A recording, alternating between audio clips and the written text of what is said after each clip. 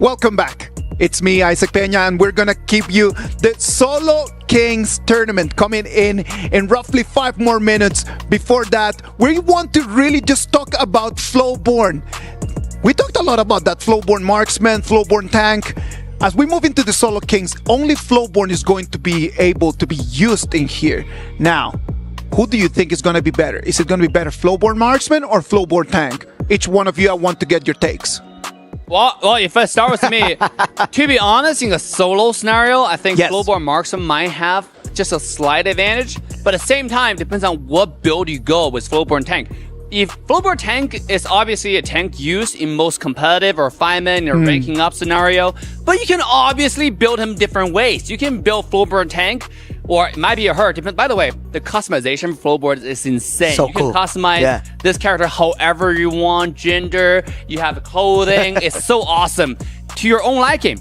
And Flowborn tank, you can play Flowborn with damage item as well, and which just make this character insane. All right, so Dave, Flowborn tank or Flowborn marksman? Flowborn marksman. Thank you very much. You see, it wasn't that hard. Okay. Go ahead, Phil. Flowborn tanks or marksman? I think most of us are in consensus here that Flowborn Marksman has a little bit of an edge, but I think it's a great point that Dave brought up here that Flowborn Tank could go a more damage style build, Yes. right? Maybe with the Axe of Torment going for a burst, because, you know, we're going to go into the rules later on. All you need is a kill, right? That's it. If you can just force a kill early into the game, and that's something that, you know, a tank could really do against a marksman, it could win. I think marksman is favored, but I wouldn't count tank out. Yeah, I kind of feel that a Flowborn tank is a better Flowborn 1v1, especially with the rules that we have that we're going to explain later. Because, of course, first of all, it naturally is tanky. Like what you said, and you can actually build like a little bit of damage in the early stages, or maybe you can either you choose a boots maybe for you to maneuver yourselves. But what I'm interested is that the convergence for skill of the Flowborn really depends on the units that you have also. So it might affect like all of the laning prowess that you have. So I kind of say like to answer the question, defense is the best offense here, so I'm going I Flowborn like tank. that. I like that. Defense is the best offense, right? They've made something super interesting about the way that you can just personalize your character, right? Like you can just go with Flowborn and they just decide exactly in the customization of it. Dave, if you were to customize yours, what would it look like? Oh, if you've been following my live stream, and why wouldn't you? You would have seen it, okay? I got the best clothing. By the way, there are a lot of free clothing that are given out in-game. And all you have to do is log in and click on it, and you will get it daily. So it's great, and I love my outfit personally. Let me say that Flowborn, I think this entire contest, the reason why Marksman has a little bit of lead is because how the passive works. Yeah. Yes. So when Menjin was mentioning, like, you don't have ally next to you. This is solo king. So you have to leverage the minions to get a passive stack. Of course. If you get 9 stack of passive, that's when your skill 2 can do 3 stacks instead of just 2. Yeah, Now, of course. the interesting thing about that is, if you're a Flowborn tank building damage, getting 3 stacks of it will certainly means doom for the other side. Because you can dash, and the third knockup is insane. Yeah. But it's really hard to get. See, you have to leverage the minions and leverage the passive cooldown to get that passive stack. And by the way, if you want to watch a tutorial, make sure to go ahead and do that. All of these guys here make content. Follow, learn, and play some Flowborn so you understand how the passive works. Yes. But it's an intricate thing, because if you don't know how to get that passive, it's going to be kind of hard. And a marksman, see, the thing is, if you're a tank and a marksman constantly poking you, it's kind of hard to accumulate a passive in 9 stacks. Yeah. And that's what makes the marksman have a slight lead in this one-on-one trade, in my opinion. Well, great debrief right over there. Like great breakdown. I love that, Dave. Doc. you know your things, man. You should make a video about just how Flowborn tank and Flowborn marksman Oh, don't get are him started. different. No, come on. Like he needs to put that out there. Like we need to educate the family right up here of Honor of Kings, right? What about if we talk a little bit about the rules? So what we're going to have is very simple.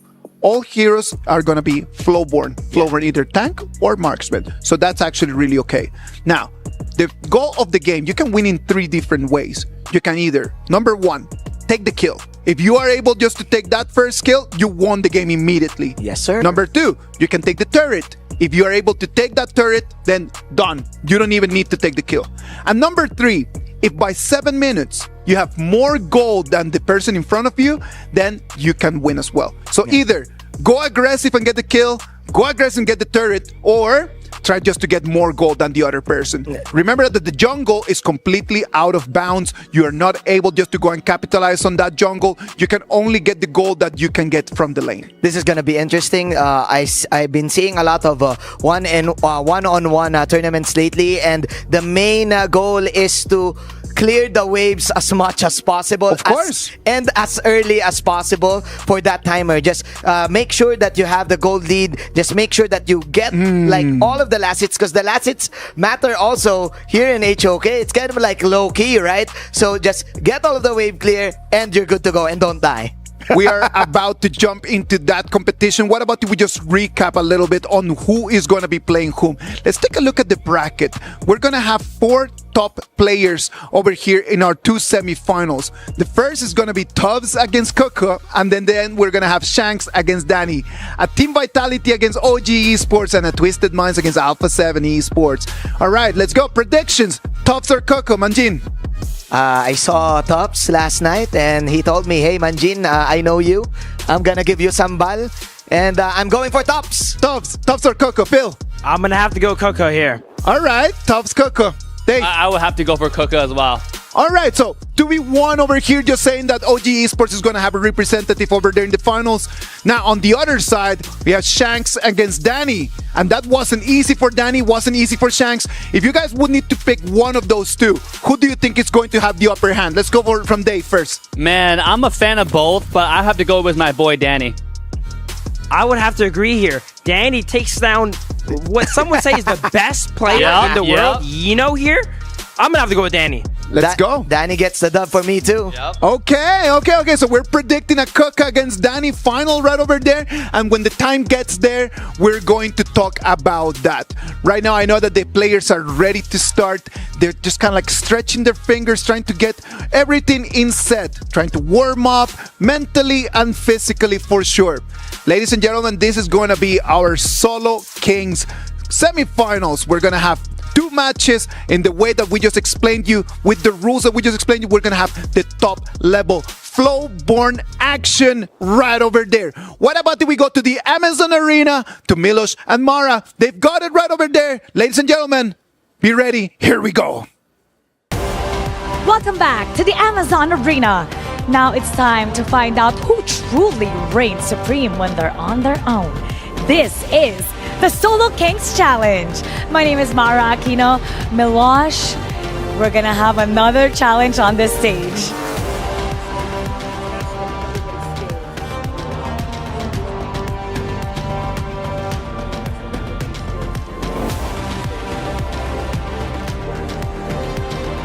That's right, Milosh. And you know what? This is gonna be very interesting because we only have a 1v1. No team may be on their own. So they can only use a Flowborn marksman or a Flowborn tank. And at stake is 1,000 USD for the winner. So any move could be their last. It absolutely could be. See, my microphone is so excited, it just ran out of juice. And on top of it, it is a fight.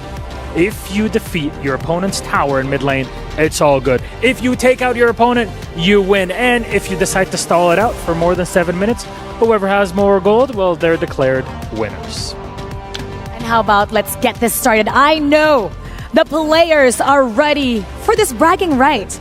Let's start with Vitality. Yeah, let's introduce Tufts. Our first player, Clash Laner from Team Vitality. It's Tufts.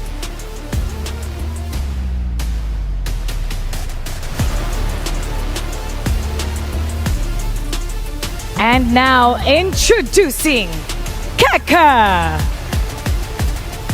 Keka is the Clash Laner of OG Esports. He's the defending champion of the Solo Kings and is known for his unpredictability. So we're gonna find out which one will reign supreme. I can't wait to see this one. It's the real challenge in 1v1. So how about let's turn it over to our caster for more of this matchup. Casters, lead the gorge. Ladies and gentlemen, we are ready. The Amazon Arena is set for these 1v1s. There is no team that can save you. There are no teammates that can initiate for you. This is going to be about mechanics. This is going to be a matter of just being good with that hero, being faster than the other one, and having a better strat, right? Absolutely. As Manjin mentioned, a lot of these games are likely to go to 7 minutes here, and we're going to be counting gold. But I would like to see them end earlier in solo kills, though, for solo kings. Kaka actually has a good motivation here for not actually getting the win that he wants in the playoffs, I think, last time. But then again, my bias is Tubbs is gonna give me some ball, bro. Shout out to the IKL teams right there. Go Tubbs. Yeah, but Coco got experience. Remember, solo is all about details. Because the second whip ending the game is getting the first tower. And Flowborn Marksman, once you get the passive, the enhanced auto can hit the tower out of the range. So if you are able to pressure your opponent to go back to base, that might be the lead that you might gain. You know, slowly chip in with the turret until you get it down. So there you go. It's all about the details. Yeah, details like the timing, of course. Like, after you wave clear, you can actually go back and then go with the minions. Just make sure that the minion waves is still always in the mid part of the mid lane, if you know what I mean, right? Absolutely. And another thing that's going to be very important here is how these guys trade. Do you focus on clearing the wave and backing up and getting your heals? Or do you just focus on, taking out the enemy? As Dave said, if you can force your enemy to go all the way back to base, that's valuable time you can be using to pressure that tower. Yeah, and there's some resources available to each player. There is that regeneration pot behind the tower that spawns every 75 seconds. So if you can pressure your enemy to take that early on, if you find a preferable poke, I would say, right? Something that's in your favor, and you get it, you get your opponent to take that, and you come back, you actually stop it. Because if you see the pro players, they will save one of the range skills right after opposition try to get that regeneration, because it takes a little bit to get that entire HP back. And they will stop that regeneration to just those details. I mean, a tiny thing really matters, especially in the one-on-one.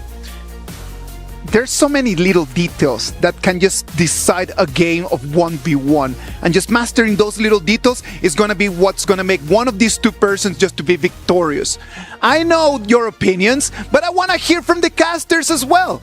I know that Kin, Sagi, and Eruption are right over there at the casters booth. Boys, what are your thoughts on this?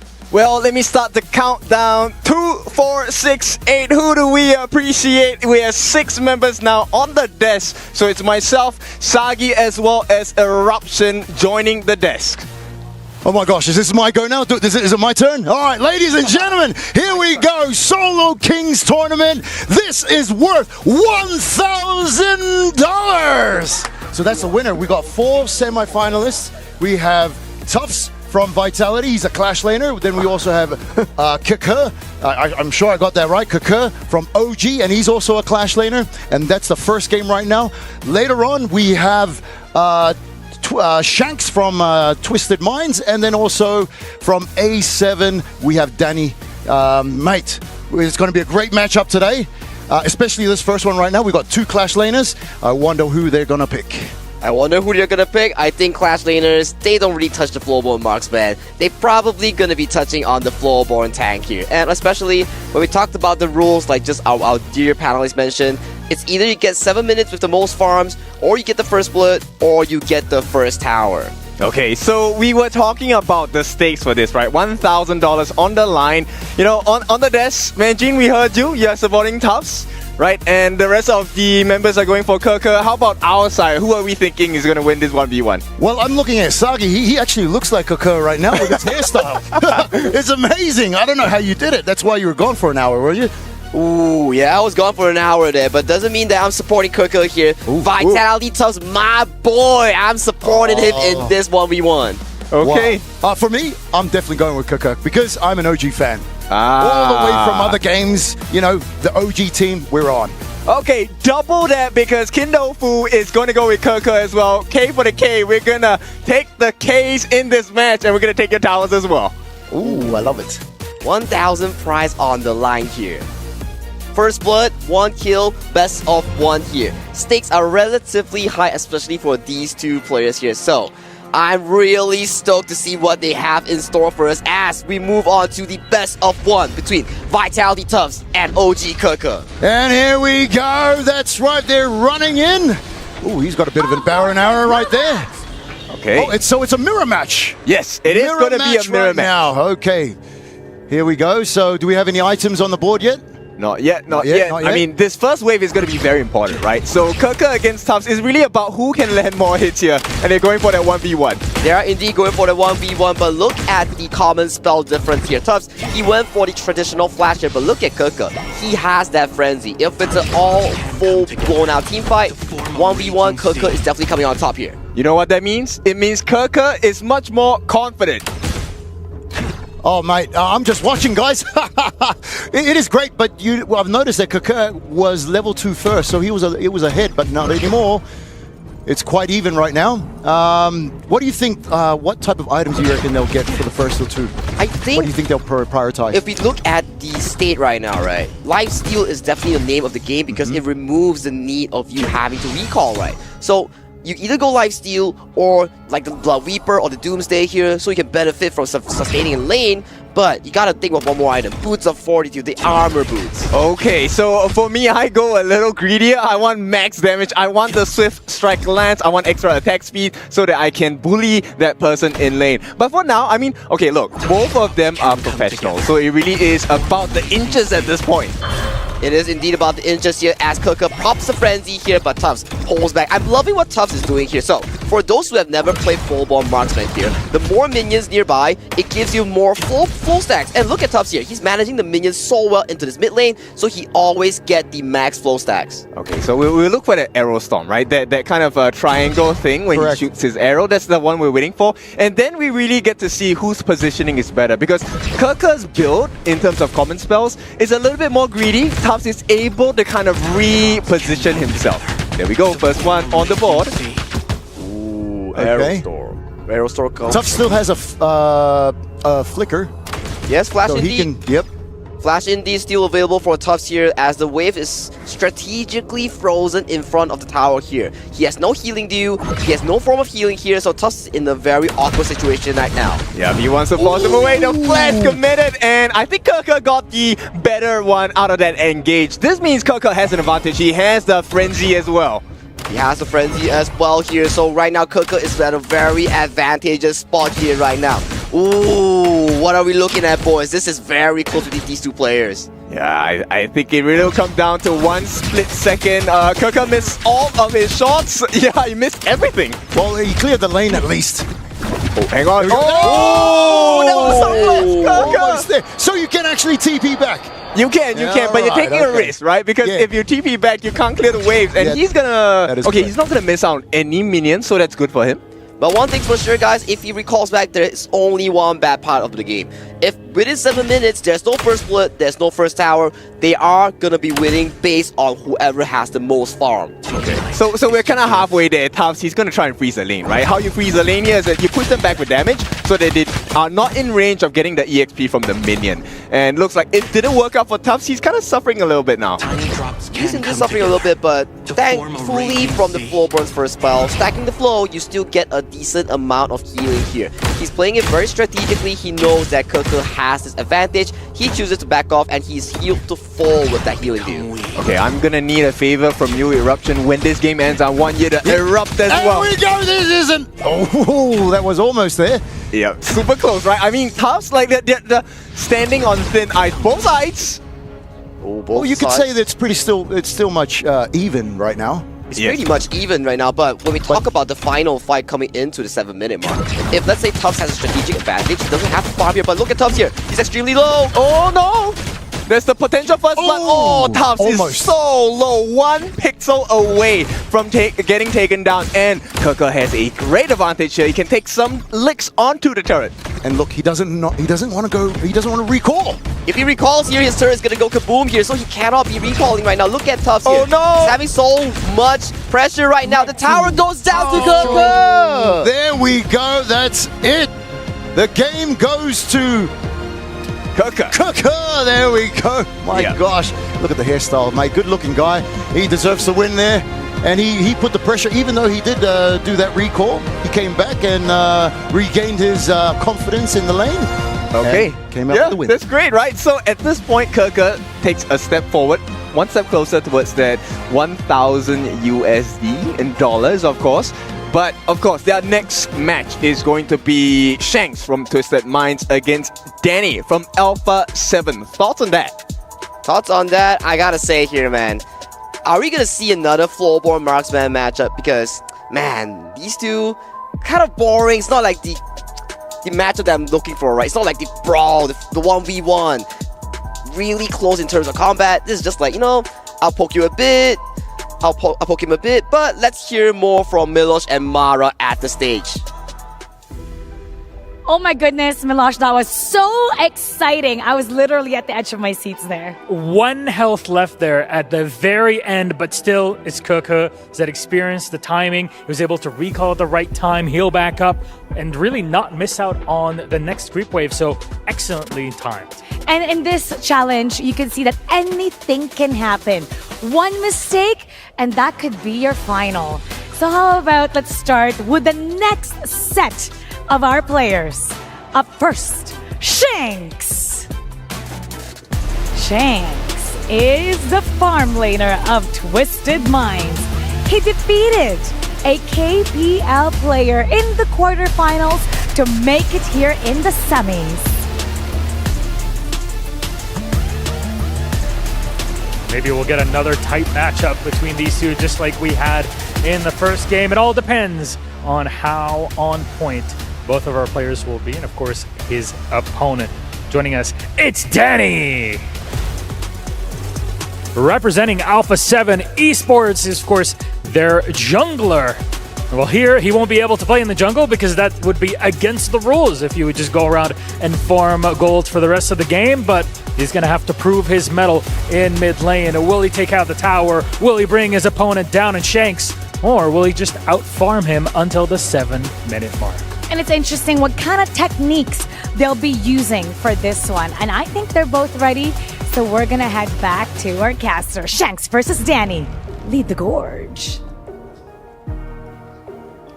All right, so we had right over there an amazing match between Tufts and Coco. And Coco is going to make it to the final. And he's going to be waiting for the winner in between these two people. Right over here is going to be Shanks against Danny. You can see Danny right over there on the screen. He is locked in. Wow. It is just lovely right over there. Shanks on the other side. You can see his fingers. He's got the hot hands going on in there, right? I know Sagi mentioned he didn't want to see Marksman v Marksman again.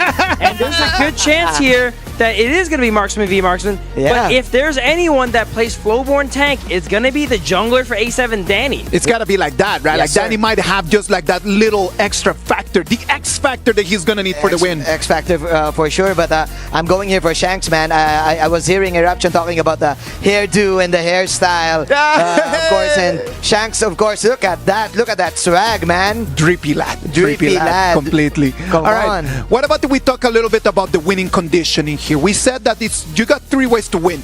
Turret, kill, gold. Now, we saw a lot of the strategy in there was just to let the minion waves clash against each other, and then after that, just in the last moment, just kind of like take the minion. Yeah. What is going on in there? Absolutely. Last hitting is extremely important. If you do not want to win via combat, you need to have the most gold at 7 minutes. True. And to have the most gold, you need to last hit every single minion there. Yeah. And sometimes if you're in an advantage situation in lane, you want to freeze your wave so the enemy has to walk up and get the minions. That way, they have to put themselves at danger. The freezing of the lane actually benefits with your first skill also, like the convergence, the extra units that you need to get those stacks. But also, we've been talking about this. We didn't actually consider the frenzy being used here, which is actually for me the best spell that you can have, especially if you're gonna do the marksman flowborn hero here. And with that frenzy, I think it gave the opportunity for Keke to win that fight. The Tufts really didn't consider it. Yeah, it gave Keke the extra juice he needed there. Frenzy gives you a little bit of a damage amp, a little bit of lifesteal, a little bit of attack speed, a little bit of everything, right? And in a 1v1 situation, when you guys are standing still shooting each other, all those extra stats add up. You can spam it. You can spam it. Actually, if you're gonna go like level 1, no minions whatsoever, level 1, go for trades. Just pop that frenzy, and you definitely win. I love the way that Manjin sees the game, man. Like he's just like, you know what, minions, who care about that? Okay, let's go and throw hands. Let's throw hands. You know what? I love to see, and I love playing with Sagi together because Sagi's always carrying me over there in rank. Sagi, what are your thoughts on this? But come on, I want to hear from you a little bit. My thoughts onto this? Yeah, of course, go for it. I'm definitely stoked for the 1v1, and I really agree with Manjin there. Very good point out on that frenzy there, because, man, that gave Keke so much lifesteal and defensive stats, and that was really the case that won him that 1v1. Wait, I need to ask Isaac, hey, what about me? I was in your ranked games too. Yo, Kin, no. Hold up. Kin, Sagi, Blam, and Holler, and myself, that's the OG 5v5, right? That is the OG 5v5, but I'm telling you, man, Ken, if you don't up your game, I'm gonna have to just bring Phil or Manjin in the truck, mate. Wow. I'm sorry. I'm sorry, man. Ken, I'm actually marksman too, so you know. It fits, right? You guys are gonna regret you said that. I was the top OE in the server for a short amount of time. Short amount of time? Yeah, How short? How short? One day. You see, that's the problem when you bring receipts, man. Like you bring the receipts and it's like, oh, how long time was that? A couple hours. But yeah, you know what? It's a matter of the intention. Ken, what do you think is going to happen in here, man? Like we've got Danny and we've got Shanks on the other side. Like you already saw the first game. What can we expect different for this one? I think, you know what? I want Danny to be the baddie here. I want him to come up with the flow-born tank and show us those outplays. Ooh, that would be really nice, but that would make him different to the rest, right? And being different sometimes is great, but some other times being different might not work and it might just blow on your face. Yeah, I think the poke matters here also, right? Like after the first kill, you can definitely poke with those extra piercing damage that the Flowborn has. But yeah, I do agree. Maybe we can see some Flowborn tanks now. Come on, Danny, Shanks, talk to the production. Yeah. Eruption! Yes, Tell sir. me, buddy. I am here and I am present. I really want to hear from you, mate. Like I saw that you were super excited about that first match. We were here just like enjoying your casting. How is the whole experience going in there, mate? It's amazing, actually, and it's also good to work with, you know, alongside great casters and analysts like yourself, so it's good to be in the box right now. Oh, we have the draft already. Yeah, I mean, TT Global, you know, 冲吧, I see that, alright, we see you fans out there, 我们看得到你, don't worry, 加油加油, right, that we want to also give support to the teams competing at the grand finals today. But before we go there, right, look, everyone is born normal, but only a few are destined for greatness. And right now, Danny as well as Shanks, one of them can be one step closer to greatness and also have 1,000 USD in the bank. It would be lovely just for them just to be able to head to the greatness, to be able to just write their names on the history of our KWC 2025 as a finalist in our solo challenge. Well, boys, what about if the casters take control of this? They're going to bring us all the action. Here over there at the analyst desk, we're going to sit down, watch the game, and enjoy the show. Take it from here, boys. Thank you, brothers in the analyst desk. Okay, here we go. This is round number 2, semifinals of the Solo Kings tournament. 1v1. 1v1, here we go. And now we're seeing something slightly different. We have Flowborn versus... He's going for the tank. He went for the tank. He went for the box tank. He went for the tank. Here we go. So for those who don't really understand how Floorborn works, you have two versions right now in this tournament server. It is the Floorborn Marksman and it is the Floorborn Tank here. So Danny, being the Danny he is, he went for the tank version. I know why. He's a jungler. So as a jungler, I'm a jungle main, so you'd want to go with more of a melee stance. Okay, I like it. Look, early game, I think Danny's going to suffer a lot. But then, as a jungler, you know, right? Once you hit that power spike, maybe level 4, then Shanks is not going to have a great time at all. Indeed, not going to have a great time at all. We're going to see Danny jumping in, doing the multi-man knockup onto Shanks here, but the early game is the key part that Danny has to control here because he's getting outranged by Shanks here so far. Yeah, the last hits once again matter, right? And Danny has not gotten too many last hits at this point. So Shanks is on a timer because once Danny comes online, you know, Shanks might go offline here. No, that's correct. And you can see Danny just healed up because he was taking so much damage. He tried to get close, but it was not even close at all. So being a melee hero, you're going to get damaged and then you're going to be kited. So that's what's happening here. That's indeed what's happening here right now. Shanks giving it a bit of a poke here, but the tower shield is still up and alive 3-4 minutes here. After that 4 minutes here, we're going to see a lot of turret damage here coming in from Shanks towards it. Yes, he still has that armor, right? So for now, Danny, he understands. Let's play the timing first, right? Against Shanks, you get a couple of free hits, no problem. I'm going to get the waves, and then I'm going to hit level 4. But for now, that backdoor protection coming in before the 4-minute mark. Ooh, look at the poke here coming in from Shanks here. And another interesting thing we can point out here, Shanks, once again, following Kirk's footsteps, went for the frenzy take here. So that is so much compatibility onto this hero. Yep, and right now, I think Danny will hit level 4, and he might jump in with a flash and do some damage. And that's what we kind of want to see right now. Shanks having a very substantial lead. Look at the pokes, the arrow shower. This is not the kind of shower you want to experience in life. No, not at all. That looks painful, man, especially 2 minutes 30 seconds in. The tower is already at half HP now. So no engage yet coming in from Danny. There's no angle here. Shanks is extremely tanky. I believe that he went for some lifesteal setup here because look at him. Unscratched, still full health. What are the thoughts if you're Danny? I think patience is key. Patience is a virtue, right? So as Danny, I'm okay, right? We haven't had too much damage that is threatening on that T1 in the mid, but Danny needs to go in soon. He does have the flash and his ultimate. And look at the tower. The tower's almost quarter. Oh, good heal right there. Ooh, that is pre-4 minute here. If Danny doesn't pull the trigger past the 4th minute mark, where the tower plate will go down here, I gotta say here, we might see a repeat of what happened back in game 1 here, kid.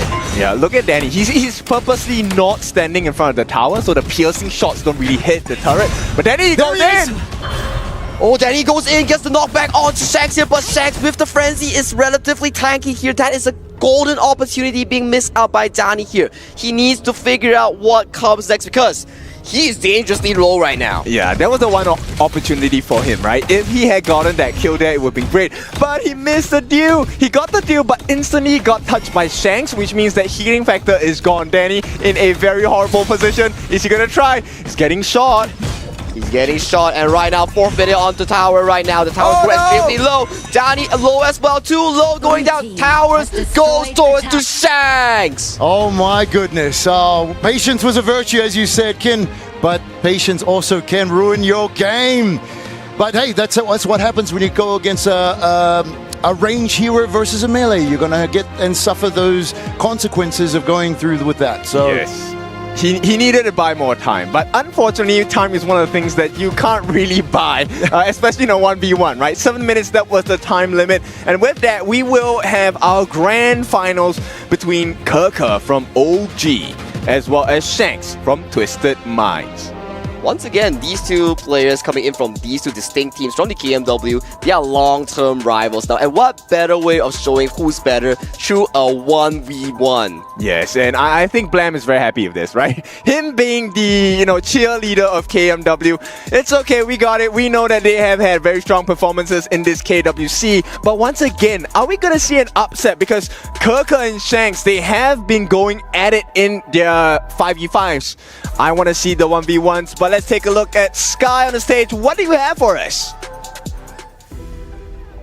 Welcome back, everybody. And yes, we have our grand finalists ready to go for our Solo Kings Challenge, Sky.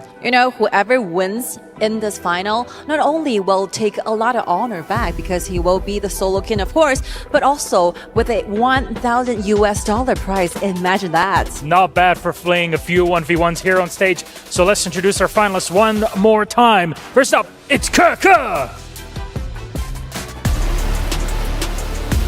A much beloved player from OG Esports, beating Tufts in their first game, in the first 1v1 of the Solo Kings Challenge on stage.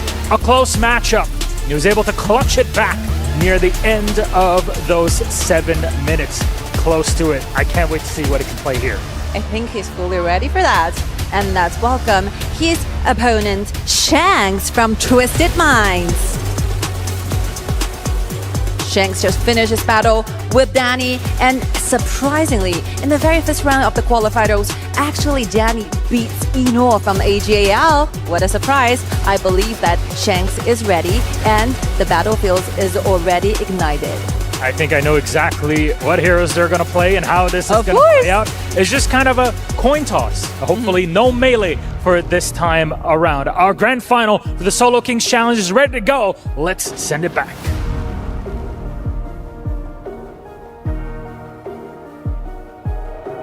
The arena is ignited. The Amazon Arena is ready to take us into the final of this Solo Kings. This is gonna be Kaka from OG Esports battling out against Twisted Minds Shanks. Who's gonna take the dub? Who's gonna go home with that 1K bag, mate? Bro, this is the West Regional Finals here, right? Yes, sir. Yeah, the rematch. There you go. And plus all of their hairdos, man. That's all about it, man. It's about the drip. I'm yeah, telling it's about you. the drip. It's about the drip. Both of them use the Frenzy and the Flowborn Marksman as well, and so I'm here to be entertained. Come on. I'm not sure who wins this one, but I know it's going to be Flowborn Marksman, as we've seen in the last game here. 100%. Yo, let's talk about that, man, 100%. because we did call for it. We wanted to see the Flowborn tank, right? Like, we're like, oh yeah, give us Flowborn tank, and they just came and just died. What was the reason? What is the ups and downs of just having Flowborn tank against Flowborn Marksman, Phil?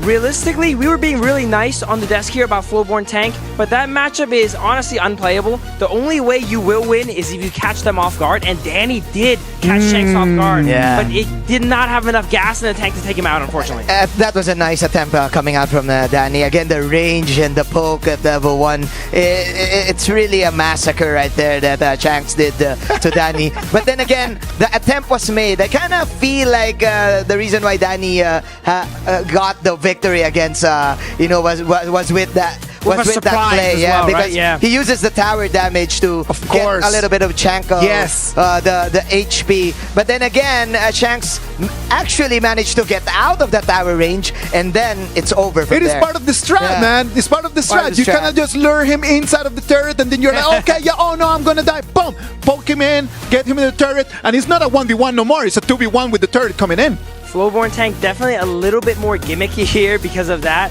Another thing to take note of here, we noticed early on in that 1v1 there, Flowborn Tank, you're going to be down on money. So that Yes. means if it goes to 7 minutes, you're guaranteed going to lose. GG. And because of that, if the Flowborn Marksman itemizes defensively, there's nothing stopping Flowborn Marksman from building tank as well. Yeah. They can just stall you out and then they can win by time. So 100% for sure they're gonna be Flowborn tank. But now I think the game will depend on the first itemization. Are they going for that extra armor, or are they going for the extra movement speed, or are they going damage? I'm so curious. Yo, Manjin, what about if we just get Kin in here on this one? Because Kin, I know that he knows the items all the way through. He's just like through, just going and reading about the items. What's gonna be the first item right over there, Kin? The first item is gonna be hairspray. Because at this point, it really depends on whose hair is better at this point. I want you guys, Saki's gonna be loitering around the arena, I presume, later on. Compare his hairstyle with Shanks as well as Kaka. The three of them should go up on stage and take a photo because Hey, they yo. look so good today. Shanks came in on the saggy skin, man. That's true. That's lovely. I love that. Saggy, what do you think is gonna be the first item, mate? Okay, realistically speaking, first item. Aside from hairspray there, they are definitely dripped out in their own jerseys. But okay, in-game item. Boots of Fortitude. So far we see both of these matches, if you go the armor boots, you definitely have more of a winning edge here because you can tag so much damage here. Okay, I need to add on that. I think Go ahead. one of the main items you will see is also the Doomsday. This is the black sword covered in red blood or whatever it is.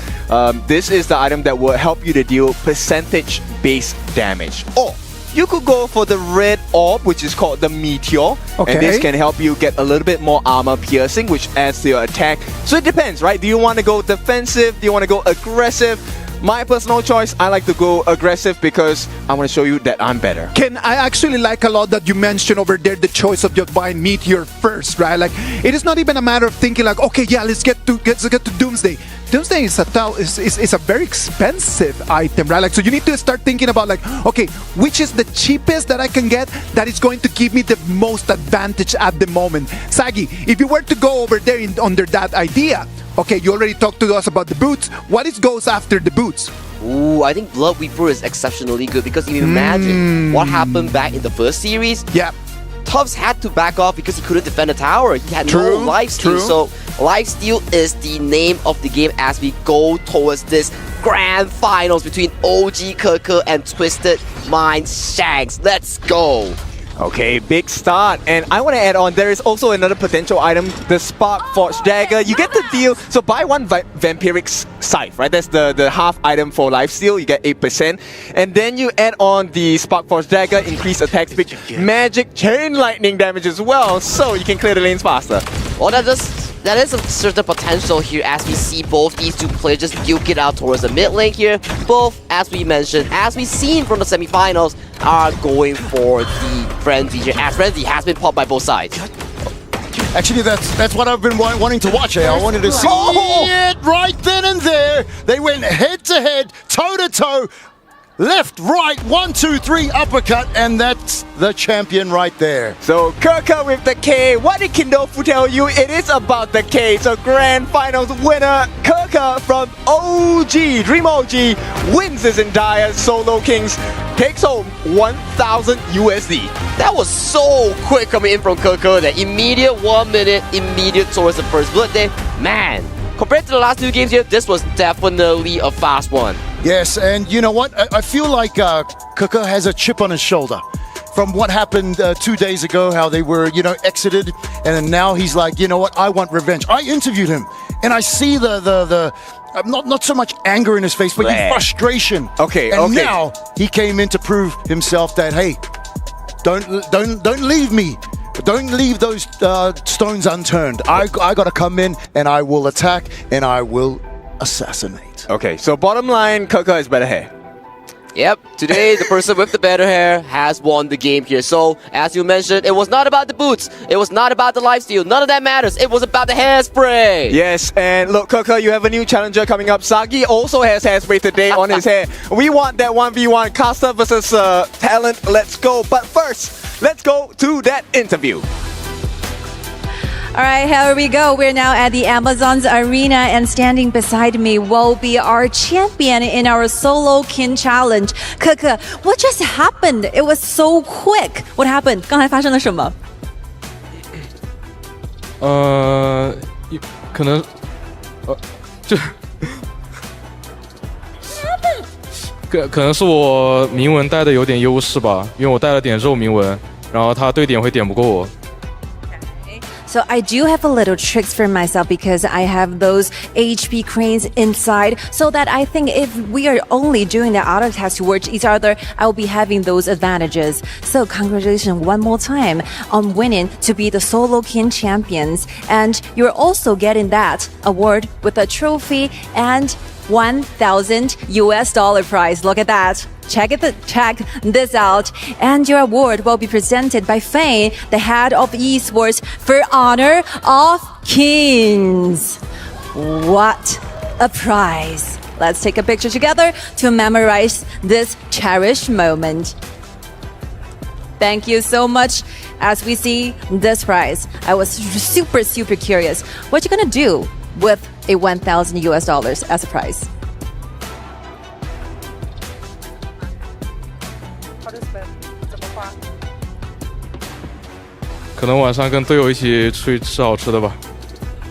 Maybe I will just together with my teammates enjoy a wonderful meal together with them. And one more time, speak some Italian to your fans and family over there. What will be the things you want to share with them at this very moment? Qua grazie a tutti che quelli mi hanno aiutato e miei famiglie. All right, hope you enjoy your vacation here in KWC, and this will be all from the stage. Back to you, studio. Congratulations to Coco from OG Esports taking the victory on that final on the Solo Kings. We're talking about a lot about like the items. We're talking all about like the process of it, just solo hit, just that last hitting at the end. And it just came down just to go and throw hands. That's it. That's it. It's a solo. Let's just throw hands. There's not that much strategy. Just come in and let's just fight. Done. That's actually awesome that we're talking about all these different options here. They're like, yo, we can go Spot Forge, Doomsday, Bloodweeper, and I think it ended before either of them even got 500 gold. First minion wave there, they just shot each other until one died. I do want to make a point that it's important that when you are doing the 1v1 fight, that you're not only hitting your enemy, but the minions. And because of that, Kuka got level 2 and won that game. Especially for the people out there, if you want to do like a trade in your lane, if you get level 2, you will definitely have the upper hand on that fight. And man, that was fast. It That was super fast. It ended quickly, like right we there. weren't expecting that fast, right? Like, we were expecting that for it to be a little bit more methodical and just being a little bit more surgical about it. Yeah. But no, they just decided just to go all in and just finish this. And luckily for Coco, he's gonna go home $1,000, a little bit richer. Yes, I'll sir. take that. I'll take Yes, that 1,000 bag. And I like the motivation as well. Eruption was talking about it. He interviewed Kaka last time, and we saw the sadness in his face. He actually didn't want to get interviewed when that time, because the performance that he had against MOBA was really underwhelming, right? So with this, at least he got a little bit of a token. Like, maybe, okay, I got 1K. I got the dub. Let's go home happy. At the end of the day, it's not even just about that, right? Like, it was a matter of just understanding, if I cannot win with my teammates, at least I'm going to bring some glory to my club. Gonna bring glory to my club. And right now, OG Esports, right now, they can say that they have the best of the best right over there. Absolutely there. And then Kaka there, actually, we saw he mentioned that he's going to take his team out for dinner. So even though, you know, he didn't really win with them, he's going to celebrate with them, and that's what matters. Fine. I'm gonna do it myself. That's pretty good. That was the line of Coco right there. Come on, man. Bang! There you go, Flowborn. And I learned a lot from this, right? Of course, to the new players, if you wanna go Flowborn, because again, he's the newest hero in game. He is in the front of the client. If you want to go 1v1, you immediately pop your frenzy, then you instantly have the advantage. That's basically the tip. If I'm gonna give the tip, come on. Like, what about if you just check on some of these highlights, right? Like, we have some of the highlights, and I want the two of you to help me just to break it down so people understand. Like, it was such a nice activity. It was only 3 matches, but the 3 matches, all of them, they had some of the details that we want to tell everyone at home. I want to talk about Danny, of course, that attempt on that pushback onto the tower, of using the tower damage to probably get a win. But then again, in that situation, melee versus range always wins. This one right over here, look at that. Tubbs just kind of like only very close to losing. He wanted to clean the minion wave, and he was unable to do that, sending Coco straight to the final. I think this game, if it does not end in a flash like we've seen here in the finals, it really comes down to economy here, right? Yeah. How you get the minions, are you able to get all of them? Because the second you have more gold and last his Danny here, look at that. The flash comes in, pushes against the turret, but then the damage is not lethal. And Danny knew that in that moment that he missed that flash, there was no coming back. I saw it. Unfortunately, there was the second skill still. The second dash was online for Shanks to get away right after that extra hit. It could have been a better choice if Danny went in without Shanks having the dash, but man, it is what it is. It is what it is.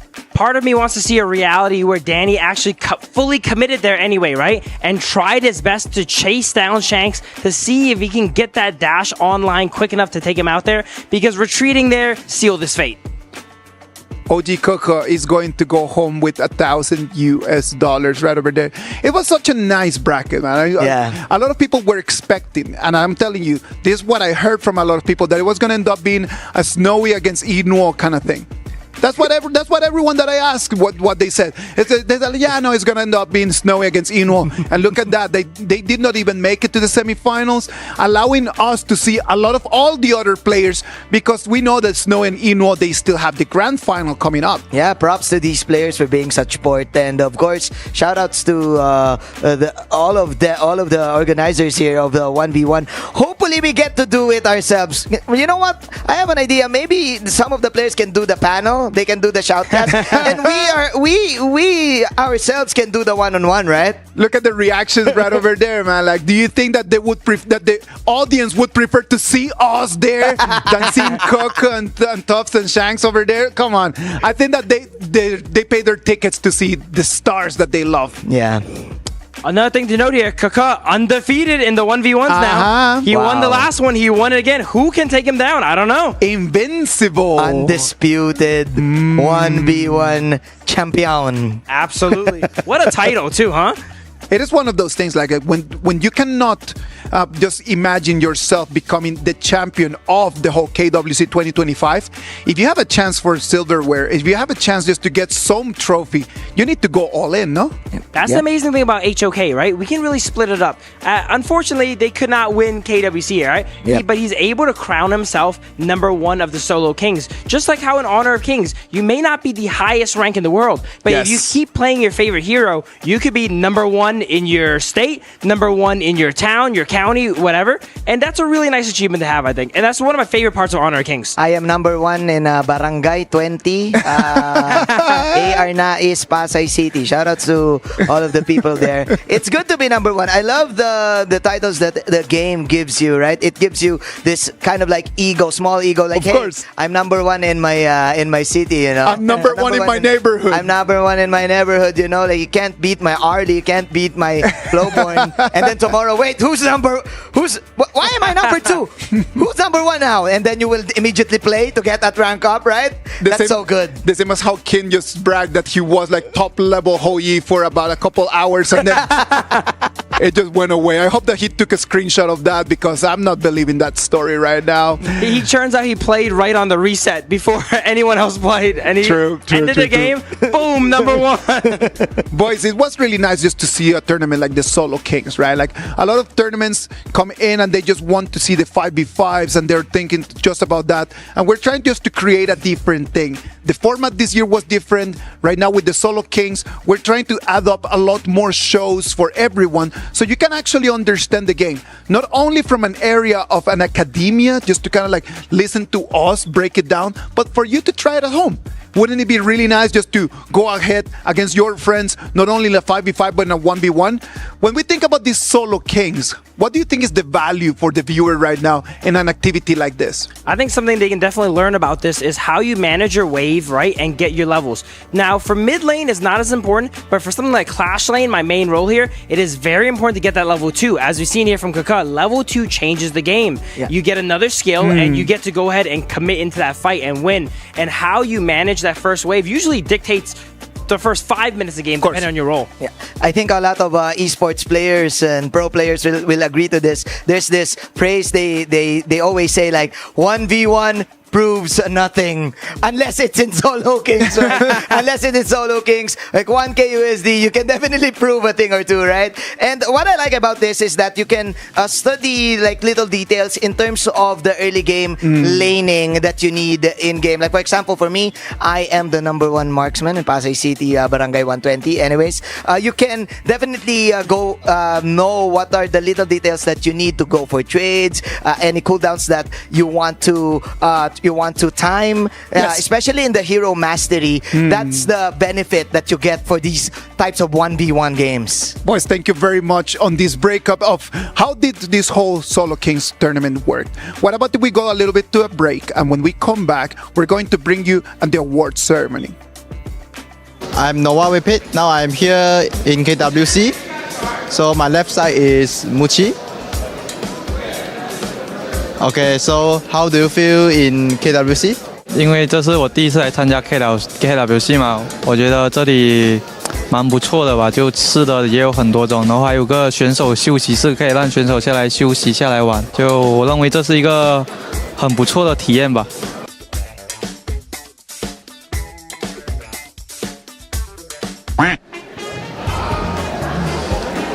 请问你在 KWC 的体验怎么样？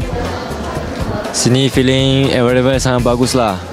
Tu bagus lah, makanan pun bagus, semua bagus lah so far.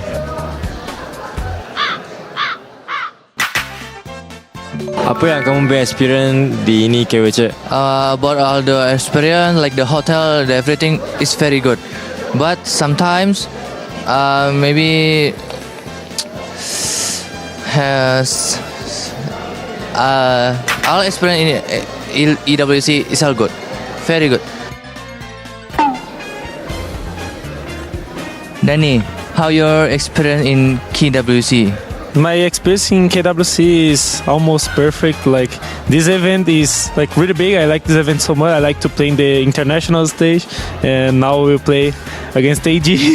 So will be like really hard moment for me, but I will enjoy it, and I really enjoyed this moment too. So yeah, everything perfect for me. And thank you KWC for everything. I love it.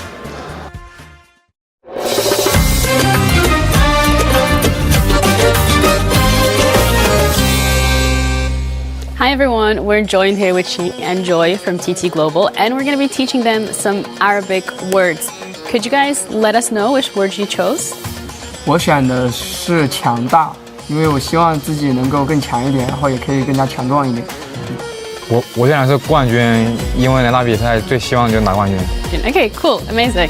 So we're going to start with strong. Strong in Arabic is qawi, and that has 3 letters in it. And in Arabic, we begin from right to left. Okay. The first letter is qaf, and you would go like this, with 2 dots. And then you go like that, like a triangle. Yeah. And you do like this. And then you have like so. And you do this with 2 dots.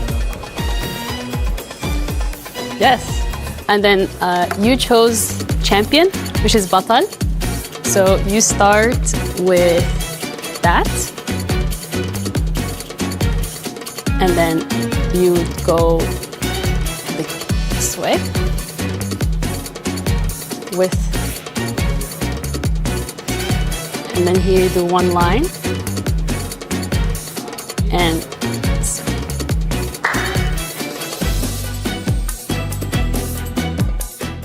算了，我再练一下吧。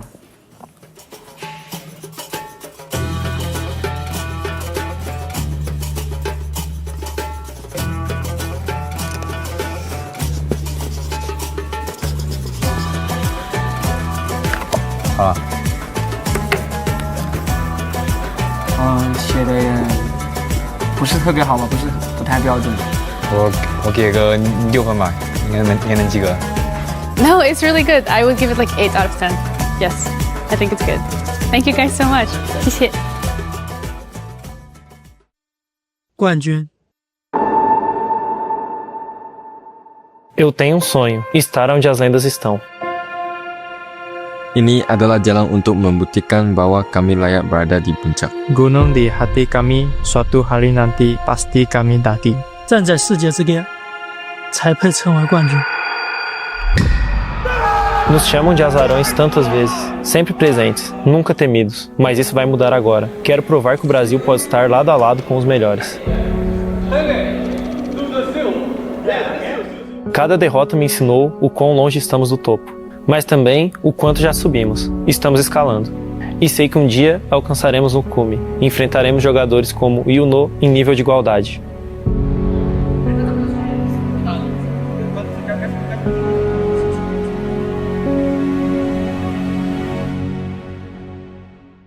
Saya tahu bagaimana rasanya kalah di panggung dunia. Saya telah melihat apa yang membuat tim KPL begitu tangguh. Saya meninggalkan rumah untuk berkembang, untuk membuktikan bahwa bahkan dewa pun bisa dikalahkan. Dan saya ingin melakukannya saat berdiri di hadapan Ino, pemain yang saya hormati.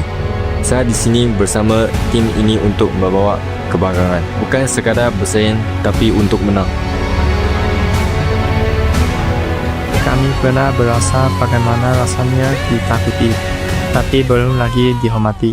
Untuk benar-benar dihormati, kami perlu gerakan yang terbaik, dan itu adalah Ino, lawan yang paling kami hormati, dan gunung yang perlu kami daki. Perjalanan ke puncak bermula dengannya. Gunung di hati kami, suatu hari nanti pasti kami daki. 去年的职业生涯让我经历了太多，身边的队友都各奔东西，唯有我坚守此地。如今我们已臻于完美之境，铸就属于 A 级的王朝。金色的雨已为我们的荣耀而落下，但我们的梦想还没结束。我将带领 A 级建立属于我们的王朝。当别人提到王者荣耀，你会立刻想到一诺这个名字。无懈可击，这就是我。准备好再次向我发起挑战了吗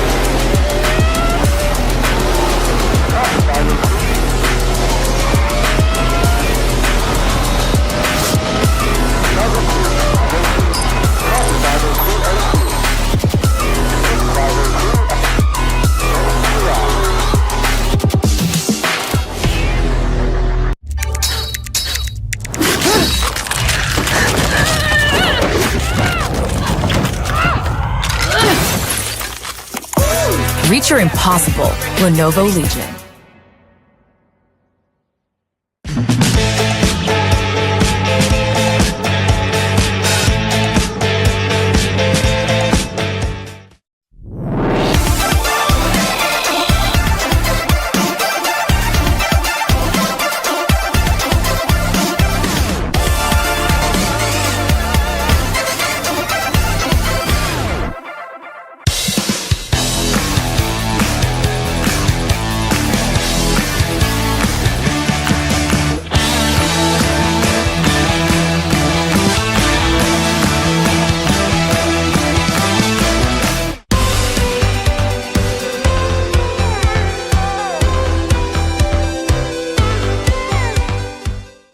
The human body was built to move, not trapped at a desk in one singular posture for 12 hours a day.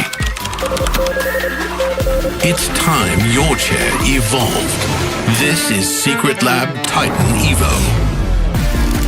Ergonomically engineered for you, gamers, hybrid workers, artists, backing your every move.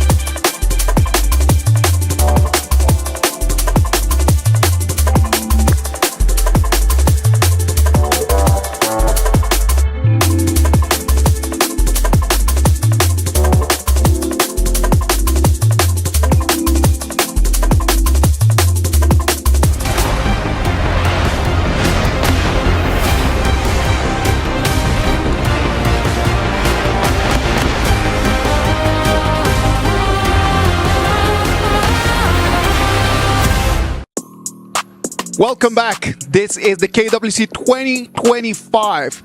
I'm here right now in Saudi Arabia in the city of Riyadh. Amazing, beautiful Riyadh that has been our home in the last 2 weeks. It's been 2 weeks since we started this KWC 2025 group stage, last chance, group kings and playoffs. And I'm telling you, this city has been amazing with us. It's been friendly, it's been lovely, and we're counting the days to come back. Now, talking about coming back, we brought back Blam to join us right now over here at the desk. Blam, you've been doing a lot of casting right now. You get to be at the desk. How does it feel right now that you get to sit at the couch? Because these couches are comfy, mate. I mean, as you can tell by my posture, I'm just like, oh, this is so good. It's so much better than one of the caster chairs. Being locked in that dingy room. I'm free, man. I'm free. Shout out to you, Sam. Look at him. Like he's, trying to... He's gonna keep this way, by the way. Yeah. But the entire time he's here, yeah. That is lovely. You feel comfortable about it, Blam, because we want to spotlight a little bit just that, right? Like the whole casting of this. It is just the storytelling of the KWC 2025. You've been able to hear Blam a lot. You get to hear his voice, and right now I want to know a little bit about your story, right? Like when you think about the KWC 2025 and you go back all the way before we got here to Riyadh, how has been the journey, man? I mean, it's been a very long one, right? Like for not just like any singular region, be MKL, PKL, IKL, the KME, the KMW, the WKS. It's been a long journey, but it's been a journey not just for us casters as a narrative, but these players have just progressed so quickly in a short amount of time as well.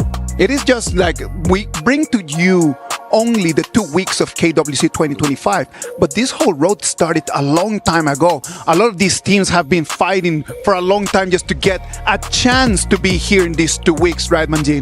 Yeah, it's definitely a journey for every team, also for us, and also for all of the community, all of the region. It is such a wonderful celebration of not just being like the best, of course, but of course celebrating the game itself. You know what, Manjin? I want to know a little bit more about how the PKL right over there, how the whole qualifiers went.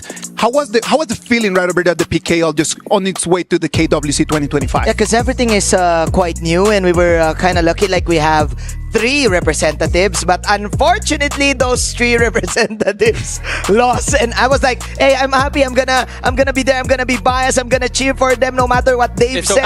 They didn't give you a chance. They didn't give me a chance to even cheer, but anyways, it was so heartwarming, especially for HOK giving a lot of opportunities in the PKL to a lot of the Filipino pro players, because we're gonna have an open qualifier soon, all of that. And the competition is just beginning. It's gonna be tighter for sure. PKL, we're really looking forward just to see if next time that we have the KWC, those PKL teams can become stronger and they can come in and just move further over there in the whole format of the next tournament. Dave, which region is your favorite region if you would have to choose one? Well, I gotta say, I'm biased. Go ahead.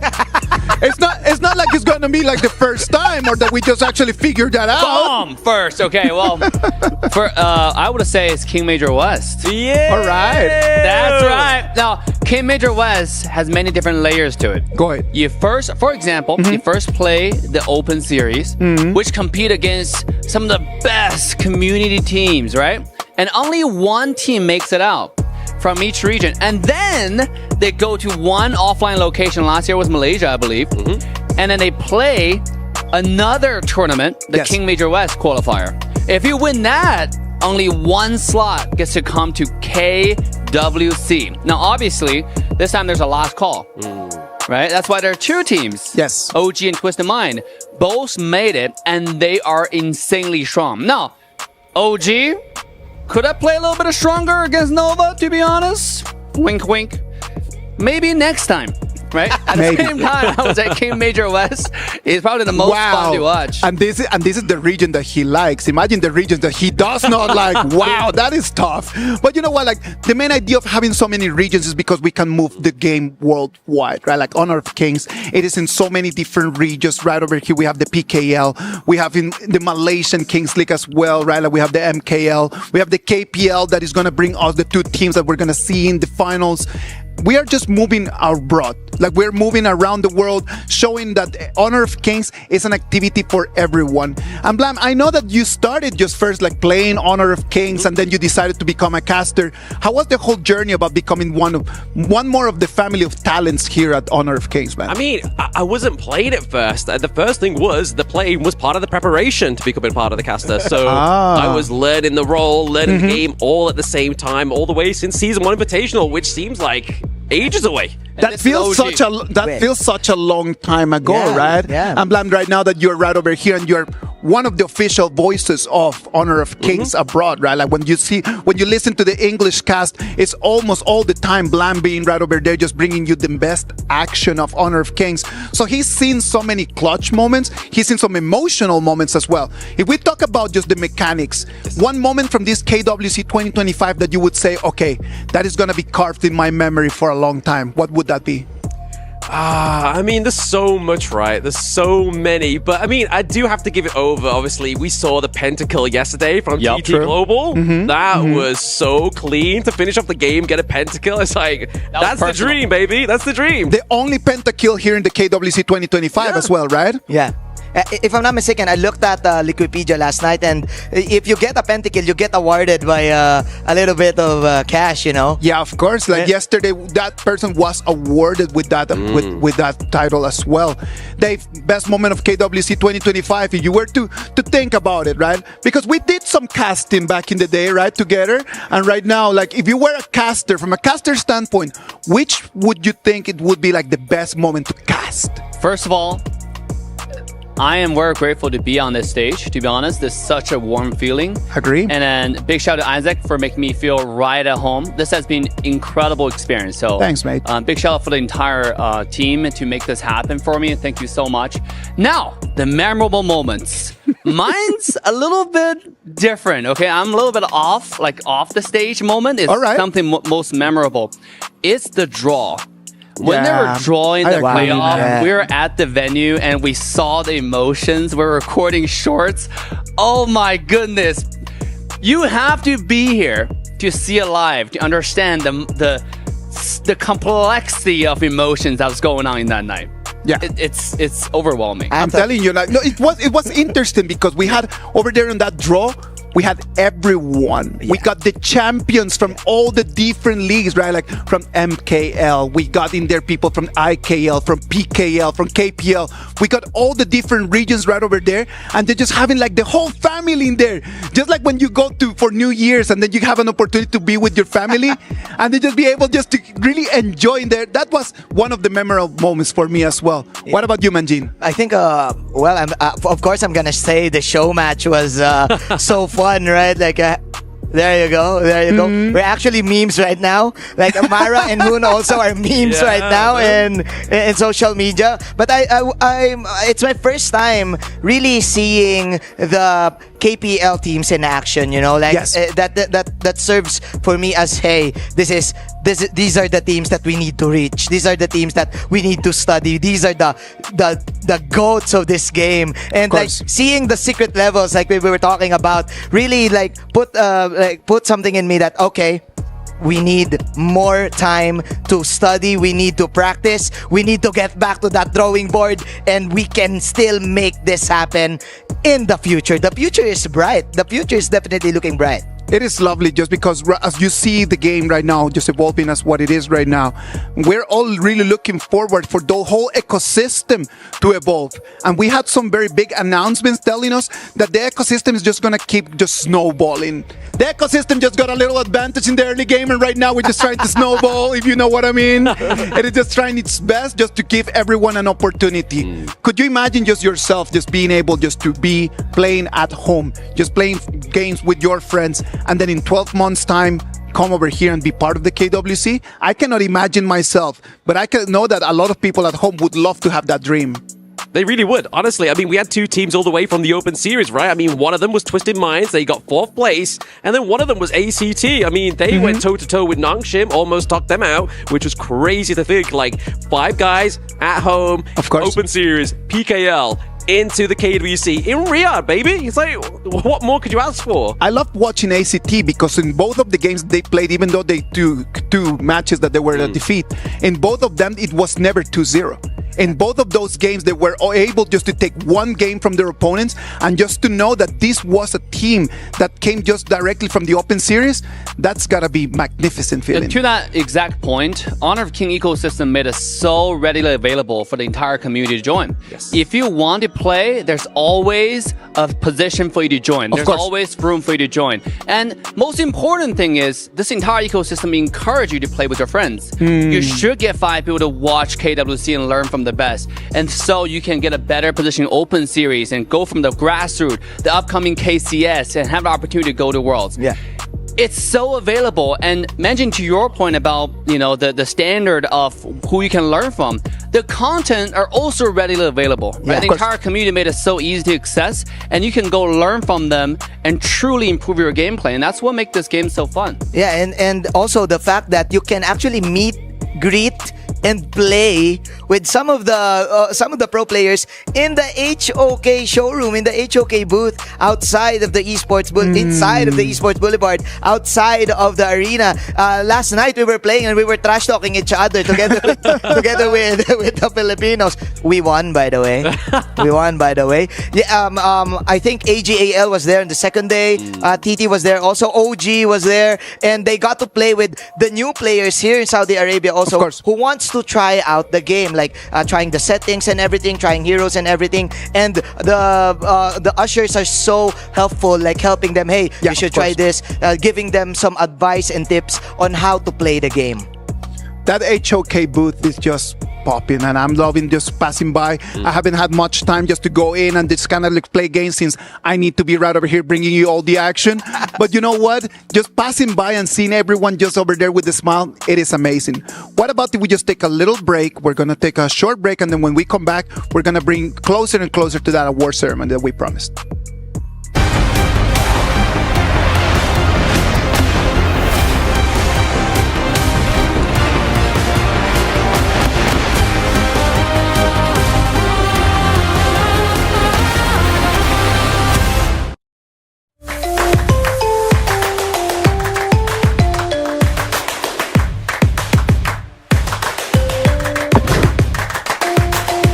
Level up your gaming experience with over 8 billion playlists, only on Spotify, the official audio streaming partner for the 2025 Esports World Cup.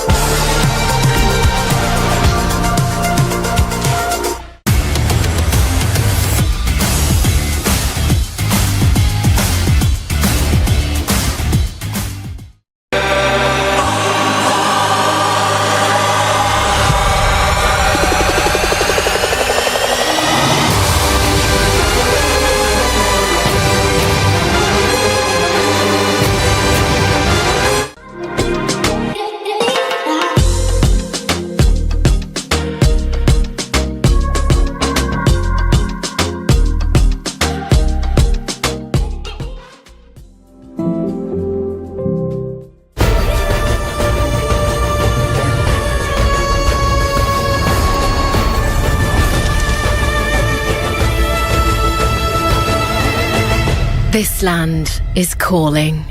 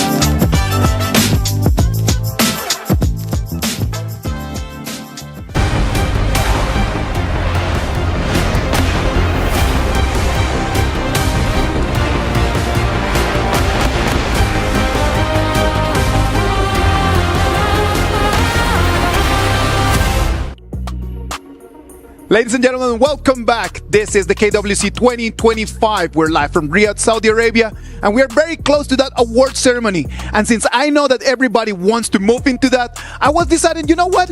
Why don't we just bring all the casters in here? Blam was so good at this. What about you just bring Holler? So I went to the green room, got myself Holler, and brought him back. Holler, thank you very much for being here with us. Thank you for having me. I was in the middle of my lunch and I was like, I can get on stage. This is an opportunity unlike others. Finally, I'm outside of the box. I'm actually being shown right now, and I'm very tan, actually. I love how you put it, man. I'm gonna ask you the same question I asked Blam as he got here. What do you think about the sofa? Actually, it's very comfortable, right? And especially from last year's, the big difference, right? Where we were kind of standing around and I was kind of like wobbly, but this chair is very comfortable and I love it. I'm telling you, last year we were standing, this year we're sitting. I am voting that next year we should get a bed in here, and I'm just going to present to all of you from a lovely pillow. Just lying down in there. Side view. Side view perspective, you know? Side view perspective of everything. Boys, we're going to move together into the awards ceremony. This award ceremony is going to give the awards for favorite team, favorite player, and favorite voice. And we all know that when we talked about favorite voice, we analyzed that together. I think that we were at the hotel like 2 weeks ago, and then we were just kind of like just having breakfast, and then we were saying like, oh, who's gonna win this thing? Probably Dave is going to win that. Can we go to the white shot right now?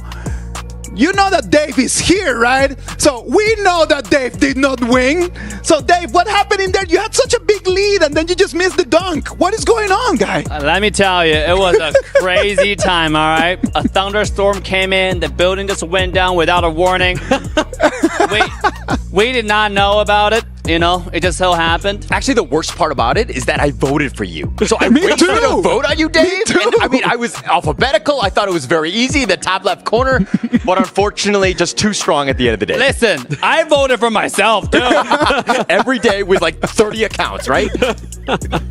Blam, when you thought like a favorite voice, did you vote for yourself or did you vote for Dave? I'm British, of course I did. You know, I mean, okay. Give the honest answer. Go for it. Always vote 8 times for myself and 1 time for Holler and 1 time for Kin. Really? Just once? Yeah. Once a day, though? All the time. Every day. Okay. That's actually pretty good. I did vote for myself, and the only reason I did in the early part was because I was afraid I was going to be last place. Yes, but exactly. once I was like, I'm pretty comfortable. I got a bit of a lead. I'm okay. I'm going to start voting for everyone else. And yes, I did vote for both of you guys here. You know what's funny? I thought it was a one-time vote. It turned out to be a daily vote thing. Oh. And then you get like 10 votes per day. Yeah. So initially, I just thought, okay, it was for all I got. I'm going to vote like 1, 1, 1, 1. You know, I basically pick out all of our talents, start voting everybody, and then I realized this is every day. So that's the reason why you didn't win. True. Consistency.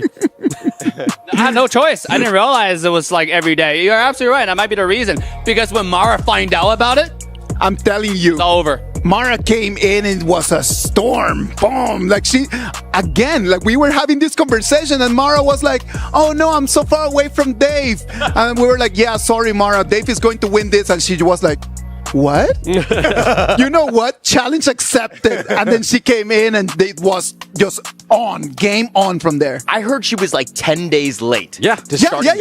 Which is actually pretty crazy. Yeah. Like the power, her influence, and able to just like sway everybody's vote. Actually, I started to vote for her when she went on too. No, I remember it clearly. We was at dinner. She was just like, okay, hold my pomegranate juice. And then that's it. She recorded the video and the rest is history. Hey, no fault taken. Because when she started making social posts, I started voting for her as well. I mean, I started voting for her because her Mara's voice packing game. Like, if I vote, do I get it? I don't know, man. I can talk to the producers and get you hooked on that one, man. Well, favorite team. We don't know yet who's going to win favorite team and who's going to be favorite player. But if we would be favorite team and you think about like, okay, not from the side of I prefer this team, but in terms of performance, who would you be voting for? I mean, if we're looking at the KPL teams aside, I did vote for Nova Esports at one point, but I really liked Alpha 7. I just like the flair that they bring. Plus, the whole thing about being alphabetical and voting for Assassin Day. It was the same idea, the same strategy there. Blam, what about you? Me? I mean, I've not got small thumbs like Horler, so I wasn't going A or B. How dare you? Called you out on that one. I actually put a bit of effort. I scrolled through and I voted for Twisted Minds. Because honestly, I feel like they deserve it right. They lost their first game in the group stages, rided all the way up to the lower brackets to get 4th place. They deserve it. Dave, talk to us. Well, again, I'm biased, right? We know. I've been a fan for AJL for quite some time. And then I've been making videos about it. I've been like shadowing, learning from every single player. I made a video about Shunran, aka AJL Run, as well as Zoe. And I was like, man, this is a no-brainer. Every single one of these players in this team are goated. Come into KWC, I have no choice. They're so goated. The thing about this team is just so to the book, standard. Like there are the benchmark if you want to learn Honor of King competitive. I think every team should study their gameplay to the core and break it down detail by detail, minute by minute, and see how their rotation, how their draft strategy works. This is how you improve. I'm telling you, if it would be me, I would need to go for my Latino roots. My Latino roots tell me Alpha 7 Esports. I just love the passion that the boys just bring into the stage. I love every single win. It's a big reaction from them. I am just in love with that is part of our culture. You know what? What about if we just get the final results of our awards ceremony? Favorite team, favorite character, no, favorite player, sorry about that, and favorite voice. What about if we toss it to the Amazon Arena? What about if Sky and Milos take it from here and they take us into the award ceremony? Amazon Arena, we're here waiting for you. Tell us who's going to take home silverware. We always love having silverware shared around, especially when it's such a momentous occasion. For the first time ever at KWC, this is our award ceremony here at KWC 25. Just imagine how proud we'll actually feel when all the dedication, all the efforts have finally paid off and will be praised with surprise and a award. So ladies and gentlemen, get ready. We are going to be starting the 2025 KWC award ceremony. So the very first prize and the very first award will be given you will be the Honor of Kings World Cup Fan Favorite Team. And the award goes to AGAL. Congratulations! They've clinched countless champions across major tournaments. As one of the most popular teams in KPL, their electrifying performances and aggressive gameplays have captivated all the fans from the globe. Congratulations one more time, Birthday Faye. There you go. This award will be presented by Mr. Rex Wong, the Game Operation Director of Honor of Kings Publishing Level Infinite. We can take a picture together to memorize this cherished moment. All right, speaking of the award, let's have a little conversation with Feifei, the CEO from AGAL. So, being awarded with this trophy right here, what do you feel at this very moment? 所以这一次呢，来到我们王者荣耀电竞世界杯的现场，拿到了最受观众和粉丝喜爱战队这个称号，现在的心情是怎样的呢，菲姐？首先是很荣幸，并且很感谢在海外有那么多粉丝喜欢 AG。其次就是，AG 能发展到今天，并且 AG 能站在这个领奖台上，是很感谢来到现场和屏幕前的所有的粉丝还有朋友们的一路支持和陪伴。希望今天的比赛也能给大家带来一个好的结果。今天比赛加油，心怀荣耀，勇往直前！谢谢。All right, thank you so much, sir. First of all, we are really honored to be here. And second, we couldn't make it so far without all the fans from overseas and, of course, China. Your support means everything for us. And for today's matchups, we're fully ready. We hope that we can bring the best stage for all the audiences. And one last time, the slogan, please. 心怀荣耀! All right. Thank you so much, Feifei. Thank you. Thank you so much, and congratulations. That's one of our 3 trophies that have already been awarded here at our ceremony, and we have a second one. We went from the most favorite team. Now we go to the Honor of Kings World Cup fan favorite player. So, who will that be? Join me for it. It's Yinwo! Yinwo also, of course, playing for AGAL, one of the best and most beloved KPL players and the MVP of KWC 2024, joining us on stage. Of course, we all love Ino for his very cute and adorable personality, and of course with outstanding skills. 来 Ino 非常恭喜你也获得这个奖项，可以在这样子的一个舞台上面呢，获得最受欢迎、最受粉丝喜爱选手这个荣誉，你感觉怎么样呢？感觉很开心吧，在海外也有这么多粉丝支持，谢谢他们为我投票。I feel really happy about this because we went from China to overseas and we still see so many fans over there voting for me. Thank you so much. I would like to express our gratitude and sincere gratitude towards your support. Mr. Rex Wong also will be delivering our second trophy one more time for Yinwo! Thank you so much. We can take a picture together. 看那边，进行一个合影。Thank you, gentlemen. Thank you. Thank you very much. That is 2 awards out of 3, Sky. The last one. Wow, I'm really excited for this because we have already got the answer, but we still have to make it very formal, right? Of course. Okay. This is our fan favorite voice. For Honor of Kings. Should we say it together? Of course. 3, 2, 1. Mara! Woo! The hostess with the mostest. You used to seeing her on stage. You can hear her in game. And of course, she is our fan favorite voice in Honor of Kings. Congratulations to Mara! Her voice travels through distance and her enthusiasm light up the entire gorge. Congratulations one more time, Mara. I feel so happy for you. It will be your time now. Oh, first of all, thank you so much to everybody who voted for me. To be able to win Best Voice globally and to represent the Philippines on the stage is such an honor. This moment proves that Honor of Kings belong in the Philippines and that the Filipino talent has a place in the global spotlight. So thank you so much. My vision is for Honor of Kings to be known all over the world. And my goal is to use my voice to help Honor of Kings grow, not just in the Philippines, but in all regions. So thank you to our great leaders for your bold vision. Thank you to the players and the fans for your passion. Mabuhay Pilipinas! Ito ang bagong Liga ng Bayan. Congratulations one more time to Mara. And of course, our third and final award will be awarded by Mr. Rex Wong.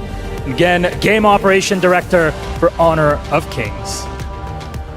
All right, I think it's about time that we let our award receivers and our VIPs back to the stage. We take a group photo together and cherish this very precious moment together.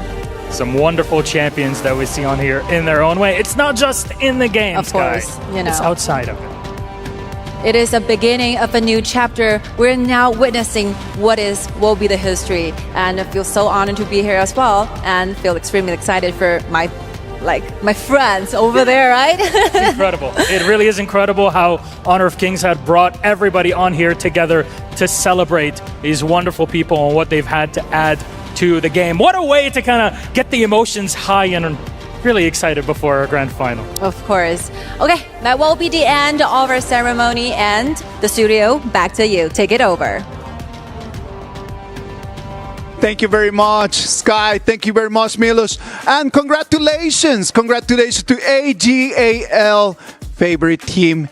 Congratulations to Ino, favorite player. And congratulations to Mara as the favorite voice. The voice of the people has spoken and has been Mara taking the dub. Sorry about that, Dave. You came up second. It was still a pretty good run. We still love you, buddy. Oh my God, bro. Dude, watching that was so hilarious because I did not know that was the award. Did you see that mini trophy? Yes. If I knew the mini trophy was the actual award, you would have worked harder?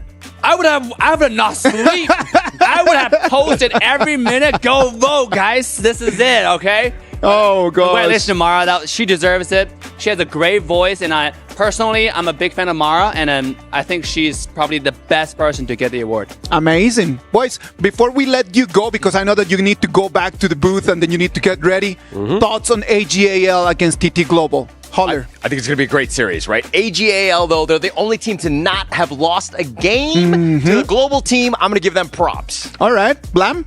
I'm going to go to the other side of the conversation. It's going to be TT Global. They've lost a round. They've got something to prove, man. And you're going to be wrong again. All right. KME.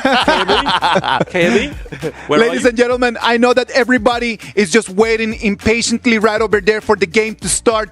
We're going to go to a short break, and when we come back, we're going to jump into the pre-match of our grand final for the KWC 2025.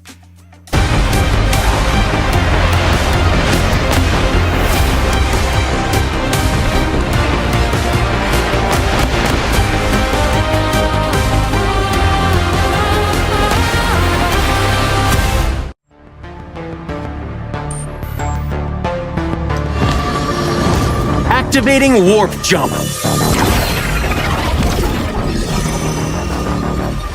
Destination? The brightest star.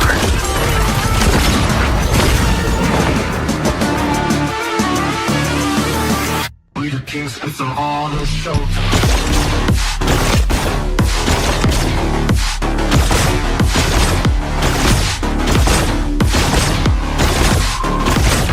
Pulse gun charged! Scope calibrated! It's a quantum party! Ignite the stars! Into the nebula! Cosmic shifts! Supernova pulse!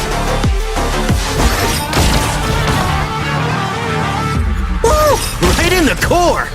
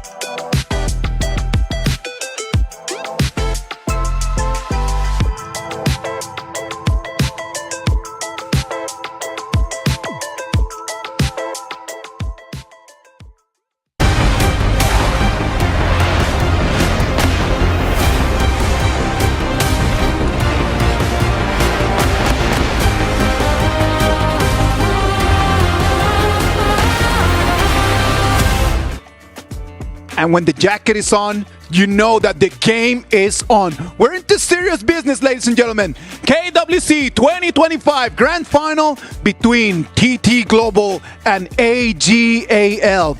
Let's jump into the pre-match because this is the match that everyone has been waiting for. And thank you very much for being online, for being here with us, and to be here with me and all of the analysts. For this Grand Final, we're going to have Phil, we're going to have Manjin, and we're going to have Dave. Boys, this is it. The final showdown between the top two teams of our tournament. It's such an honor to get to see this. Of course, like it's for me, it's the first time seeing a real match coming out from the KPL teams. But then again, everything is reset, right? This is a different meta that they're playing. We've been talking about it last time. They were quite nervous. They respect all of the teams that are here. They don't really want to give away anything. And what I like about both of these squads is that they really dominated all of the games that they had. 4-1, 4-0. Easy. For the other one, it was not that easy, right? It was a 4-1 for TT Global. If they come up and they make that same mistake in the first game, it might just cost them a lot more in here against AGAL, right? That could be the difference right here. Both these teams are touted as some of the best. 4-0s all around, and the 4-1 there against Nova here. I'm very interested to see how they will do these matches. Will we see something a lot quicker? Will it go to ultimate battle here? I think there's a potential for both because both teams are very steamrolly and they learn their opponents, right? If one team can figure out the other one before they can catch on, it could very easily not go to ultimate battle. I'm telling you, as you see the players just arriving into the Amazon arena, when people tell you like, oh yeah, they're not nervous, they're professional, they're used to this. It's not a matter of not having nerves. It's a matter that you've been in this position so many times that you just get used to the feeling. The nerves never go away. It's just that you become better, stronger, and used to that. Man, when I talk about this type of feelings, I mean, I used to play pro and I was a nervous player, so I can feel the heartbeat just speeding up, ramping up when I get closer to stage step by step. And looking at these players, the best thing is when I watch KPL region play, they had the heart rate monitor. Of course. As I mentioned last time, AGL is known as a team that doesn't change their heartbeat rate. It just stays the same. No matter they die, they go into a team fight. Cold. It's always the same. And you know the thing is working because go from 84 to 83? It actually goes down. Like what just happened? Did he just die in the most intensive team fight? So these players are trained, they're disciplined, and I want to see some top action today. We're going to have TT Global on one side, Sunrise, Crane, Ting, Joy, and Snowy. TT Global, the Thunder threat. They're going to come here and become more than a threat. They need to become the champions of the KWC. And if they want to be champions, they need to beat AGAL. What does TT Global has that they can actually use to beat AGAL? I think TT Global and also AGL, they're both known for having this extensive playbook, right? That we mentioned, they're S tier, they have a bigger playbook than the other teams. But now they're against each other. How will they go ahead and counter out each other's tactics? For TT, I think their advantage could be in the invasions. Sure, AG is good at those early game invasions as well too. But TT is more known for taking control of the early game, getting in the jungle, stealing the stuff, and that could be the edge they need. AGAL on the other side, Ran, Zoe, Inuo, Sheng, and Shuai. The Galactic Warship, AGAL. We know that AGAL and TT Global, they have some recent history, right, Dave? Yeah, absolutely. Leading up to KWC, we just had TT Global actually defeating AGL in a 3-2 fashion, a full best of 5 series. Yeah. And it was the most intensive game. If you haven't gone watch that, I recommend you go search out those series and watch it because there are a lot of history and competition and rivalry between the two teams. And today is a chance for them to do it again. But like Manjin was saying, they're playing a completely different meta. Of course. They're playing an Honor of Kings. Yeah. And I'm excited to see how can they adapt. Who can adapt faster and show us something different. Talking about adapting in there, right? Like we need to adapt to what the meta is talking about. The meta talks about junglers. It talks about them being very fast, them just the early game, the pace. When we analyze both junglers from both teams, which one do you think that can take a little bit of an advantage, because if the difference is going to be marginal, making that margin become bigger and bigger is going to be important, right? You know what? I kind of feel like game number one in a best of 7 scenario is kind of like a testing of waters type of field, because of course. Given both teams in their previous playoff matches, it's like game number one there. What I like about them is that for the first phase of their draft, they kind of like try to give away a certain strategy already. It's not really a flex pick that they're going for. Like, they're really going for, okay, this time we're going for heals. What's your answer? And we will counter it. Of course. I'm really interested about the last 2 picks here, because there's a pattern here for both of these squads. They know the ins and outs of every hero there is in HOK, and I would love to see how will they counter each other in the last 2 picks. The battle of the coaches as well, Dave. Like, you already taught also a lot about the BPs. What do you need to pick first? What do you need to pick second? How to counter? How do you think that the coaches are going to plan this game? Oh my God, we've seen a KPL, I would say a pattern of draft is it will start with the core. Yes. Because that's usually harder to counter. Because once you pick out the core, you save the clash lane, you save sometimes the mid lane or the jungle, depending on what serves as the core. For example, we send the Long and Dodia. And that combo works in every scenario.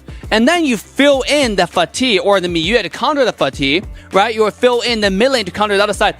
It's such a mastery of, I would say, IQs, right? Like a strategy. You have to think about what card plays the most. What impressed me the most is KPL teams, the KPL coaches, like Jojo, for example, no matter, we talk about being flexible with your draft, no matter how little options you have or, what kind of scenario you're in, not only do they pick to win the draft, they also pick to play towards their own strategies. They always have a combination, a strategy, a composition they're playing towards. Phil, how can they just use that in order to take advantage? Because we know it's going to be difficult for them. The difference is just so small.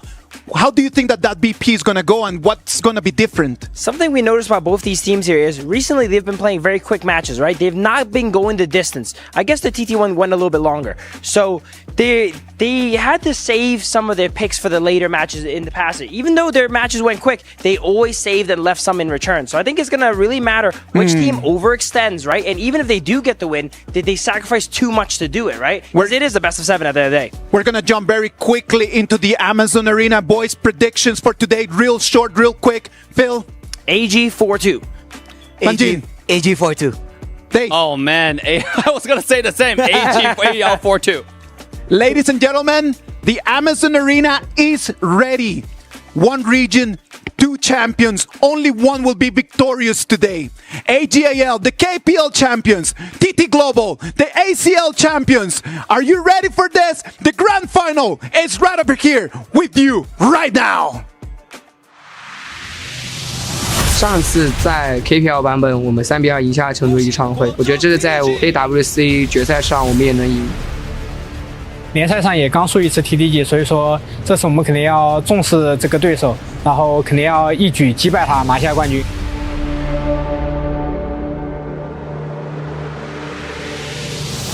The duel to the death committee, don't see why it's not going to be great. The healing reduction come through, and Waypit is trying to be on the run here. Nice little knock-up. Juno is not in a great spot. Hylon goes down. 就是 AG 在这次比赛中也都是碾压对手获胜的吧，然后他们也主要以野射双核，所以说我们局内的话也要多关照一下。我觉得比分的话是4-1吧，因为我觉得我们做足准备，什么样的对手我们都可以轻松拿下。That is a wipe here for AGAL. 就呈现一场很好看的决赛给大家吧。我想对 TDG 说，成神之路上总会牺牲点什么。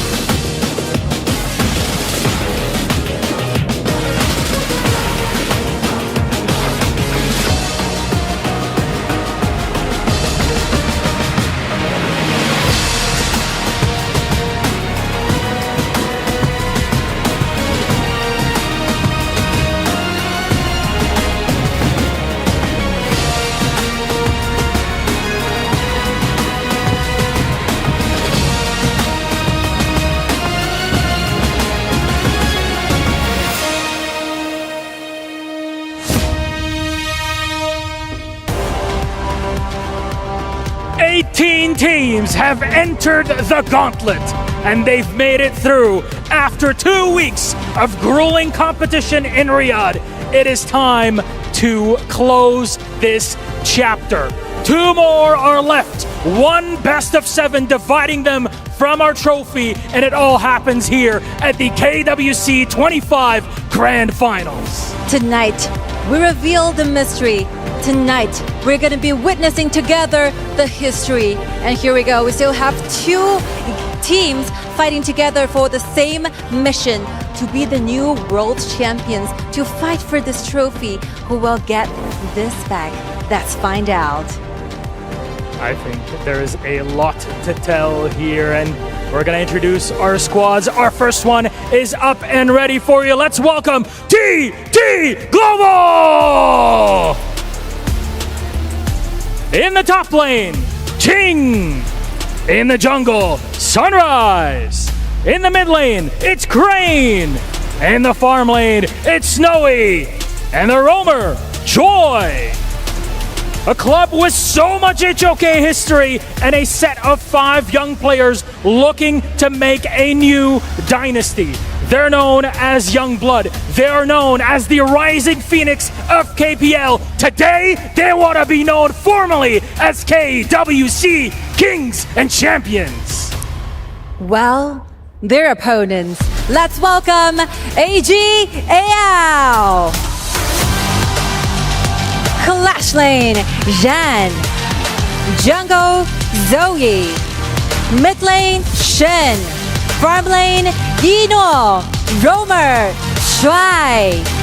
0 defeats, 0 doubts. They are the undisputed top team around the globe. This team carries an impressive legacy of 6 championship titles, but they are not resting anymore. They're here forging a new dynasty with the World Cup Championship right on their side. I can't believe it. 10 days to get to this point. So, TT Global, please, AGAL, you may place your keys and take your seat, gentlemen, please. All yours. And people in Riyadh, for the very last time, 你们准备好了吗?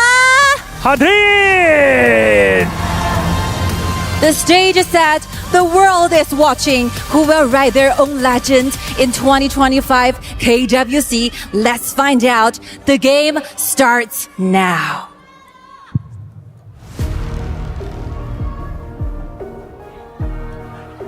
If you wanted to be ready, if you are not ready, it is here. The Grand Finals of our KWC 2025.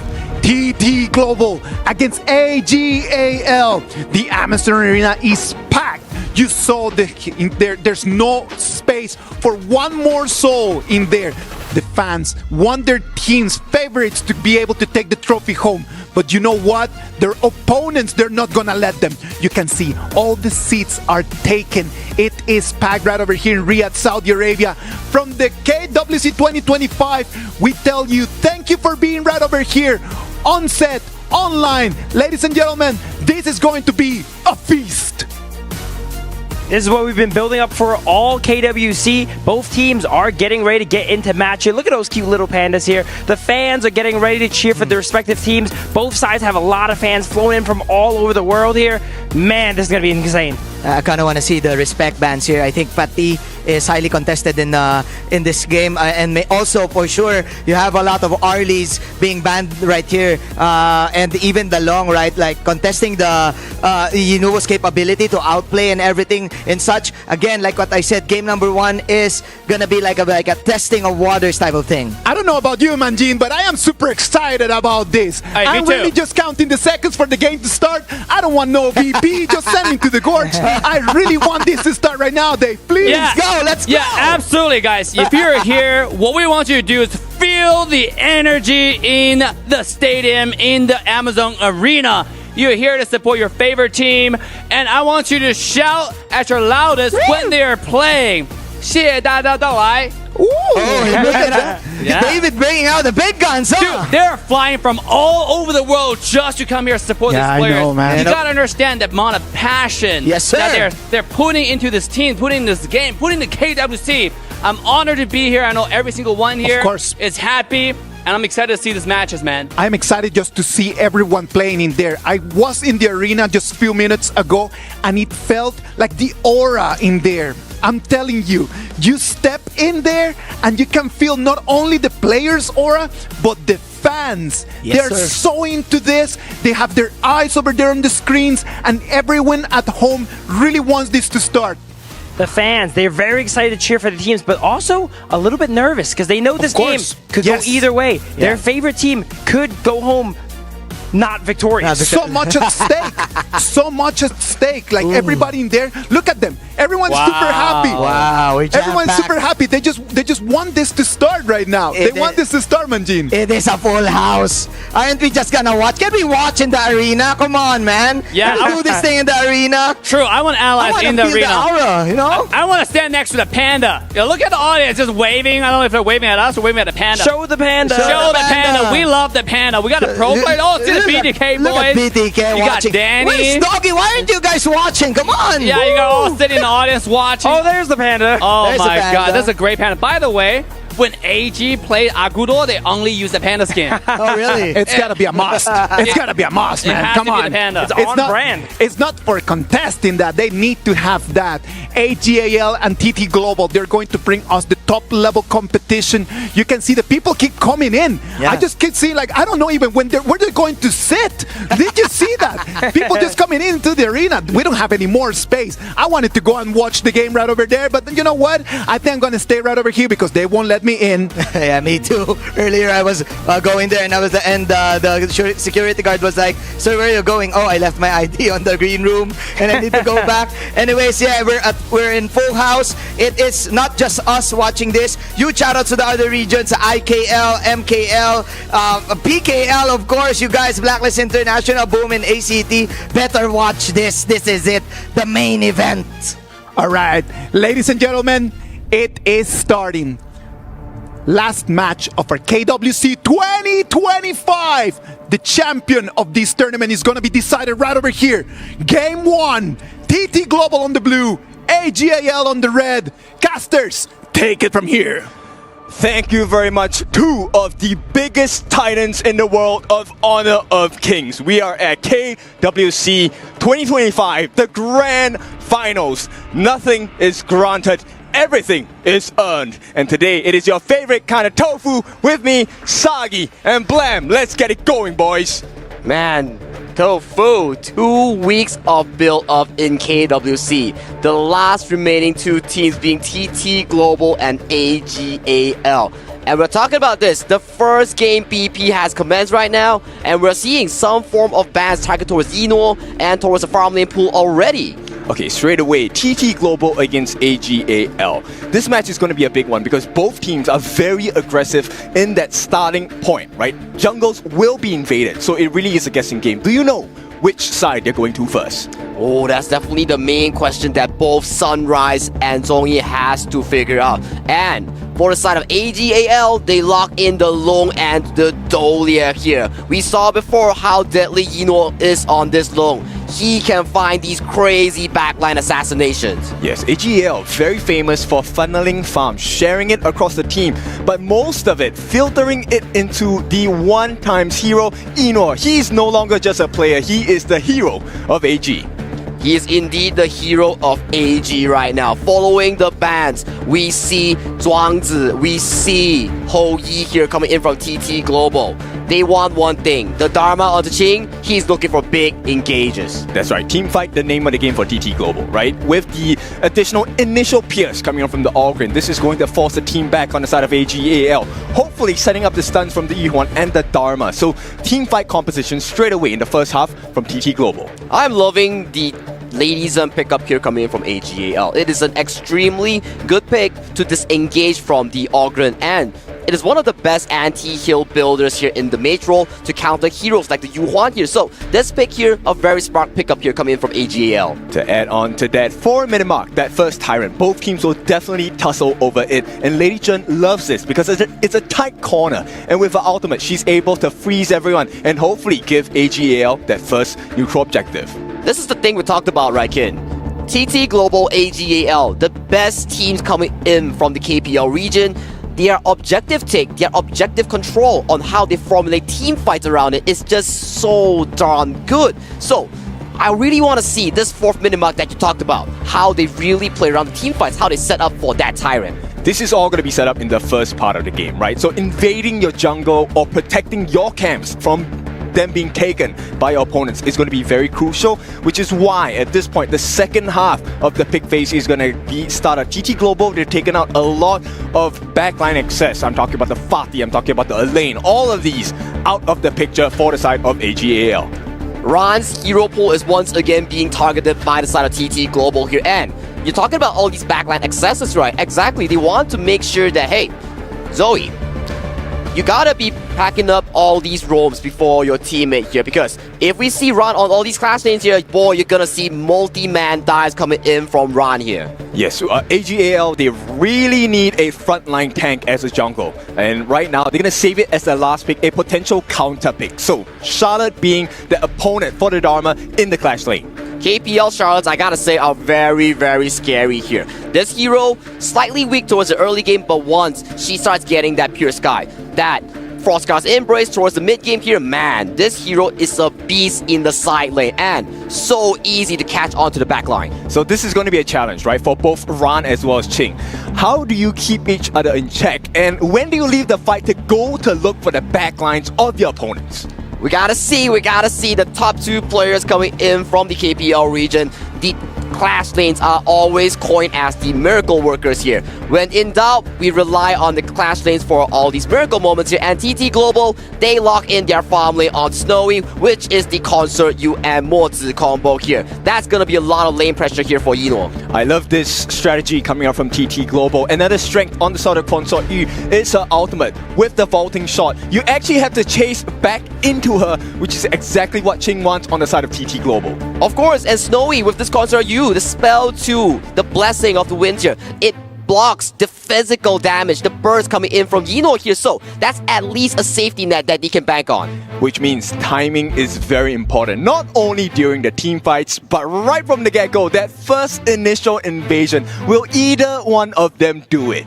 Well, I gotta see, right? TT Global, you've drafted the All-Ground here. We'll definitely see some form of engage, be it the board, be it like what Dave said, the mid-wave clear without buying the jungle item. So they clear out the mid-wave and we might see the first initial invade. A lot of questions to be answered here by both of the Titans coming from KPL region.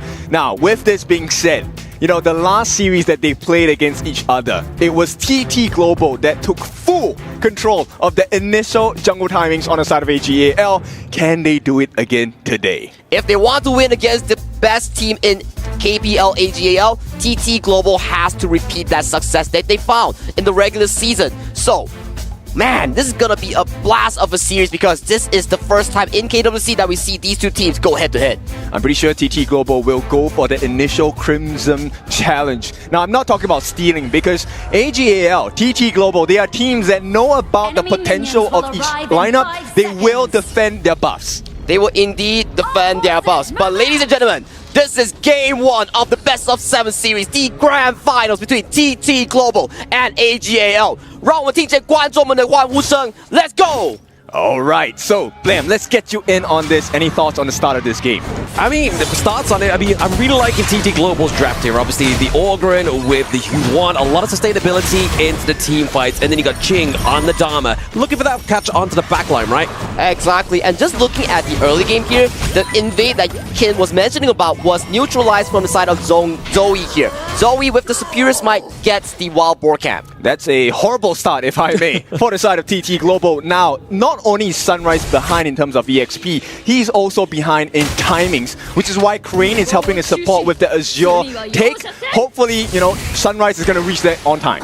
That is the importance coming in from these top tier teams. 1 second, 5 seconds difference will make a very huge difference here, especially we see that all these neutral objectives towards the top side will be contested as Ching take a bit of a damage. This is a nice situation for the side of AG. On both lanes, top and the bottom, Clash and Farm already having the numbers advantage, allowing Zoe to also feed on that middle lane wave. But look at Sunrise though. Sunrise is here to forbid the River Sprite to being taken away here. And light up the cheer. 一诺比赛加油！这个夏天期待你再次闪耀沙特。So fighting coming in from the light up and cheer. They need to give maximum support. There's a lot of AGAL fans in the arena right now, but they are not alone. TT Global as well, they are showing up. And right away, 3-on-3 in the mid.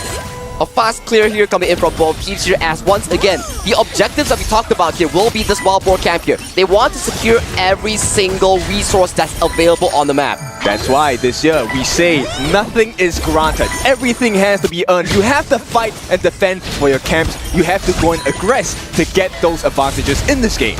And that is the beauty of these two teams here. They are fighting neck and neck in this early game to really look for these secures here. And towards the top side, we are seeing Ron dominating this lane on the Charlotte. So smart, right? They actually rotate Sheng down, who does magic damage, so Snowy's not going to have a good time. Now, Eno has a little bit more time to push the waves. They can start rotating early. That Horntail Beast at the bottom side will go into the hands shared by 3 different members of AGAL. I'm loving what AGL is doing. They're splitting so much resource, and the goal efficiency is so top tier coming in from AGL. You see Eno literally going from mid lane to bot lane to mid lane, and getting so much gold onto this lane. And this is a AGAL specialty, right? So Joy catches a glimpse of what's happening on the side of AGAL's jungle, and now the rotations will be made by AG. They need to protect this Azure Golem. And it seems to be the case, right? TT Global, they are formulating an invade here right now, and usually we see these top tier teams, AGAL, TT Global, they love to fight around the buff. But fighting around the enemy jungle pre-4 minutes, you will be punished heavily because there is a defensive mechanism. Well, it's a double-edged sword, right? So right now, Sunrise gets 1 steal. It's a small advantage. Once again, this is a game of very minor margins. Whoever edges it out will have that lead, and that can snowball really quickly. And that is exactly the case here, but we want to be looking at these win conditions here coming in from both teams here. TT Global, I am looking at Ching with the Dharma to look for these big engages here. Sunrise, to get enough gold to be this unstoppable front line here. So that is Ching's and TT Global's late game, right? You have Snowy as well. This Consort View that scales exceptionally well. On the side of AGAL, you're banking on Ron and Eno to scale towards the late game so they can be this late game demon. Yes, the mind games have already started, right? On the side of TT Global is all about control, get the stuns, and hopefully we put you in the corner, which is going to be Ching's favorite situation to find himself in. And look at Ching right now. He's slowly looking for the flank angle here. He's behind Zoe. Zoe is forced to use the Dream Roam here. They do not have the position for this Tyrant. Yeah, TT Global, they start off well. The first Tyrant of the game will go into their hands. This is going to allow them the ability to take good fights against AGAL, which you can tell. AG says, it's okay, we'll let you poke, we won't let you take the actual fight. Exactly, this is why Tyrant is so important and key. It gives you so much damage, it allows you to fast push these waves. What does that accomplish? It allows you to rotate even faster, get more of these neutral resources. But exactly, AGAL knows this. So take a look at what they're doing, right? They're putting numbers as a defense. You have the advantage, we'll even that out with manpower.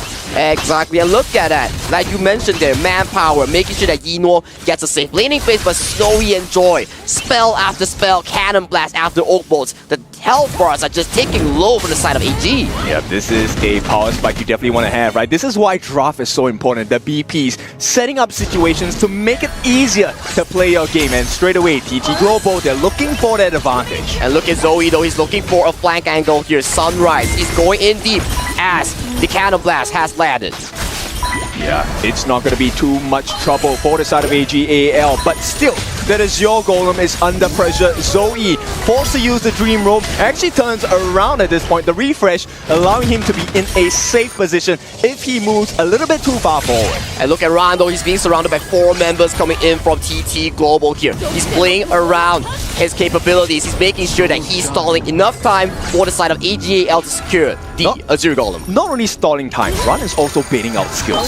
So this buys a lot more time for the side of AGAL to make those rotations coming in. Take a look at Joy's positioning. He wants to catch them out, but it's always AGAL that has superior positioning. I'm loving AGAL's play here, but Snowy here gets first blooded by Ron! And Ron, he makes it out. The stun does come in. He will be in the face, and they have to commit this big ultimate. Joy, he's going to run and try and get the chase, and they should be able to get this kill. Crane, a beautiful comeback for the side of TT Global. And let's check out a replay real quick on how the first blood actually happened here.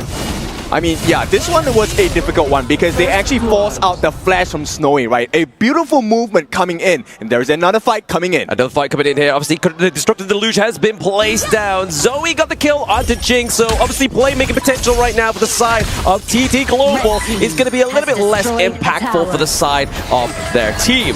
Okay, so a Clash laner trade, not the biggest, but in terms of advantage, AGAL, they have taken that T1 at the top, and this is a very difficult situation because it means you need to double down your efforts to recover in gold and map as well. Talking about gold here, with that 2 kills on the board, AGAL is securing almost a 2,000 goldie as Ron once again goes in for the dive. Yeah, Joy looking here, use the think inside the box. It's not going to be enough to keep him away. Jai gets taken down again. So a Cannon Blast coming through. So impressive. The Motsu really serving his purpose. I mean, this is all about positioning. And once again, AGAL playing the very simple game. You can see it right away. Manpower advantage. You're never in a 1v1 situation, right? There's always one extra member putting pressure on you.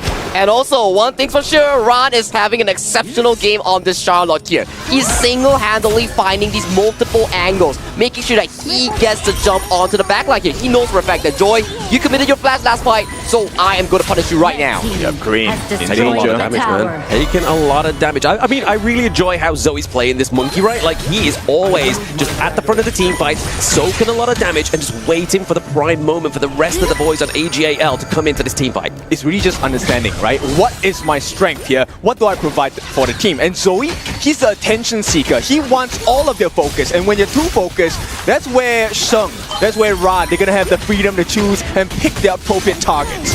And look at mid lane tower though, as we see a siege here coming in from AG. They are not here for the fight, they are here for the mid tower. And once again, mid tower, a zero golem, a rotation towards the Clash lane to further push down this tier 2. They can't do anything, right? At the same time, on the farm lane, there is no advantage for the side of TT Global. They are being pushed back. And this is due to the vision that Zoe is providing. And look, it's a 2-on-1 on the top once again. And this time, Crane, no defense. He has to back off. He has to back off, losing out the tier 2 here. I'm loving what Zoe is doing on this monkey here. Single-handedly marking 3 members coming in for the side of TT Global here. And check out the gold chart here, Ken. This is the highest we've ever seen. Ron is at 7,000 gold. There is no one he cannot touch. And this is a big problem for the side of TT Global.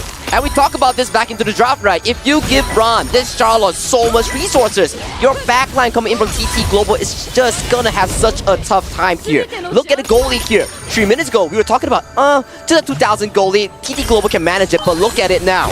9 minutes in, 5,000 goalie for AGAL. And what this translates to, the pure sky, that blue color sword that you see equipped by Ron, very shortly will be equipped by Zoe as well. Now this is a damage reduction item. So Zoe, look at the damage charts. He was the one with the greatest hits. He dealt the most damage on the team. In fact, Eno is pretty low on that chart. But it does not matter. It means Zoe is providing space for AGAL. I have to agree with you, but look at Eno's build right here coming in from Long. Not the Axe of Torment, not the Starbreaker here. He's going for the most expensive build with the most damage here, but Chingo might be engaged. Yeah, the Dream Bomb does come in. It does obviously land onto Ching. He is forced out to use the flash for now. Cannon Blast lands onto Enoa into the backline now. Oakford does land. A little bit of pressure here for the side of TT Global, but for now, they are able to bait them off. It's just a jab, right? And they can go in.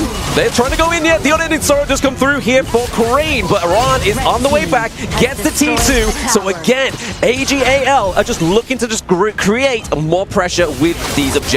So beautiful coming in from the side of AGAL, right? This is peak HOK. What they're doing is that throw jab is not an actual punch yet. Once they buy you enough time, they burn out your common spells. No flash, no radiance. That is when they find themselves in the optimum solution. And this is what AGAL stands for. Optimization. Optimization, the best way of playing Honor of Kings here. It's not always about the kills here. Look at Zoe here. Man marking 4 members coming from TT Global, allowing AGAL to secure the Shadow Tyrant. That is game breaking. And out of the blue, 7,000 goal lead. Zoe he doesn't even care. Look, you can throw so many stuns, but until you deal with Zoe, the rest of AGL are free to choose. And we have to see here what AGL has in store. With the Troop Launcher as well. He's going to be jigging, gets a kill onto Ron, traded over. Sunrise goes down. Joy as well. T3 into that bot side of the map, be taken down. They need to keep this Crystal alive, but also they have the task of wiping out that minion. So for now, TT Global can rest. We're not done yet. AGAL looking for the second T3. It's a double wound for the side of TT Global's base, and they're not done. Eno gets that burst in, will be able to support them. It could be the end of the game. Yeah, Infinite Vantage does come crashing in. Obviously, we do see the destructive loops into the backline just to take Crane off, and game number 1 goes to AGAL. What a clean game here coming in from AGAL. So dominant, so clean. Zoe, Ron, Eno, Shuai, everybody, even Sheng, they did so well. A game, also known as AG at this point. A-star at this first game performance. AGAL fans are very pleased with this. TT Global, they need to step up. But we gotta say here, TT Global had a similar fate yesterday when they were against Nova Esports. They dropped one game, but they bounced back fearsomely in the following games. So we gotta see how this TT Global and Jose coach really manage this. Okay, so you're saying that AGAL will lose 4-1? Nah, we gotta see how they recuperate, man. Don't put me on the spot here, but let's check back the winner's highlight real quick. I gotta say, man, Ron is such a pivotal player here. He was the anchor, the engine of all these early game plays. Yes, look, it also started because they were very successful at defending their jungle, right? Not only that, once we have the defense going, hey, it's time to turn that into an advantage. Go for the steals. And Ron, the solo player, I know a lot of people score me online when I play Clash because this is what I do. But you know what? I need backup. Ron always has the backup of AGAL. He has the back of AGAL. He knows his limits. He's always looking for designs. Look at him. He's just dashing, going in with all these skills, baiting so much spell, providing Eno, Shuai, Sheng, Zoe all the room that they need for these team fights. And it's not just about power, right? AGAL, so smart. They're always reserving their skills, the restraint, to hold on, wait for that Joy ultimate. So what if you have the box, right? They will get the stuns in. But let's hear from Isaac and the Des. Boys, what do you think of game number 1? Thank you very much, Kin. 1-0 advantage right now for AGAL. They took it in the same fashion that they have already been playing in the last 2 days. This was a really good game. It was different to what we have been seeing in these last 2 weeks. But in the other side, TT Global did not have the best performance right now. They started slow yesterday, so can they come back? We will have to see about that. But you know what? Let's analyze a little bit and let's break the game. What happened in this game in the early stages, mid, and the late? This game is definitely very different, as you mentioned. The games we've seen in the past, there was a lot of combat. This game probably had the least combat we've seen all series. Every move was calculated. And what I mean by combat, I mean player versus player, right? They were always maneuvering around, getting the farm, getting the jungle, but never really going for these fights. They only fought when there's an important objective around, and both teams know well enough that, like, if we could win this fight, we get the objective. If we can't, we back up. Therefore, in the early mid game, there's not much kills going down. It was not only about 7 minutes and a half in the game that AGAL actually started trying to build that gap. They started to try to go in and try to start getting some kills, right? But when they got some kills, it's not because they want to fight, right? They're thinking about, like, how do I actually get the turret? So they go in, they get the fight, they get the turret, and then they actually push forward. Yeah, absolutely. And then when I talked to AGAL Cat a while back, he said the thing about AGAL that does so well is they focus on the tiny camp, they focus on farm. Just when there's nothing going on, there's actually the most important thing going on, which is farming, accumulating gold. You just need one team fight, one objective C to break the game, to break the balance of the skill, and that's what AGAL did. The first blood started on the bottom lane with Charlotte on the Consoryu, and ever since then, the towers start going down one after another. And I want you to focus on what Ran did on pushing the tower, the positioning, the angle of attack. It's a masterclass. Building on top of what Dave just mentioned, right? The importance of just the small jungle camps, right? And we call them small jungle camps because when we think about jungle, everyone is just thinking like, oh yeah, the Azure Golem, or like we need to go and we need to invite and take everything. It's not about that. If you analyze the TT Global, the opening that they had, the first thing that they do is that Ogren comes in and he tries to take the wild boar. That's exactly the first thing that you want to do. He didn't go for red. He went just for the small camps because from small wins, you actually take it into a big win. Sadly for him, it did not work out. Maybe they kind of like expecting for AG to invade. And by the way, if you're gonna look at it, I want to see this in a different perspective. Like all of the lanes, AG actually was dominant, of course. And I have two words to say for this game. Ran happened. He is a pivotal factor for this game. Right after getting that power spike of that Pure Sky item, he definitely owned Consortio in the bottom side. That's one of the interesting things about that hero Charlotte, right? It's very item dependent. Without the items, you do not have the damage, and it's very difficult just to take on the 1v1s. But as you just mentioned, in the moment that that Pure Sky was on, it was no coming back. I really want to highlight Ron and Ching matchup there. You would think looking at this draft that Charlotte is there for the split push, right? It's better than Dharma for split push. But Dharma actually didn't even team fight that whole game. They were stuck in the side lane, forced to farm under tower, and Charlotte was the one moving around the map and helping out the team. And the rotations. What is interesting for me is that Ran was always together with Juwai in the first stages of the game. Yinuo was together with the other support, which is the Lady Zhen, and they dominated lanes. Maybe that's the reason also why they banned out the Sunbeam, so that they cannot get countered in any lane that they want. Because they rotate really fast. And the thing about Sunbeam is it helps rotate speed. And so they want to make sure they carry the pace off the game, the tempo off the game. That's what they did. To be honest, Shry was not just with Ran. He was with the mid, he was with the jungle. With everyone. They were rotating together the whole time. So it was actually just quite insane to see it happen. Actually, he was rotating with Ino a lot of times as well. So Ino was in mid lane because the Consortio. They don't want to have the Consortio counter alone. So instead they have Ino go into mid lane and rotate with Shry. I just love the way that you can see like all the players and the audience right over there at the Amazon Arena on their seats. Look at her. She's just elated. She's having the time of her life. And we are enjoying a lot this game as well. Right now it's AGAL. They have the advantage. And that advantage, Dave, do you think that it came out of the heroes or it came out of the players? What do you think? I think it's a combination of both. Okay. For hero side, they definitely pick out Charlotte to, I would say, hold Dharma in the lane, just like Bill was pointing out. Dharma couldn't join teamfight, and there wasn't much teamfight. It was mostly just macro advantage. AGL took the game, and they played to their own strategy, and I felt like TTG was following the footsteps of AGL in the game one. Now, for the player side, I think they adjusted the meta a little bit better. You know, you do have the game one, you have a long Dola immediately taken out, and look at TTG. They were not able to find a strategy of their own in game one, in my opinion. They mostly a reactional pick that they think is the best in that strategy, but AGL definitely took it home. Absolutely. I would definitely say it's more on the player side because I really liked TT's draft there. The Consortio pick I think was actually super amazing. The Charlotte is known for split push. They picked a marksman that's able to stand up to the Charlotte here. Of course, We noticed that it didn't at the end at the bottom there, but usually if they're around equal farm, Consortio is known to be able to hold and split push and hold their own. Yeah, what I like is that both of these teams, they definitely cashed in immediately all of these expensive heroes. Ogran, Dharma, and Yoan, of course, for the side of TT Global, the Dharma was trapped. He was suppressed with, of course, the Charlotte last pick of Team AGAL. And what's interesting is that for AGAL, Ran, he actually he knows his power spike, right? Yes. He dominated with his power spike. Pure Sky together with the Frostcar's Embrace. For instant first hit, instant slow, there's no going back. You're gonna get killed. It is very interesting just for us to analyze the decisions that the players are making on the go.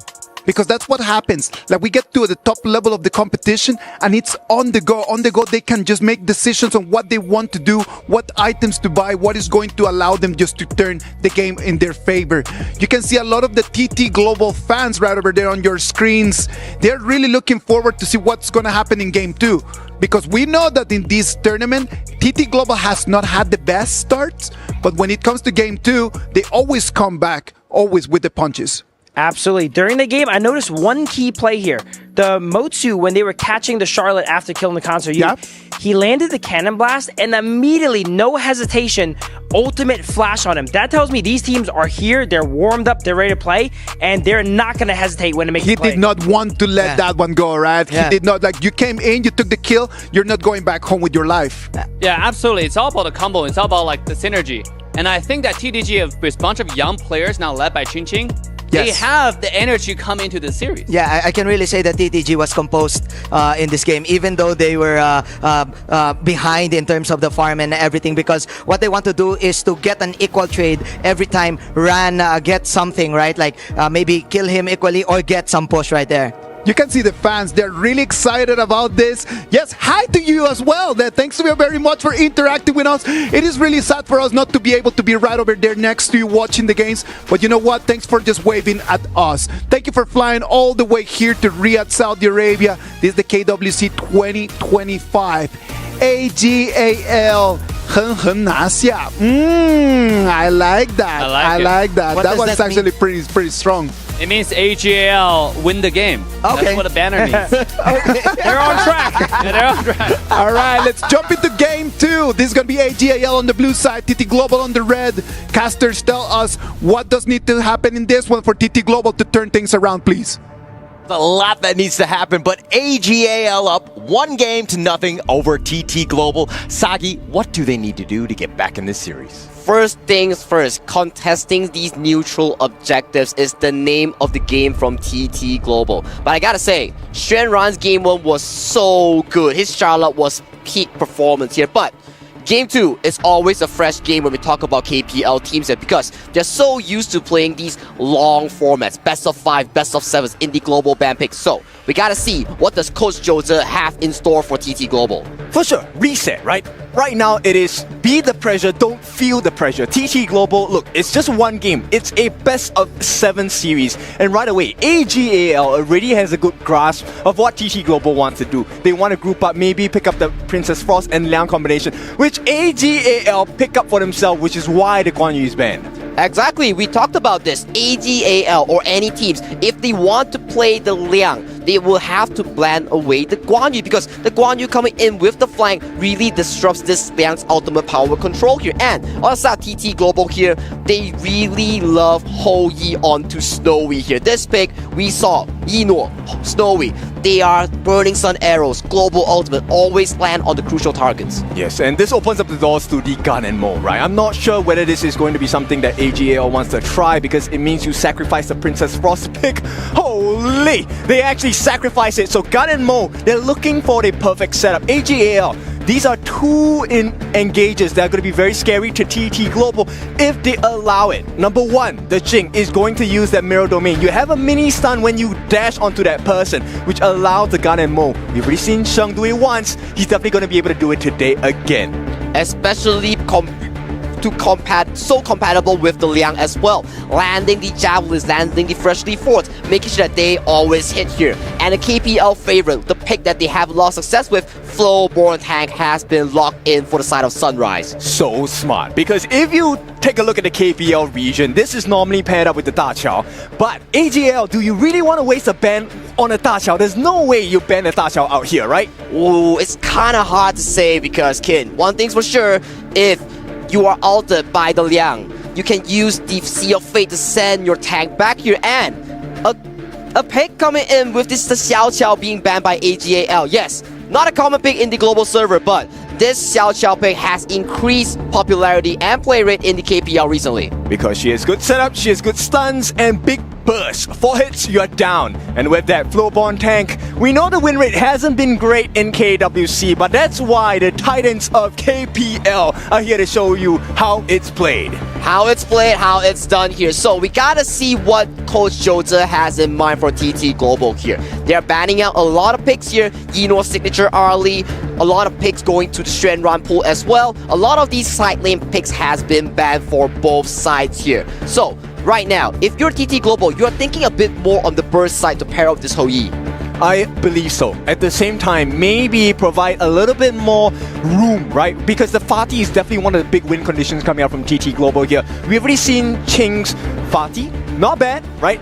for KPL level teams, right? He is defeatable on the side of AGL. But right now, I'm curious to see because a lot of the disruptive heroes have been banned out by TT Global. This is not just to save the whole E, it's also to save Ching on this Fatih. Exactly the case, right? We talk about this Fatih, right? You have to get access towards the backline here. But right now, AGL, they have the Liang. It can have total lockdown onto the Fatih here. So we have to see how Ching, with this Fatih, find these backline accesses. And we saw this combo yesterday for TT Global. The whole Yi into the Shi. Arrow into the pole here. Are we gonna see a Mozi last pick coming in for TT Global? I'm not sure. It's still a risk, right? Because they don't exactly have a very tanky lineup. Yes, you have the flowborn tank. Fatih can sustain pretty long, but he needs to be able to land his hits in order to do so. So AGAL, they'll be definitely looking for some counter engage. Will the Zhuangzi come out again? No, it's not. They're looking for the kite. The airing comes through. Another pick that is new for KWC. Not debut, we've seen it before, but this game, this one piloted by Inor, is it going to be a demon against the side of TT Global? I am loving this airing pick coming from AGAL. The one of the few marksmen that can involve a Splendor in her build. And what does Splendor do? Provides invulnerability, provides stasis here. And if you can really utilize that Splendor, you can really mitigate the dive potential coming in from the Fatih on the hands of Ching.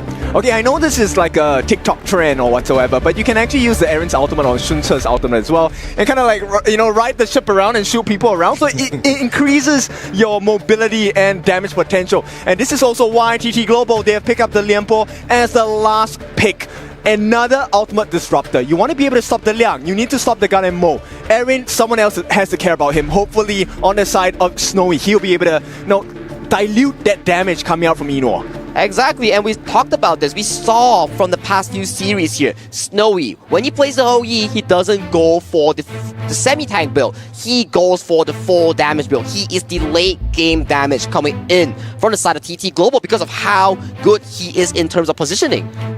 So we know the drafts, we know the players, we know what they're going to be playing on. And going into the situation, TT Global down a game at this point. They were in the same situation with Nova Esports yesterday. Is this going to happen again where TT Global are able to run the tables and win 4 straight on AG? I truly doubt so. Today is a day where at KWC, many people will fall multiple times. It's not about how many times you fall, it's how many times you get up. And we want them to rise above.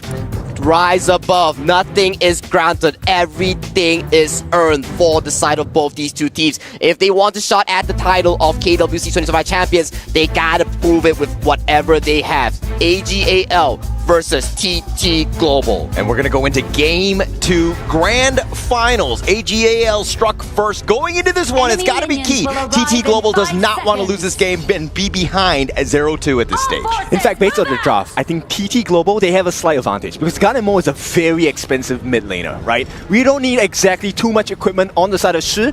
That's going to be played by Crane. He just needs to land the catches. That's all that is required. That is all that is required. He will utilize that resource, and we have to see the resource distribution coming in from the side of AGAL. That is their strong suit coming into the series.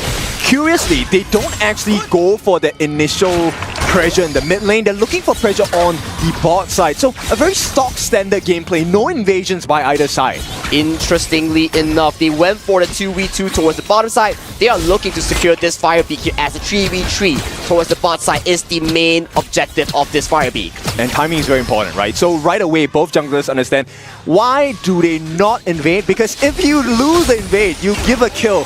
The instant snowball on the other side is monstrous. And KPL teams, you know for a fact that if you give them a hole, they're gonna be punching it, tearing it apart, and making sure that they leverage the most benefit out of it. Yes, digging your grave, but that is a hallmark trait of all KPL teams, regardless of their power rankings. Now, in this game, so far, AGAL, they have gotten a small win in terms of camp objectives. There are 5 different parts of the map you can win in advantage, and this is one of them, the Space Sprite. The Space Sprite. Look at how many members are rotating towards the top side here. If you look at the map, there seems to be more commitment.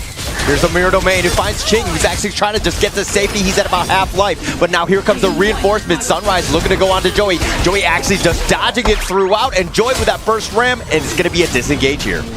And look at the bottom side right now. While this is happening right now, Snowy is getting punished for being in a 2v1 situation. Yes, TT Global, you secure the Space Sprite, the River Sprite. But Snowy, this late game potential that you have is getting pressured so hard. Okay, let me explain to the new players what just happened at the top side of the map. What both TT Global and AGAL were trying to do was not to actually win the fight. It's to force out your common spells, force out your ultimates, force out the flashes as well. And then they really want to fight because you're in a horrible position. Exactly, and when you expand the common spell, it's a very long duration. Yeah, look at bottom side. Yeah, it looks like they're just going to give up first blood, but Yuno will be traded away, so it's a 1-for-1, but still, Yuno with first blood here. It's a big advantage for the side of Yuno, right? Because he gave away that kill, but at this point, I mean, he took that first blood.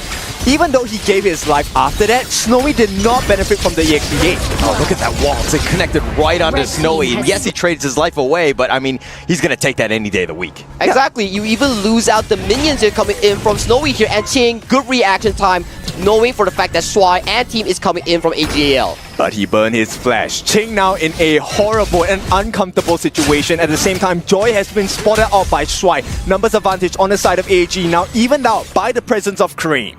Ooh, look at the map state right now. That's why we talked about this. Objective is the key. It's the essence of the early game here. Hence why there's so many players coming in from both teams at the Clash lane. Yes, so a lot of players, I know you guys are new, you're in the chat, we're reading the comments as well. How are KPL teams actually getting gold even though they're losing fights and whatnot? It's really those minor objectives, those small camps, the boars, the horntail beasts, and even the sprites. These are all the little things that you might not notice on screen, but that's exactly what both teams are fighting for. Exactly, and that's how you build a goalie here. It's not by these major team fights. Yes, that's a way, but look at Ching. Control. Here's with the set sail. The connection is on point with those blades, and Sheng will get that kill. Rinse and repeat. Sheng this time gets that. He doesn't even have to commit his ultimate, and this puts Ino at risk. In at risk right now, but that Tremor Smash right on top, but they're under the tower. Yuno will be fine. Ron had teleported in.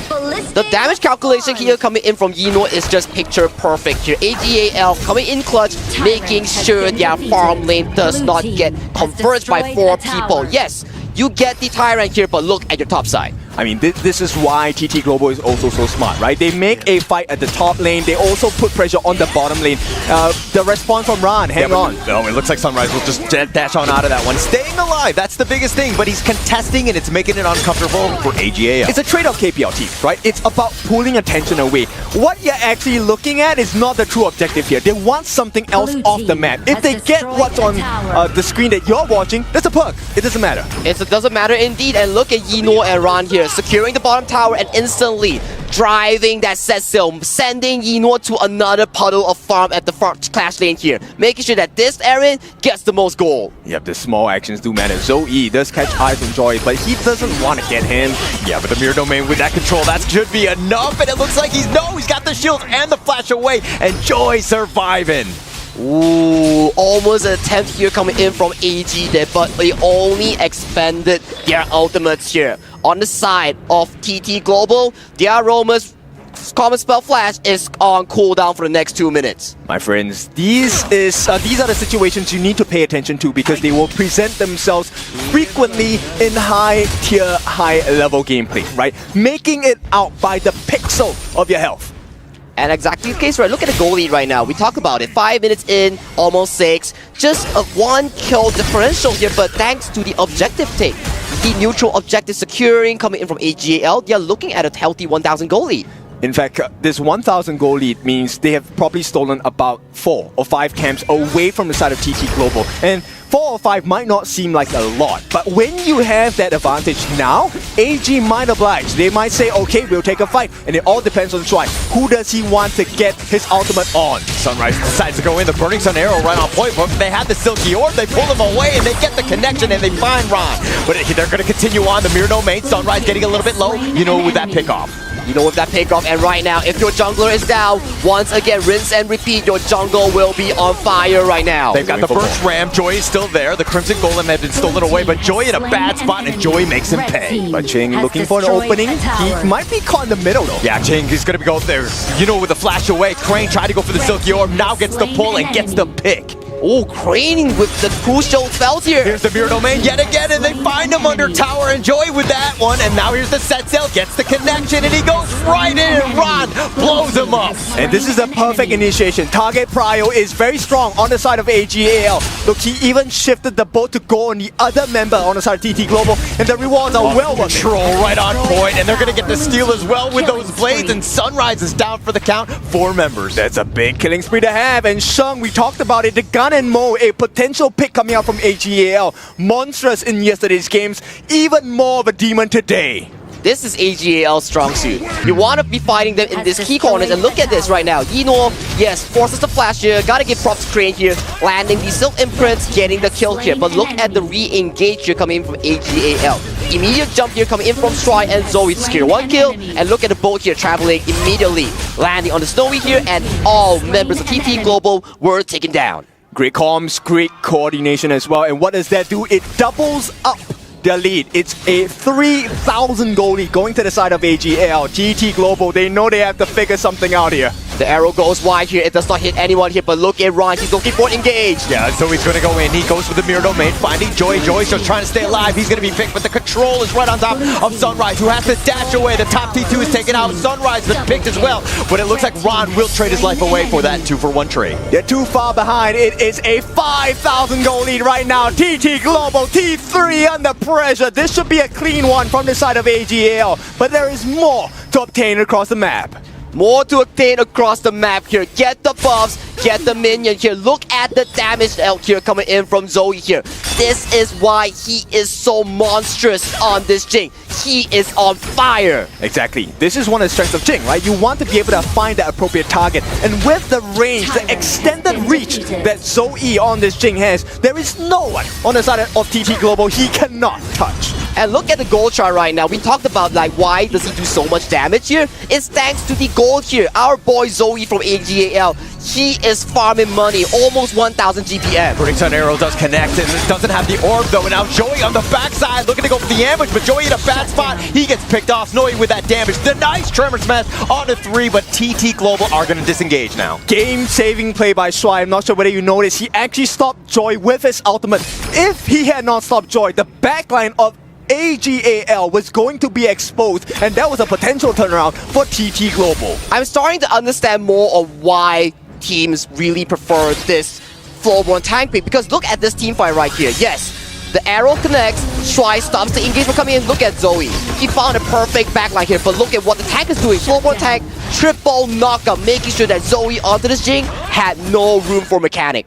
Exactly. I mean, Qing was close by. Qing needed to be in a better position. He was a little bit too late engaging in the fight. Joy was the one that engaged first. Unfortunately, stopped. And because of his positioning, Qing could not help the team.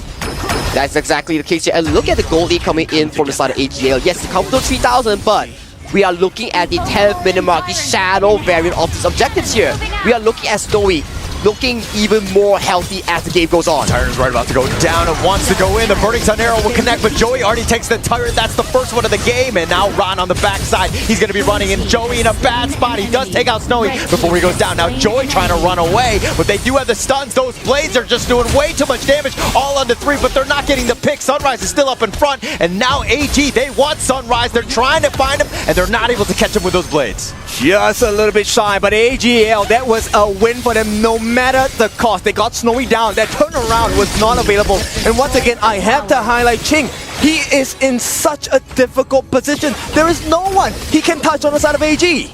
AG, I gotta tell you, their positioning is so crucial here. Look at what Shuai did here. Burning Sun Arrow. He was using power control. He dodges it with the flash here. He fully utilized the power control here, and Zoe finding the perfect backline engage onto Snowy, the person on TT Global we talked about, the main damage output. This is the choice, and right now, Qing under pressure. Yeah, he's going to be running away. I think he's going to be just fine. Nope, he will not reforge blades. My bad. And here comes the boat, and that's not really required. And the boat is going to be a scouting one. They're looking for that engage, because right now, they're trying to sneak it. That Overlord, Shadow Overlord, is going to be attempted by the side of TT Global. They will get it, but at the cost of pressure, flying down the mid lane. Yeah, they want to cut off the angle of retreat. The burst ram on forward. They're going to find Joy in a bad spot. He's going to go down. Shang's got that damage, and now the rest of TT Global on the retreat. so much damage incoming in from AGAL there. That's a Liam Poe we're talking about, and he got melted easily. The Burning Sun Arrow is going to connect with those blades, trying to cover the retreat, but Sunrise goes in, gets the pick off, and he's going to walk away. Okay, they buy themselves a lifeline, right? But this is a very short, very thin lifeline on the side of TT Global. Once again, the jungle is completely empty, barren for the side of TT Global. AGAL, they survive this, no problem. Maybe Sunrise can get that 8-7 seconds worth of Azure that's coming up. Well, one thing's for sure, guys. We are looking at TT Global's win percentage here. It's not looking good, but they have to rely on Snowy here. He's already 3 items working towards Succubus Cloak here. If he can survive in these team fights, he's gonna be a big deal. Also, take a look at the gold difference here. Zoe, number 1, a 3,000 gold advantage. But the player I want to talk about is Inwa. He already has the Savant's Wrath, the Void Staff. There's a lot of armor penetration, magic damage as well. And look at the lead here coming in from TT. They know for a fact that they have the location here. It's not going to be an easy one for the side of TT Global. They get one small win in the form of the mid T1. This opens up vision for the map. TT Global, they can start to aggress here. Maybe set up something against Zoe. And look at the jungle that's coming in for the side of TT Global here. They know as of this point, they are strong. They have skill in towards the comfort zone that they truly require here. And look at this mid game here. I'm telling you, TT Global has it, but look at Troy. Troy looking for that catch. He might be looking to go. He does have the connection, but Sunrise is going to be right in front. The orb is going to pull Ron in a bad spot. He's going to go down, and now with that stun, and here we go. Ching with that damage, and the blades, not enough to kill Sunrise, though. They need to protect that T3 in the middle, though. Crane is going to make his attempt, but for now, it's looking like it's a little low. One more hit is going to do it. Oh, so right now, TT Global on knife's edge. They have to protect all the tier 3s with their lives. But still, it's very good here coming in from TT Global here as the 4v5 here coming in towards this series here. We are looking at a Shadow Tyrant that's potentially be spawning soon because right now, TT Global, you have a man's advantage. Man's advantage is definitely very strong, and with this Shadow Tyrant, they need the Tyrant buff, they need to get the fight, but the T2 on the bottom being pushed in. They're going to look to go for this one. The Tyrant is going to get a little bit low. They've got the connection, they've got the control, they do have the burst damage. Sunrise, he just gets instantly deleted, and now Ching is on the run, but Snowy got the Tyrant. Joy is looking to go down as well, and they've got Yinua. Okay, nice catch, but Snowy, he does the win, he will survive, gives his life, but it doesn't matter. Only one member on the side of AG is left. Shung, legendary, he is going to bring this game for AGAL. But a quadra kill here coming in from Snowy though, the late game insurance we talked about coming in from TT Global here. And even though they lost the team fight, they still secured the Shadow Tyrant here. Yeah, and Ching, he's going to have a good one of this. And look at this team fight here. 4v5 incoming in from AGAL. Very good damage here, but look at the position of this whole E. He was untouched the entire team fight, and the supreme positioning. DPS nailed it, but a misplay here coming from Ron. Missed time to spell one. Gets pulled in by Crane on the shoot. AGAL play very well in setting up Shung, right? All of those couple blades dealing a lot of damage. But there's one trait that AGAL does the best, which is Ino and Shung never ever stand together. And that was the only time they stuck together where Snowy benefited off of that. Exactly, but we gotta see one thing's for sure right now. 15 minutes on the clock here, 4,000-5,000 gold, healthy towards AGAL. But if we think about the late game scenario here, I gotta say TT Global is in a comfortable situation. They've got the control, but they don't actually have enough damage. And Joy somehow barely staying alive, even in the mirror domain. They're not gonna get that pick off. And T3's in the middle, now under pressure. Not gonna be taking too much damage, but TT Global, this is a window of opportunity. They can come back into this. Do they really want to try on the side of AG? Oh, AG here, they are getting poked down extremely hard by the Overlord they here. Got the bolt, they go right into Sunrise with those Reforged Blades, doing some work, but not enough damage onto Sunrise. He's just a tanky boy. And now they're going to look to kind of, again, have this Mexican standoff here. Yeah, they can't take too much damage, right? This is a trait that you have to learn from the KPL Titans here. The stun. They got the Burning Sun Arrow. They find him, but Ron flashes away. He's going to get to safety, and now TT Global have to find somewhere else. You see how they're avoiding the waves, right? They want to force them out into uncomfortable positions, get the numbers advantage. And look at Zoe's position, though. He's looking at this big flank coming in from behind here. He's potentially found himself some members of TT. They have it with that Burning Sun Arrow. So he's going to be right there on top. And now Sunrise is on the run. They've already gotten Joy and Zoe trying to get the back line, but Yunua does fall as well. Yeah, they haven't got Ching just yet. He is that potential turnaround. Sunrise is still alive. He does have his smite. Potential still on the way. It's how he takes that one with that Overlord, and now Sunrise taking some damage. Snowy with that crucial initiate was a nice one for him. Okay, it's a good trade, right? They give Joyce life, but they take out Enor. Yes, they did lose kind of that Shadow Overlord, so there is a little bit of breathing space for AGAL. But with the state of the game, TT Global definitely back having a chance. Yeah, definitely having a chance here, and all these team fights, we are looking at TT Global having much more control compared to 10 minutes before. And as of this point here, look at the map state. Ching looking to go in. He's going to get on his boat, and they're going to get on out of there. But they find, looks like they're about to knock up onto Shuai. He's in a bad spot. He's going to be picked off. That's not a great situation. They don't have the suppression anymore. TT Global, this is a good chance to take control of the map with the Shadow Tyrant coming up in about 6 seconds. If they have this, TT Global, they can fight.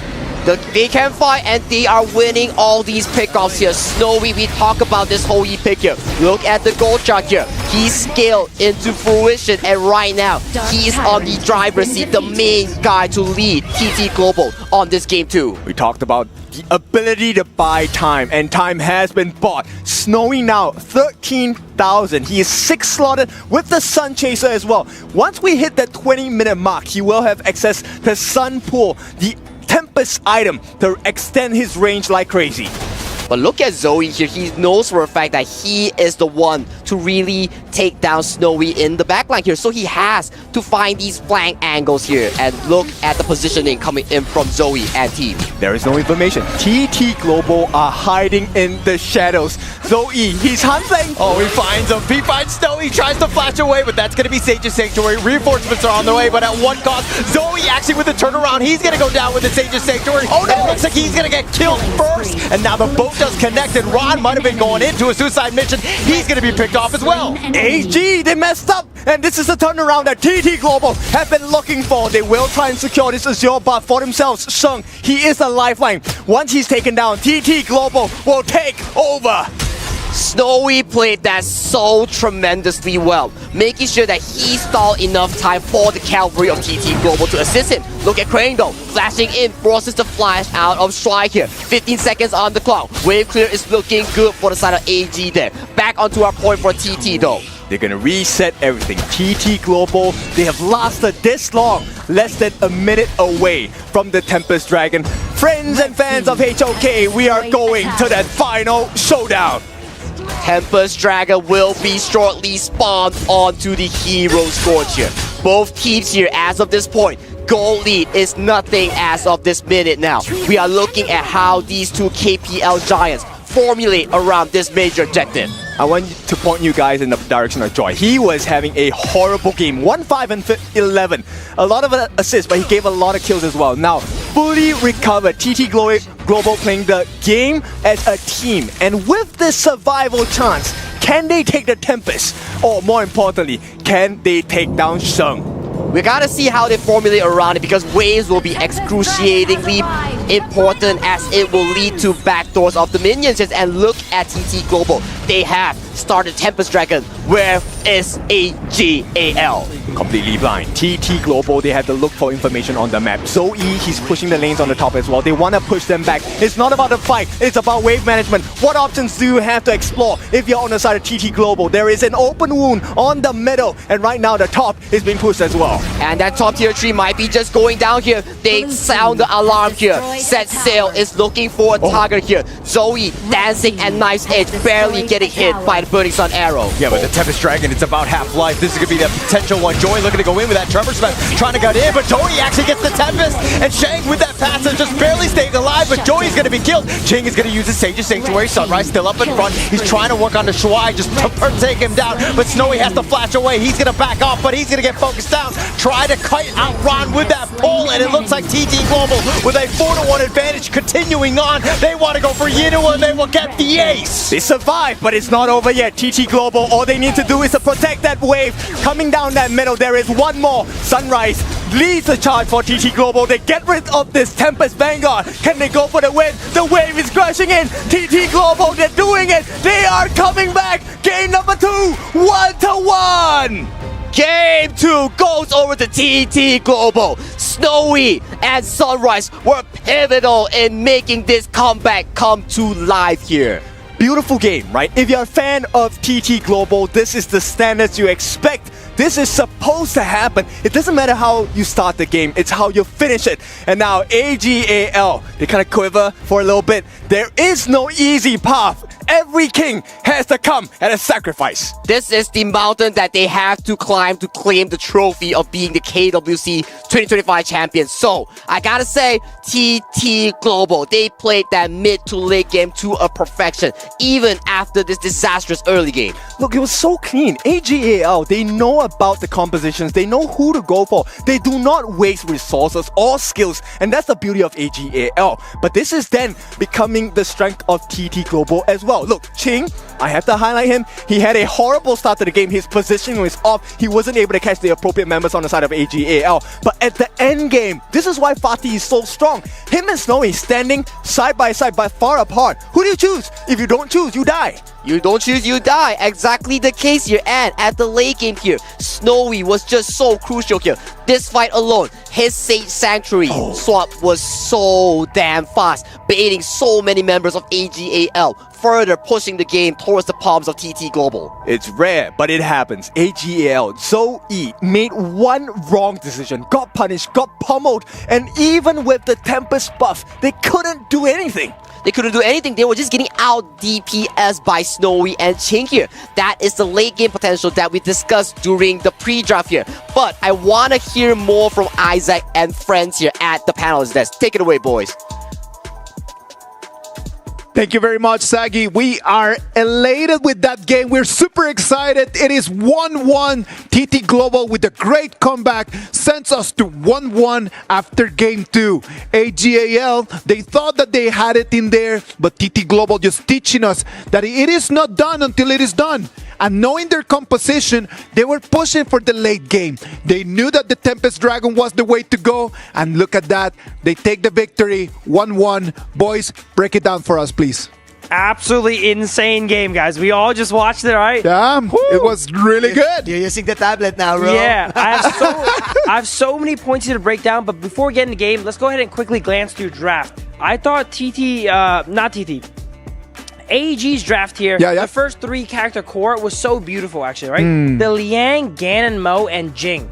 Yeah. The Liang pick here is so beautiful because it first enables the Ganon Mo. It holds down a target for him to one-shot, but it also removes the counter to Jing. It doesn't let the enemy hold down their Jing. I thought that was just poetry in draft. It was really good, right? Because as long as the coordination is there, then you have the burst damage and then you don't need to be thinking about that Hoi. The problem is that they never had an access to that Hoi. It was really difficult for them, right, Manjin? This is so fascinating because we were talking about actually the Hoi being a flavor pick of course, for all the marksmen here. Like it's either banned or it's pick, and it's second pick for the side of a TT Global. But the TT Global, they prioritize the Fatih because they want a strong Clash laner together with it. The answer for AG is they stole away the Gun and Mo for that combo. So you have a Liang and Gun and Mo, like what he said, you have your burst damage now. It was supposed to be TT Global's global threat game, but then again, AG, they answered with the steal, plus they answered with the Sanse. So it's time for AG to do the global threat and they can get kills and kills after kills. It was supposed to be TT, but no, TT shifted to the team fight type of comp. I love the way that you put it, Manjin, because it is just like a chess game. I make a move, you respond with a different one. I make another move, you respond and you try to force me into your game. It was very well orchestrated. I want to add to the draft that TT Global core strategy this game was unbreakable frontline. Yeah. You got a Hou Yi. You got a Lian Po, you got a Flowborn tank. Just sit in there. Obviously, Fatih, with many different interceptions that he can do, many teamfight, you notice there are a lot of baits for Liang's ultimate. Yes, exactly. Liang was ulting the Lian Po or ulting the Fatih, but they couldn't kill them. Right? Yeah. Somehow, you will always have the frontline who will survive because they're so tanky. Not to mention have to worry about the re-engage, a secondary engage, a third engage coming out from the entire side of TT Global. So the entire draft, initially I was like, oh, what is the strategy? What does it come here? There seems like more synergy from AG Global, but from AGAL. But TT Global strategy was just that we are unkillable. Of course, I'm telling you, at the end of the day, it all carried on the Snowy's back. Everything just came on the Snowy's back. He came in and he did that quadra kill. And that's going to be really beautiful. And because Snowy was untouchable, that's the reason why TT Global are able just to push the game and push and push and push. Because at the end of the day, it's not a matter about how fast you win it. It's a matter about just pushing the crystal at the last minute. Absolutely, and I cannot wait any longer. We gotta talk about Snowy's clutch there at the end. Go for it. Zoe set up really far into the enemy base there, right? Waited a long time just to go ahead and catch out the Hou-Yi. But when it caught him out, they did a quick Master Armor there. I don't know if they got it in-game, but I would consider that Master Armor. Sells on him, gets the Sanctuary, buys enough time for his team to huddle around and protect him, and turns a disastrous situation into a positive one. And it's very difficult for Hou-Yi to survive, right? Yeah. And then he knows that as long as he's just making that little move, he's just a little to the right, a little to the left, a little bit back, and you just keep dealing damage, he's always going to survive in there. You know what, Phil? The Master Armor you're talking about in the PKL, it's called buy and sell. That's really hard to do, especially for the hashtags slow hands like Dave here, right? Like it's hard to do the buy and sell, right? Anyways, no, come on, I'm gonna have to defend Dave on this one because I've seen Dave's fingers playing, and it's actually pretty I might clutch. have fat fingers, but it's not slow. Let me guarantee that part. For sure. Anyways, yeah, I kind of agree with Dave. Again, I've talked about how TT Global shifted their gears into a sustain type, protect Snowy in the late game. All they need to do was to be patient with everything that AG wants to land. Like, get all of those defensive items. We were talking about it. Like, that's a problem, I think, if you have a farm lane who relies too much on magic damage. Also, you have magic on the Gunmo, you have magic on the Aryan. What do you counter with it? Magic resistance. Succubus Cloak, easy, right? But it wasn't just that. Like I said, it's how tanky TT really is.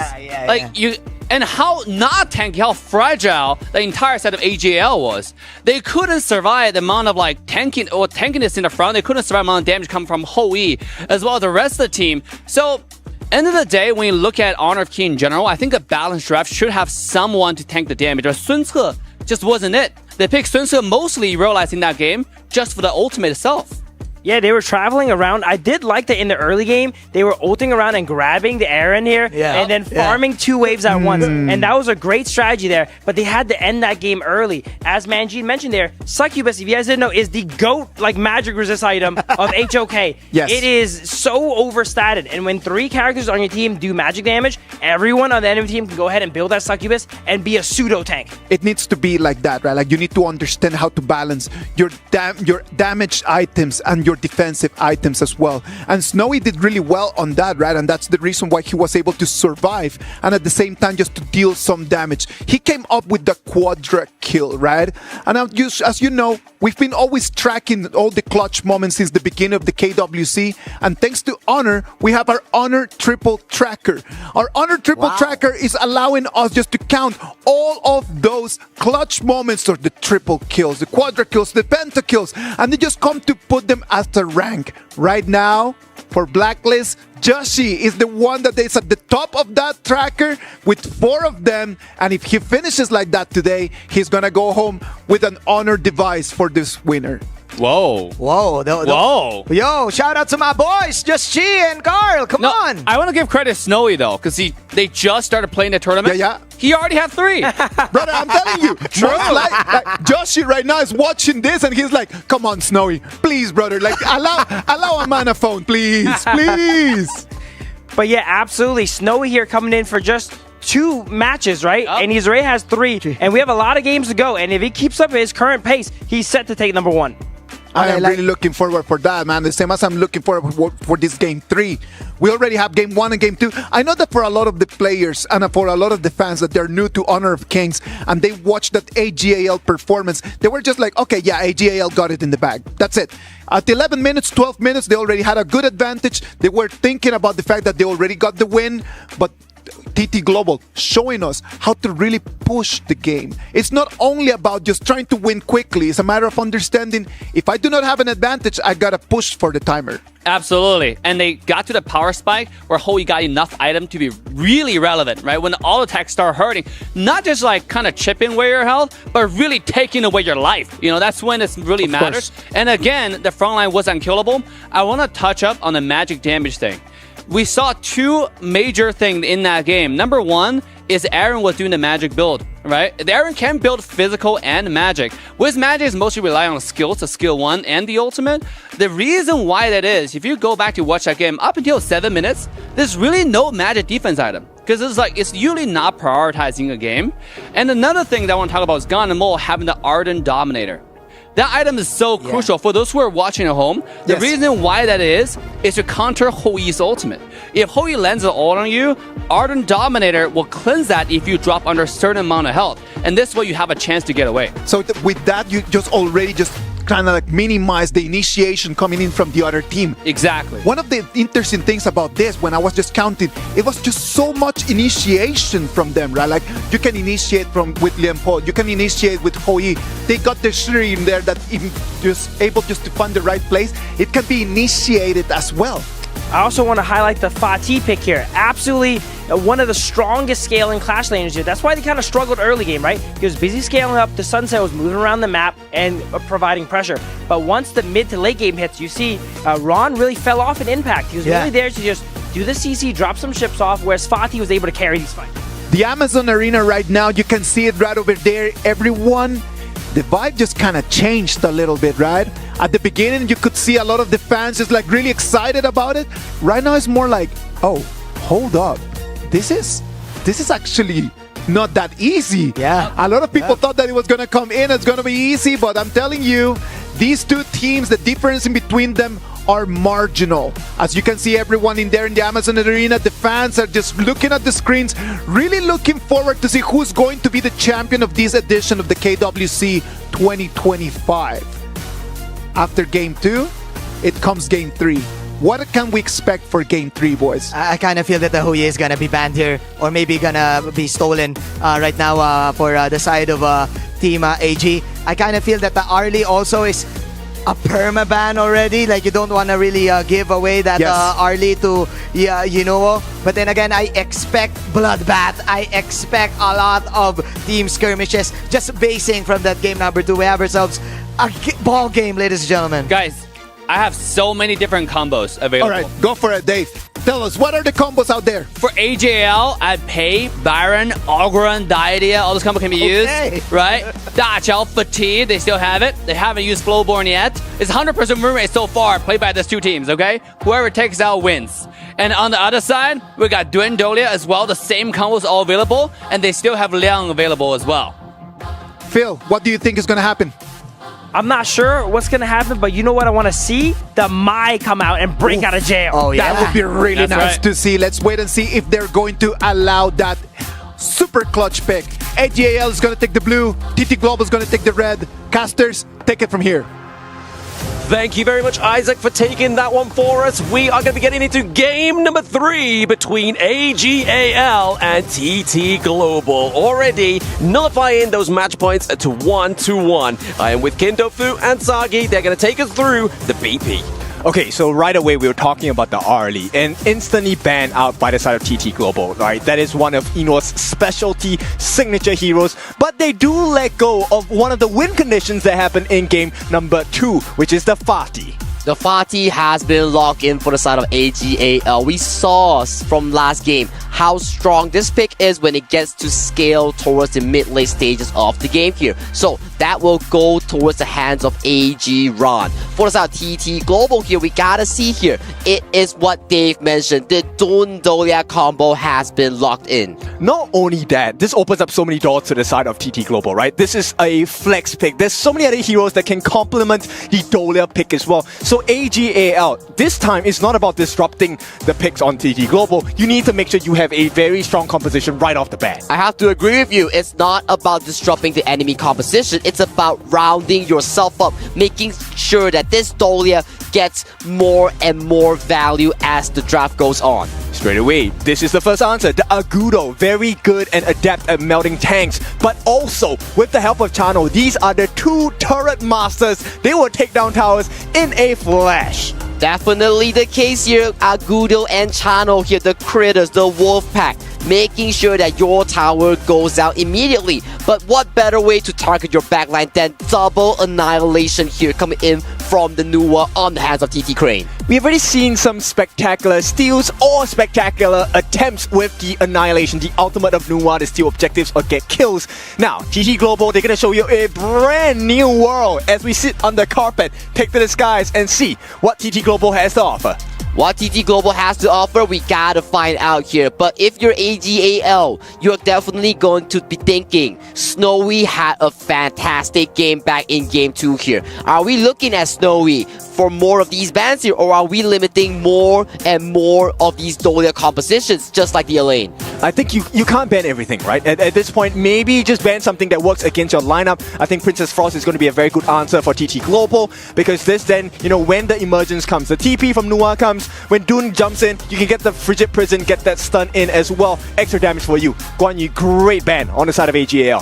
Very great ban. You want to be making sure that Yino on this late game carry channel gets more room to farm and play the game here. So banning out all these backline accesses coming in from AGAL makes sure that Yino, their star player, gets enough space. True. TT Global, they haven't picked up the Charlotte yet, which I think Ran has already showed us how powerful that composition is going to be. And TT Global, they want to go for, this is a core basic in professional gameplay. Protect your farm laner, he's going to deal the damage for you. And based on how Snowy was playing in game number 2, TT Global definitely can play this strategy. I have to agree with you, and we are looking at two very similar team compositions. You have the playmaking clash lanes, you have the jungle tank, and you have a late game marksman on both of these farm laners, being AGAL's Yino, TT Global Snowy here. It comes down to execution here. Who can make their farm lane play with lesser worry? And I'm going to tell you the difficulties that AGAL are facing now. They've already used Lady Chen. There is no combination against the Dun with the Lady Chen. No more freezes. So they have to pick something a little bit riskier. They need more dive. They say, okay, look, there is a preparation. We might have to play late game. Let me get the wave clear, faster rotation, Zhou in the mid, and going to be helped out by Dire Dia. But I want to point out one thing as well, Kin. Zhou, Channel, Agudo.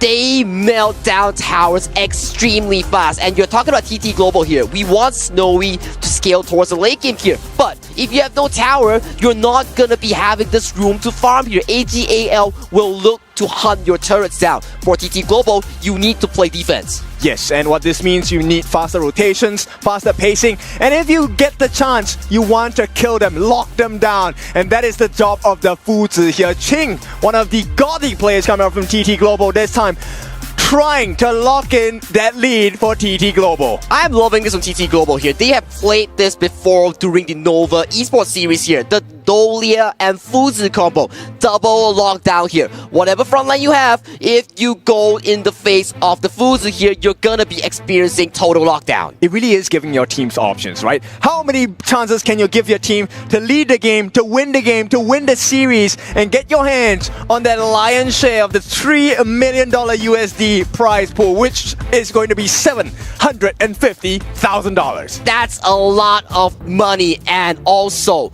the pride of being the best KPL teams, the best team in KWC 2025 is at stake at this series. We are almost ready to go into game number 3 here, Ken. I love this. We want the bragging rights for this game. And now, this is the time where both teams have the chance to move forward and stay ahead of the competition again.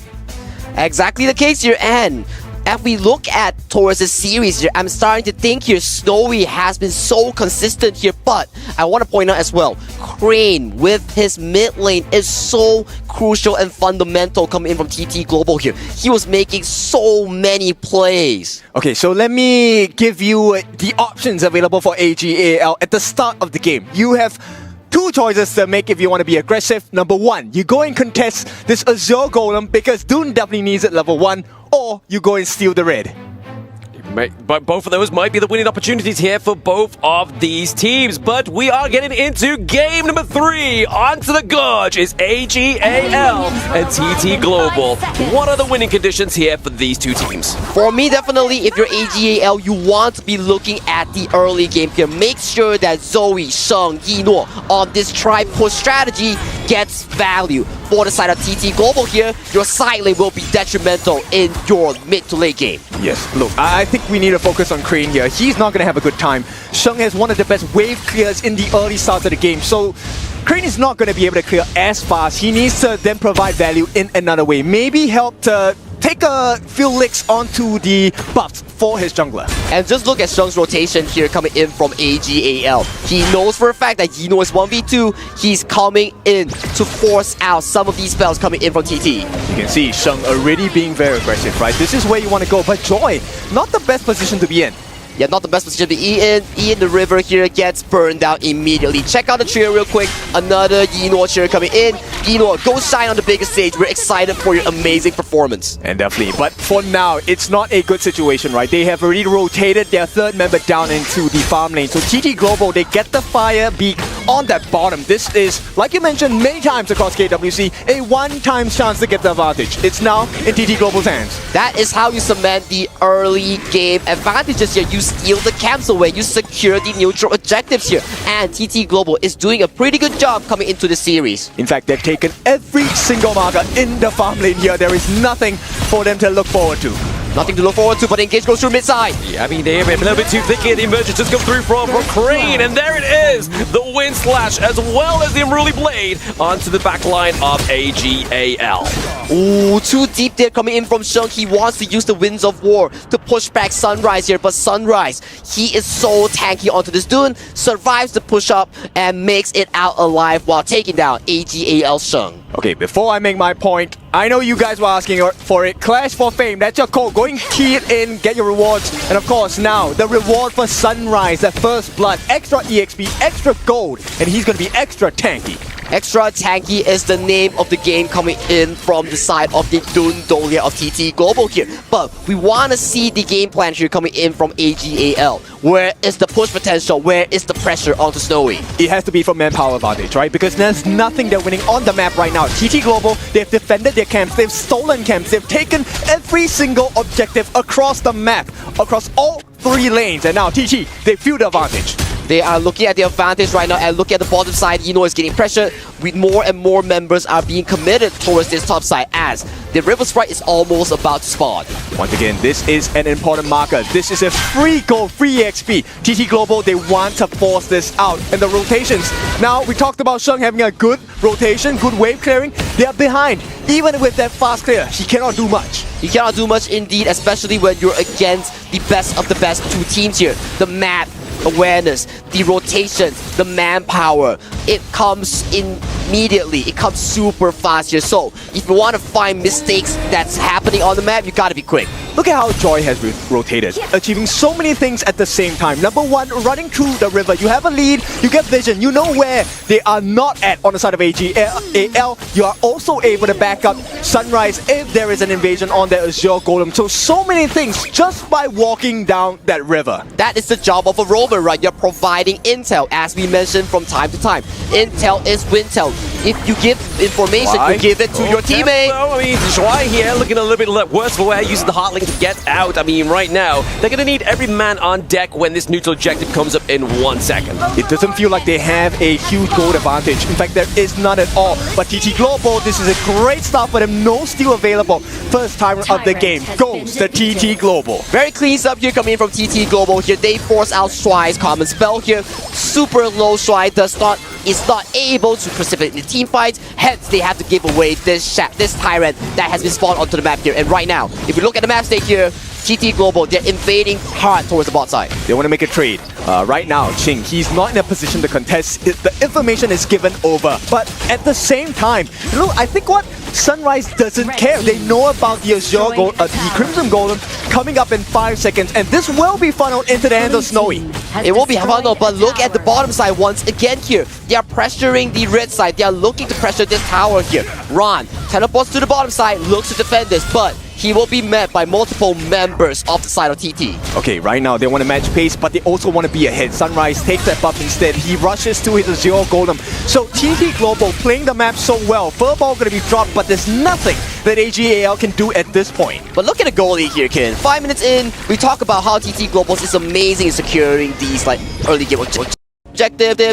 DAL is in the goal lead right now. I mean, that's how you keep on pace, right? Steal the camps, make sure you get a good fight as well. Right now, they're still poking and prodding. Oh, the Unruly Blade is going to be in. Obviously, the Celestial LED just used for the refresh here for now. Looking pretty low is going to be Zoe into the back of that T1. Team fights are looking pretty hairy. Sunrise is in the enemy jungle. Maybe looking to contest this. Azure Golem is going to be Sunrise. He's able to get it. He claims it for himself.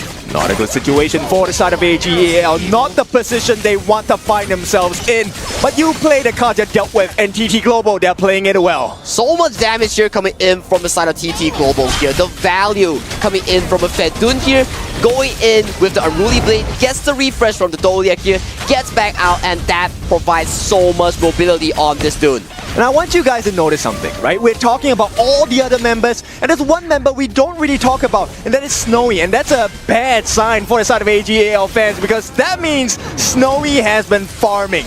And when you give him a lot of farm, and there's a big shield in front in the form of Sunrise and Ching, there is no escape.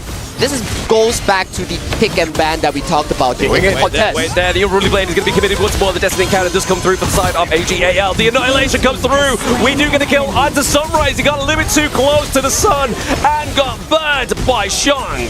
And this is where Shang provides so much value. The wave clear. If you stay and fight in the domains of AGAL, you will be burnt alive. And TT Global, they're kind of licking their wounds. They might have to give away this Azure Golem. Oh, the Azure Golem does get secured by Jordan. Not the best person you wanted to be here, but AGAL, with that one kill there, gets the bottom tower, gets back the control of the game here. We talked about this in the pick and bans here. If you're looking at the backline access here, Ron single-handedly zone out 3 members on the side of TT. At the same time, this is the turret push strat, right? You have the Agudo and Zoe. Oh my goodness, there's a lot of burst. You have Zoe, you have Shang, and they are target takers. Snowy over the wall gets the takedown onto Shang. We have the artillery coming through here as well. Maybe a bit of a dive here from Sunrise. Looking to try and contest that Azure Golem. We use the Unbridled Outburst to go in and just clear that team fight. So smart. Look, Joy had to protect the team by stealing that his own team's Azure Golem. So they made the call. We need a buff for the side of Sunrise. He needs the CDR. He needs the mana regeneration. And right now, TT under fire. Under fire indeed. Snowy's not looking too good here. He does get one head by in war. And then it is the Annihilation. It's on the backline. Crane just going to be used there to push away AGAL. I mean, imagine that Annihilation landed. That would have been clean. But it landed on no one, and AGAL comes up clean, gets the kill onto Snowy, who has expended his flash from the previous fight here. And right now, we look at the goalie here. It's looking dead even, but slightly towards advantage. Oh! Crane from downtown. The Annihilation is going to just get that pressure off to that mid lane. And right now, Ron may have to run at some point. This is a 2v1. Sages might be committed, and he gets taken out. This is not late game. You cannot get this kill. Shang, they get a consolation prize in the form of the Tyrant. It's not even a shadow version at this point. But TT Global, they're feeling strong. They see the advantage. Ching playing the split push as well. T1 in the mid, under fire. Way having to use the TP out of there, but that is going to be the Unruly Blade being committed as well. Can he get out? There's a lot of slow for Sunrise to be contested with. There it is. He gets out of jail free. So much damage coming in from Yino onto this channel here. He's slowly scaling towards this late game giant that AGAL need here. Game is dead even between both of these two teams here. And man, TT Global, they had an amazing 2 catches. Learn the tips. This is where you recover from the game. Do not force unnecessary team fights. Play the map, clear the waves, get the turrets. And right now, TT Global, they recovered. And with that growth, late game, TT Global going to be extremely scary with Snowy and Crane. And the first fighting point that we have to see, and we will be seeing, will be the Shadow Tyrant. That will be spawning in the less than 30 seconds here. Look at both teams here. They are looking to clear out these waves here. Have a neutral wave state to see who can get an advantage positioning on this team fight. Yep. AGAL, they want to realize the strength, their potential, taking turrets. But they're not allowed to because TT keeps poking and prodding. And Ching, late game, he is almost unkillable. They're going on him. Ooh, the flash, yeah, having to be used there by Ching. I mean, is there going to be a bit of a dive here? We see a bit of a pincer movement from the side of TT Global. But now they're just trying to position this Shadow Tyrant fight. Howl has been committed from the side of TT Global here. They're looking for a positioning coming in for this team fight. AGAL repositioning the wraparound. Look at Sunrise. He's face checking to Ron. Yeah, the Annihilation just come through. A bit of a bait and switch there for Crane on the side of TT Global, but still very aggressive with this team fight. A lot of flashes going on right now. Unless Sunrise or Ching falls, there is no way they win this fight against TT Global. And right now, they're already starting Sunrise. They're giving them options. They're giving choices. What do you want to do? Do you want a Tyrant or the kills? Yeah, there it is. Obviously, Furball being committed into the backline. Shui gets taken down. Sunrise cleaning up shop here. The sustain, but can Ron get access into the backline? He thought twice about that. He was going to go in, but he was like, if I go in, can I get out? He can't. Snowy has the Crimson Golem. And look, they make the call. They want to go for more. It's not about the Tyrant. It's about the map control. T1 in the mid. They've lost this. They need to restore control across the map. They need to restore control about the map here. And look at the side of TT Global here. They know for a fact that wow, another snipe here coming in. But man, TT Global doing such a good job here. AGAL, they want to sneak away this Shadow Overlord here, but the positioning coming in from Ching and Joy, just neutralizing that potential. The shovel is in the hands of TT Global. They're digging treasures across the map. A Tyrant, a kill and a Shang, everything going in the way of TT Global.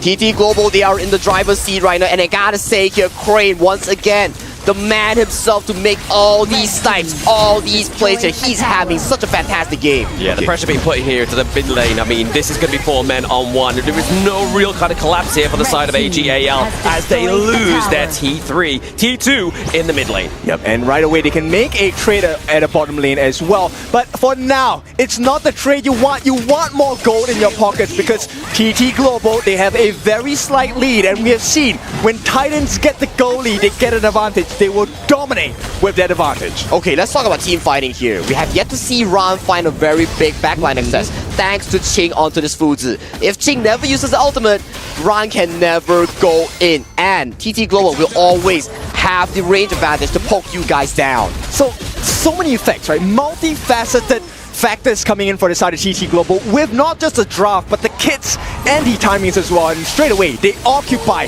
the territory of the jungle of AGAL. And they're working on that Overlord. They are indeed working with the Overlord. Primal Bond is up. Shadow Tyrant is over. No more debuffs here. And TT makes light work of this Shadow Overlord here. If you're AGAL, you gotta formulate a game plan as they're looking for this push. Maybe this team fight here could be the potential. I mean, obviously baiting out the emergence. This could be the Sage Spike being committed early with the Destiny counter already used into the team fight. Ron! Shrag goes down, but into the backline. Ron gets the access that he needs onto Crane with a takedown. Sunrise as well.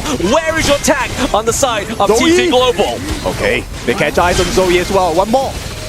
Link does being used in here as well. Inuo looking pretty low. He has to flash over the wall for now. I mean, there it is. Zoe overextending. Snowy gets the takedown. And look at this Fuzi pick providing so much value there. The intuition, the spell 2, damage reduction, tanking so much damage from the side of AGAL. Look at this replay there as we break it down. TT procs the Howl, looks for the engage here, gets the engage onto the members of AGAL. But the healing coming in from Strike is just too major. Ron looking for that 2-man backline access. In live though, I mean, we've lost 2 lives already, 2 for 1 trade from the side of TT Global as they're trying to get that T3 in that bot side of the map. These Vanguards are doing the work. We just need to make sure that Ron is putting the pressure on. It's a double whammy. Inuo gets taken down, right? They did trade the life with Joy, but who cares? Not that his life is not important, but Joy at this point, his value here is providing space for the team. Let's take a look at how that fight went down.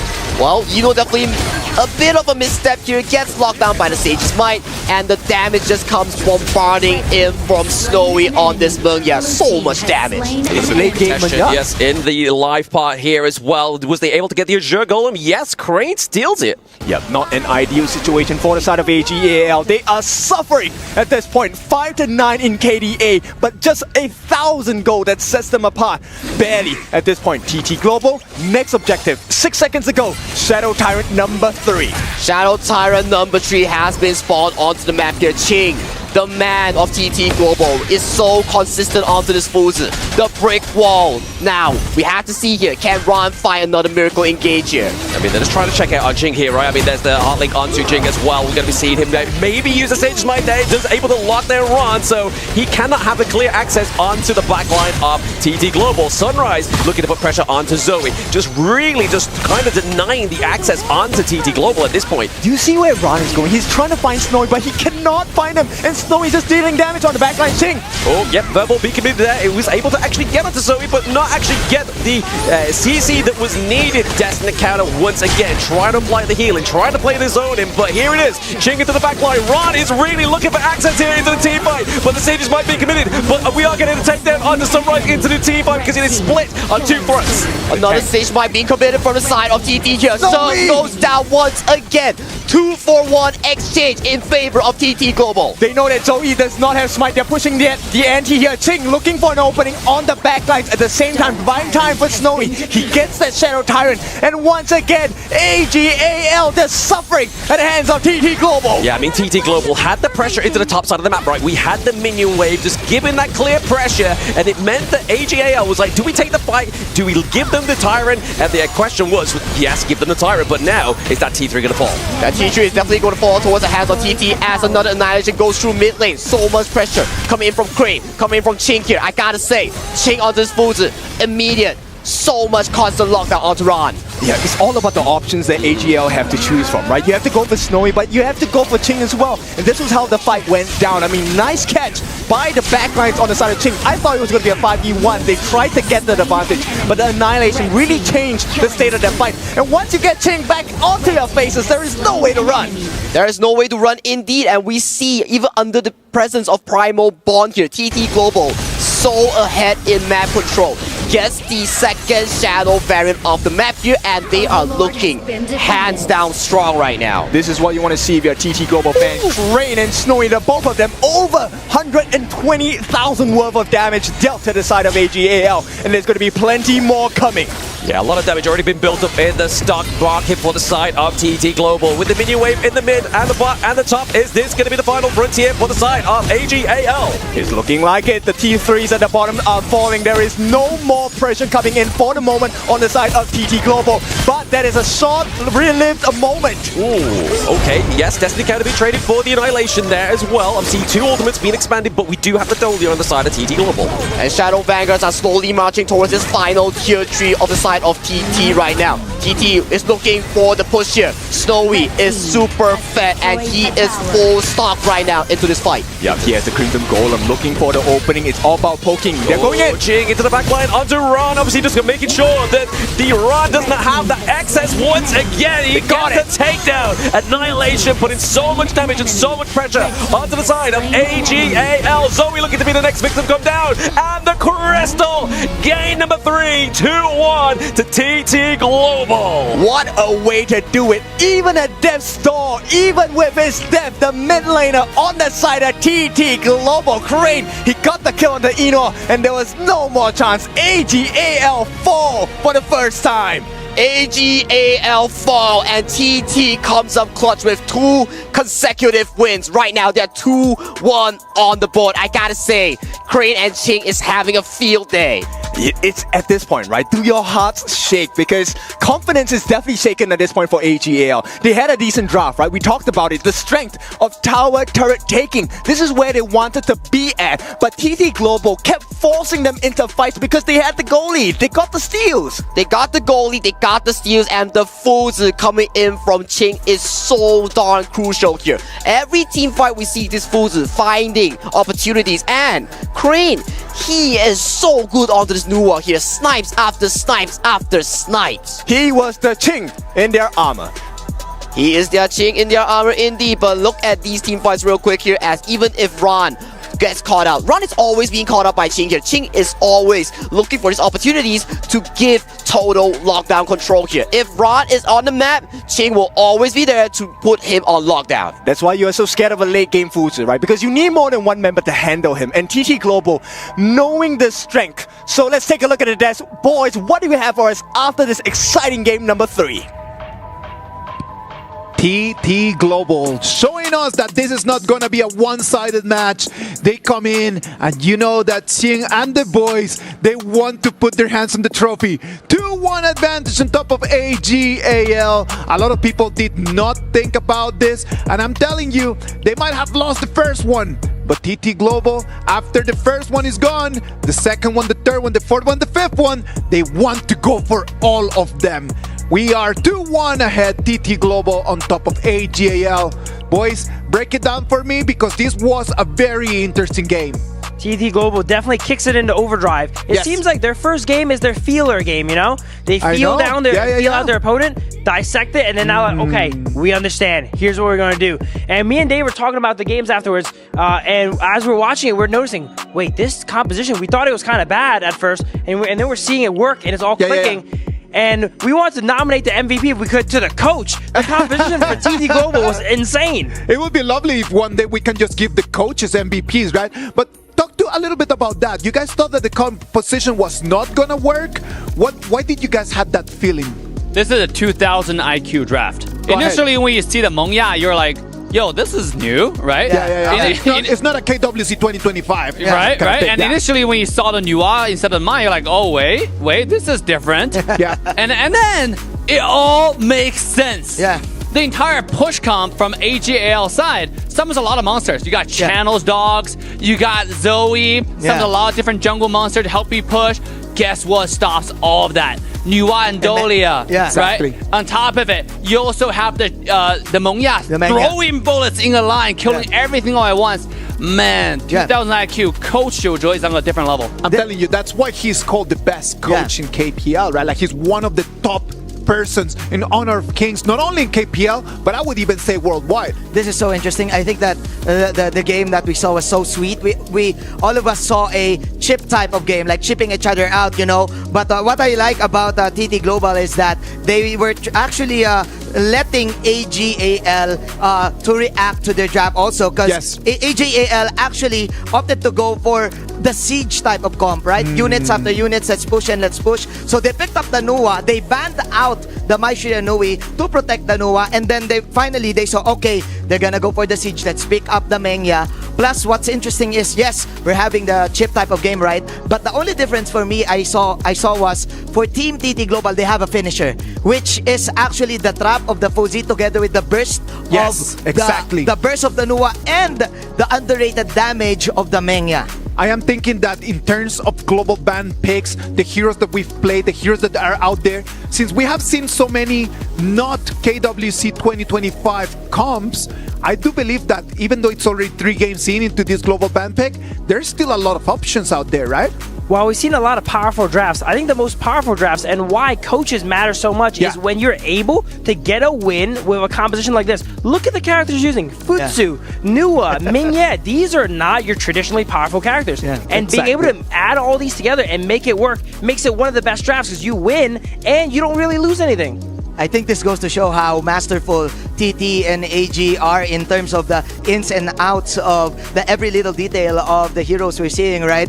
For example, who would have thought that we're gonna see the Fuzi as the last pick? We were like, Fuzi, but you have so many units. You were like, how can you actually trap someone? But okay, it is for the Nua and it is for the Mengya. And plus, you can actually reset the ultimate of the Mengya too.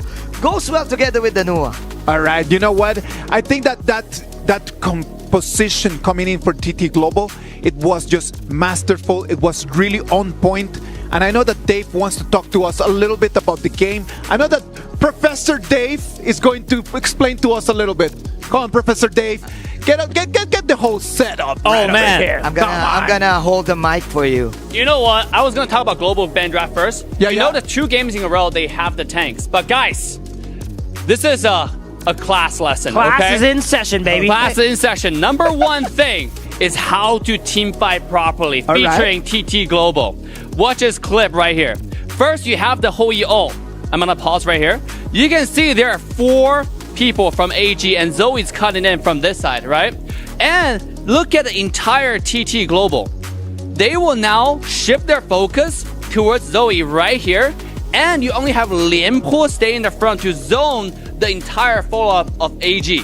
Yes. And this is how they're able to turn this fight around after Hou-Yi was trying to flank the backline. Look at this immediate focus onto Zoe when Zoe coming in, right? Zoe got killed, and rather than Zoe get killed, look at Lianpo right here. He's now in 1 versus 3, knocking them up, intercepting the follow-up that AG will usually do, and then he gets away! I know that Joy had a very tough game in there, but the way that he jumped in that one and goes out, amazing. How does he get away, right? And then, you see, this type of like master play is not just like by one team. Let's look at another team fight, and let's see if I can open this clip. You got this, Professor. Yeah, it seems like we might be waiting for the clip just slightly, but yeah, I think that should be enough for now. Yeah, when you're team fighting, when you're learning, it's very, very important to understand how to focus on one target at a time. And it's such a clean execution from TT Global side. When you have the front line, and this is what I was talking about regarding the draft, you need to have some sort of front line in the current Honored King meta. Yes. And we have something like Lianpo that's untargetable. Uninterrupted when he's ulting. When you have something like Duen who can soak insane amount of damage. Last game you saw the stats. He was soaking 36%. He was unkillable. Yeah, that's why every single trade, you feel like entire AGAL was just focusing on Duen, still fighting him, while the backline, their entire flank is already gone. I think that is just the positioning, right? Like I think that TT Global has done so well in terms of positioning before the fight starts, just allowing Snowy just to get amazing positions in there, no? As a tank player, I really respect that play from Lianpo there. Of course. Being able to go in, land a 3-man Tremor Smash, and as you guys say, get out. Even if he died in that play, it would have been okay. Yeah, of course. He made space for his team, you know? But the fact that he can do all that, distract 3 people, and get out and churn a lost fight is just amazing. It is just the difference between the people who are really good at Honor of Kings and the professionals that are at the top of the game. That's for sure that there is a gap in between them. This is so good. I kind of feel like Team TT Global got the power spike in advance. Right after that, around 7 minutes, well, Snowy got ahead and managed to pick off a mispositions Zhou on around in the middle part. That's why he immediately got like extra damage out there, like extra Shadow Reaper to defend every push that is Team AG is doing. Team AG, the pressure was on Ran actually to get a flank. It's so hard to do with all of these tanks around, and it was easier for the Fuzi. The Fuzi can just target easily, get one in the box, and then Nua will just do all of it. Yeah. I do believe that Clash Laners fight in there, that 1v1s, it was critical for TT Global to be able to take the win in there, right? Absolutely. The Futsu, we saw at the end of the game, didn't do much damage. But I don't want to call it a support Futsu, but he was mainly there just to trap people with that ultimate. I agree. Yeah. And the Dolia was important because if the enemies want to stay far away, okay, we're going to go ahead and reset that Annihilation and poke you from afar. But if you want to get up in our face, we have the Futsu being able to trap you guys 2 times. It's actually a beautiful draft. Beautiful draft. Beautiful, amazing Amazon Arena right over there. Look at that. The screens, the lights, everything. Ooh. I'm telling you, it's been by far one of the most beautiful stages that we have had in such a long time. When you come over here to Riyadh, Saudi Arabia, and you see the quality of the stage, it is a top level. My favorite thing about the stage here is when you actually watch the games go on, and that middle screen there shows the game, the sides show both teams and their picks, and a live real-time counter of the gold, the kills, the assists. And whenever one player gets a double kill and one player... the animations, right? Yeah, it pops up. But the best part was, I think yesterday, there's a fight where both players got like a triple kill or a double kill, and then both sides, the players pop up on each individual screen. It's amazing. It is lovely. I hope that everyone at home can have a chance to come in here and watch the games with us. Let's jump into game 4. TT Global is gonna be taking the blue. AGAL is gonna take the red. Casters, come on, let's go. Thank you so much, Isaac. TT Global up 2-1 over AGAL, who had taken the first game, but somehow TT Global took it a little personally. They bounced back with 2. Kindofu, your thoughts? What does TT Global need to do better here? I think they just need to be a little bit more careful in terms of positioning. I mean, okay, look, they have been really great. The 2 players, Ching as well as Snowy, playing in good synergy to be able to split the team fight for AGAL, give them too many choices to choose from. But it has not been clean. TT Global, I think they can be even cleaner because I voted for them to win. I want TT Global to win. All right, your bias is showing a little bit, unfortunately. But I think Hisaki was also thinking that, like, you know, AGAL, very strong team. What does this team need to do to really bounce back? Because it seems like TT Global have their number with this whole map control. We gotta see what they're gonna be planning on their draft right now. Yino is definitely not having a very comfortable environment to be really carrying the team. As we mentioned, we want to see more and more tempo here. And what's a better way than doing that is on the hands of Zoe. His pay is just insane. Okay, I instantly regret my decision to say bite me because Pei is now on the board for the side of AGAL. A very striking start here with the Byron. This clash lane on the side, Ching is not gonna have a good time.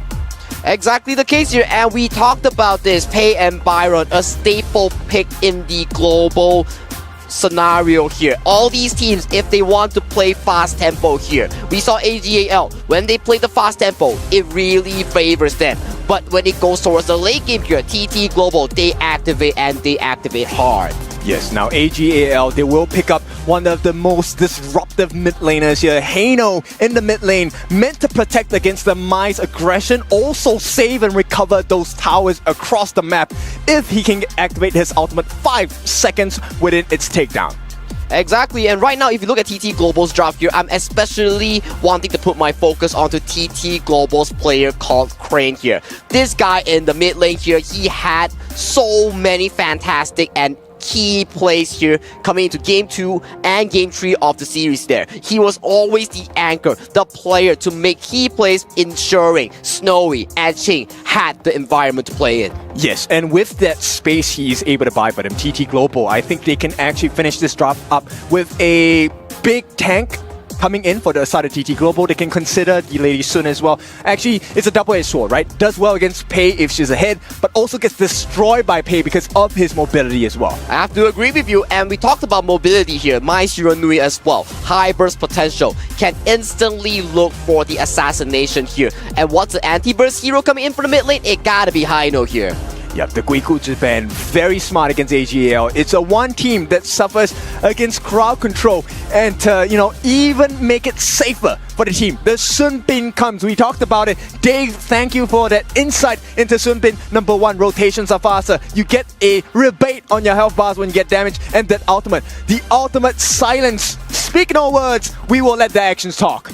We will let the action talk. And one more point that we can add on to Sun Bin here. If you time your spell to time flux correctly, you refund HP back to your teammates here. It is a very good anti-burst mechanic here. And also, key point here, Sun Bin's rewind is not affected by heal reduction like the Venomous Staff. Yes, this is a very important marker here, which means Sheng is going to be a player of choice. AGAL, their win heavily depends on the success of this Hano. And what does Hano hate? He hates a burst, and that's exactly what TT Global offer. Number 1, that lockdown by Diadea, no skills to use, and so yeah, big burst. And you want to see something interesting? AGAL's team composition. They are running it back. They are making a double side lane team composition here. I am looking who gets the Byron, who gets the Baiti here, because man, it's been a while since we've seen this composition. Look at Eno Small. You know for a fact that he is going to get the Baiti on his hands. And that's going to be a very difficult lane because he's aided by the Sun Bin.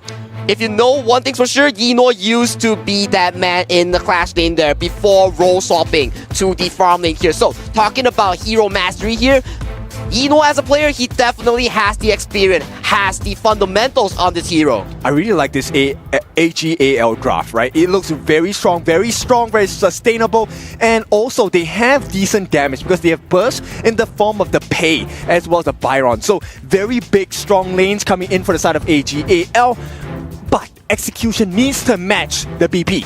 It has to match the BP. It's not an easy hero to pull off, let alone an easy draft here. I believe that is our first Baiti of this KWC 2025 tournament here. I gotta see how one of the best KPL teams, AGAL, pull it off here because it is not going to be an easy feat. We are in for such a treat to see this sort of lineup. The Baichi being pulled out by Yinuo of all people, and to pull it out on a game 4. This is going to be pivotal. You lose this game, you are going to be down 1-3. You're going to be in a world of hurts. Yes, it's going to be series point for the side of TT Global if they can take this win. But AG, this is one of the biggest lineups you will see. I'm not sure how you're supposed to break through. There is no chink in the armor here. Yeah, Grand Finals Game 4. I would say that this has got to be a must-win for AGAL. Do they have the draft? Is this going to be good enough to really strike back into TT Global? I don't know, but the audience, 现场的观众们，声音借我一点好吗？ Wish your best team luck, TT Global, AGAL, let's go! Let's go! Game number 4. This one decides the destiny. You can carve your way towards the trophy of being a king. You gotta be a king, and as you mentioned here, Yino gets the head onto the Baichi here, but an engage goes through. They find Shang. He's in a world of hurt right now, in a bad spot. He's gonna give up first blood to Crane. And that's not the only painful experience. They also give away the Azure Golem. This is TT Global Sunrise's dream here. But AG relying onto this pace mobility here, they get a train across the map, making sure that they lose as minimal as possible. I gotta give props to Joy here. He was the one who found and punished Shang heavily. They knew that they will have their jungle side cleared on the right-hand side, so they actually make the call on the side of AGAL. Let's follow up as well. Now, he should be able to do well in this lane for now. It's really just about sustaining. Stay safe. Staying safe, sustaining. Once you hit that 4-minute mark onto this hero here, you're definitely gonna be online. But look at the cheer here coming in from Jiang Beibei. 青青加油 ，TTG 加油，一路来不容易，希望你们发挥满载而归。 Oh, beautiful. Give it your all. I know it has been a tough road, and truly it has been. TT Global, a team that has gone through the lower brackets in order to beat, 4 teams in a row, 4 series in a row to reach this place as #1 from ACL. And for now, they are leading the charge with a 2-1 lead against AGAL. It is not an easy feat. It is definitely not easy because you are against AGAL, one of the most prestigious organizations out there in the honor of King's World. And looking at this mid-rotation here, Ching Ching looks to help this clean this lane, and he makes his way back to the clash lane. This game really is about Sheng, man. If Sheng has a successful game, hang on. Has to just dash away. Flash that is. He's going to be chased down, and Snowy gets the snipe out. Everything going wrong once again for the side of AGAL. TT Global hitting the box. Oh, Ron is going to get gone on as well. The rotation from Crane. He's been an all-star this series. Ooh, TT Global left, right, top, bottom, plays across the map. Check out the replay of what happened here. It engaged with Ching, getting the lockdown here. Immediate CC Ching. No room for a flash here coming in from Ron. And look at the timing of this, right? In Chinese, we call it 五马分尸. You are pulled apart by 5 different horses in 5 different directions. And it is a painful experience because that kill came right after Eno fell. Right after Eno fell and the waves are sacrificed towards the tower here, they suffer a very big gold gap, a 1,000 gold gap. This is not usual for AGAL. Not usual at all. TT Global, they are facing a power spike and they're showing that they are here to contest at KWC 2025. Nice little knock-up onto Shang here. He's going to have to just use his Fate Rewind. He will unwind and take away all of that damage. But let's talk a little bit about Zoe here. He's that pay. He's got that fast-paced timer in terms of just farming, but he's kind of falling behind in the sense of the overall team. Well, I gotta say, if he falls behind, that's gonna be a big trouble coming in from AGAL. They need this pay to be the secondary marksman here, but looking towards the farm lane, looking towards the clash lane right now, Zoe is making sure that he gets as much gold as possible as Sheng gets engaged on. Engine right on point. They find Shang, they have the knock-up, but he's not able to survive. He's gonna go down. It's all about the timing at this point, and this could be TT Global's time. They know that Sheng doesn't have the ultimate, and what a time to get it as well. The first tyrant of the game goes to TT Global. I mean, they knew the ult was on cooldown, and they went directly on him. They ensured that they got those knockups, and they got the stuns right onto Sheng, and they've turned it into the first tyrant of the game. Perfect execution here coming in from Crane. We gave him so much praise, and look at this bot side as a potential fight might break out, but Shuai really gets caught out. Oh, they find Shuai. They do have the connection. Crane making moves across the map. Another knockup, another kill. And a great trade. They get the Zero Golem. What do they have to trade for? The T1 on the top. Does TT Global care? They do not. They also take their own Zero Golem. Exactly. That is the only job they need to care about, because if they do not get a lead with the double fighter, double tag team composition, you're going to be falling much more behind here. Gold League is similar in both team comps, but Eno is getting further and further behind. And also, Crane is getting further and further in front, right? Success begets success. Crane now already has the insatiable tome. That is the full core lifesteal item. They find Eno. They're looking to pull him back. He's going to actually dash forward. Zoe wants to go aggressive, but Crane has to get back with that Heart Link, and it looks like TT Global, again, avert all this. There's not enough damage. They're too far behind. 2,000 at the peak of tournament in HOK is a big marker of difference. And AGAL once again find themselves trailing. We have to see if AGAL Zoe can find more resources here. They need to make sure that this page get more gold and get more of these items here. But TT Global are not allowing it to happen. But how are you able to get all that farm? Your Crimson Golem is going to be contested. Everything that you move or you do around the jungle is going to be very uncomfortable. Very uncomfortable. They want to force the skills out, right? This is why TT Global, they're not really exactly pushing too much. They want to force these common spells out, the flashes, the ultimates, but it's not working. They find him. They get the little taunt onto Joy, who Heartlinks back to safety, but AGAL not able to find the pickup. They're going to have to retreat yet again. But still, one thing's for sure, AGAL team composition, the double fighter with a pay, it activates extremely well towards mid game here. But if TT Global can really expand this lead, this team composition coming in from AGAL is just gonna be outscaled. It is very difficult because at the late game, AGAL, they also have some late game compositions, right? It's gonna be very hard to kill Inoue. But at the late game, they have an answer. They have Snowy. Nobody wins a late game Shouyue. Exactly the case here. Shouyue has one of the best late game coming in honor of Kings here. Once he hits that Daybreaker, he's gonna be hitting hard, but then Cage goes in. Looking to go in for that one. Not able to get the charge, not able to get the connection or the hook back. Crane is on the run, and they're looking to turn this. Joy, that is. He tried to go in and just slow everybody down, but he sacrifices his own life away. All right, that's a present for the side of AGAL. They recover 1 kill. They have a score on the board, but they find Shuai and they have the connection. Crane with that damage, but now it looks like he's going to turn. They've got even more. Shake is not able to fate rewind, not able to go 88 miles an hour fast enough. I mean, that's why you want him to tank. That's why Sheng needs a good game, but he's having the absolute banter taken out of it. Yeah, Inoue is going to just get the taunt onto Sunrise. Yes, he's the tanky boy, but Inoue looking to take more of that damage, and Sunrise makes him pay, and they get a double kill going the way of Sunrise. That's why they're called TT Global. Global damage, and Snowy, he is online, level 10, 7.5 minutes in the T1, wide open for the taking. Jungle also open for exploration. TT Global is online as they are looking at the series point here. They are looking extremely well for 5,000 gold lead as they knock onto the second tower. Sheng cannot save this. He does not have his ultimate. He's taking too much damage, and once again, Azure Golem, a present from the future for the side of TT Global. 8 minutes in, we have another Tyrant for the taking. We are talking about the mid-game here being more rewarding for AGAL, but look at how proactive Ching with these engages here. And even if you get a kill back, it doesn't matter, because the Mai Shiranui, the team composition is just so good coming in for the side of TT. They're getting kills after kills after kills because Eno and Ron are not getting the resources. Look at the timing of when they engage for fights. TT Global, they're fighting every single time. Sheng does not have flash. Shuai does not have ulti. He does not have heals. Everything in accordance to advantage to TT Global, they then strike. And AGL have been caught multiple times. Total 9 kills, but about 4 incidents throughout this 9-minute mark. And that's the danger of KPL teams, that they always know when you do not have the flash. They know your exact buff timers. That's why they get to pick the team fights when they are ahead. But do they know how much money I have in my wallet right now?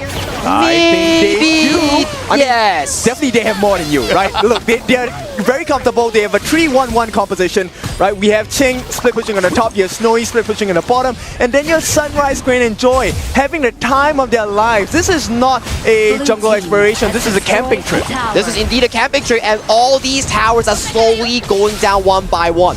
Not even till the shadow variant spawn yet, guys. 30 seconds on the clock here. If TT finds more of these resources, I gotta tell you, it's looking bad for AGL. They want to look for that entry point, but they're not going to find anything. They take it away yet again. The Furball's going to chase them away. The dash away from Ching. He stays alive. And again, they're not able to take anything. But Yunu are looking to go in, find Sunrise, but there's no actual damage to take him down. He gets back. Yep, and this fight is without Snowy. Snowy was waiting on the backlines. He did not even lay a single bullet yet. And still, AGL are in danger right now. Sheng might be in trouble. Oh, they're looking to turn the fate rewind. Not enough. Sheng is going to be killed. And they're going to take Yunu as well. And TT Global baited him out. Gets 2 kills. Man, I gotta tell you one thing for sure, AGAL, you're not scaling because TT Global, they are scaling so hard and you do not have the damage to take down any members on the side of TT. Lightning fast, and the timing is in perfection for the side of TT Global. The base is wide open. Oh, they find him, and Crane just goes right in and instantly deletes Ron. TT Global taking out the mid T3. They want more. They're going to go on to Shuai. They're going to take him down as well, but here come reinforcements. Zoe and Shang are now here. They're going to slow siege. Snowy's still up in front with that damage. Very scary on that front line. Until Sheng can land his Scepter of Fate, there is no way Snowy's going back for now. They know, let's not put too much pressure, take too much risk. They take the Crimson Golem and they go for the Shadow Overlord. They are so ahead, they can do anything they want because Zoe, as of this point, he does not have enough gold to out-damage Snowy. He does not have enough damage to take down all these pseudo tanks here. Coming in from Ching, coming in from Sunrise here. TT are in absolute control. TT Global, for now, very strong. They have the lead, they have the map control. This setup by the side of Crane, he is insane today. And what a time to hit this monster strength. He is locked in and he is in flow right now. He is doing so much for the side of TT Global.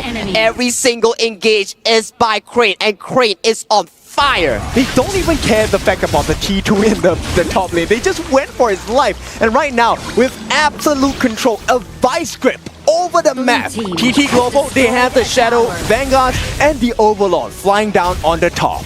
Only time is the essence right now for the side of TT Global here. AGAL, they are running empty on this time because looking at the current map state right now, they are no longer in control.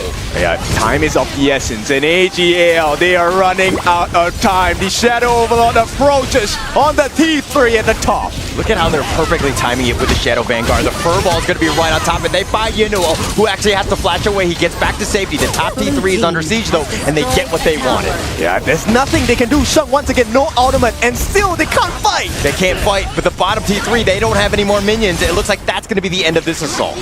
Oh my goodness, TT Global 10,000 gold lead against AGAL at 12 minutes right now. One more Overlord matches down the bottom side as they look for a potential siege. Yeah, TT Global, do you believe in this victory? This is series point if they win. TT Global, the map is theirs to conquer. They have conquered most of it, but the crystal is that final reward that you want. I love the fact that TT Global are playing so patiently, not looking to rush this. They understand the game situation where they have so much control. They're up about 10k at this point, and it looks like AGAL can't even get their own Azure Golem here. But Joy up in front, just pushing them away. AGAL running scared. For me, right now, TT Global, there is no rush. You have the scaling advantage, you have the Shouyue. You have all these tools to really close out the game. What do you have to do? Wait for the Shadow Tyrant, wait for the Shadow Overlord. Just look at Snowy right now, 11,000 gold, almost full build. You want to defuse the situation, but it's not happening. TT Global, they have hit their timings, and what a way to do it. 13 to 2 kills in this game. A lot of people were commenting, where are the kills? Here are the kills, 13 to the side of TT Global. And 6-0 and 5 on that Maestro Nui. Crane has set up all these plays here. Ardent Dominator as well has been picked up by the Maestro Nui here.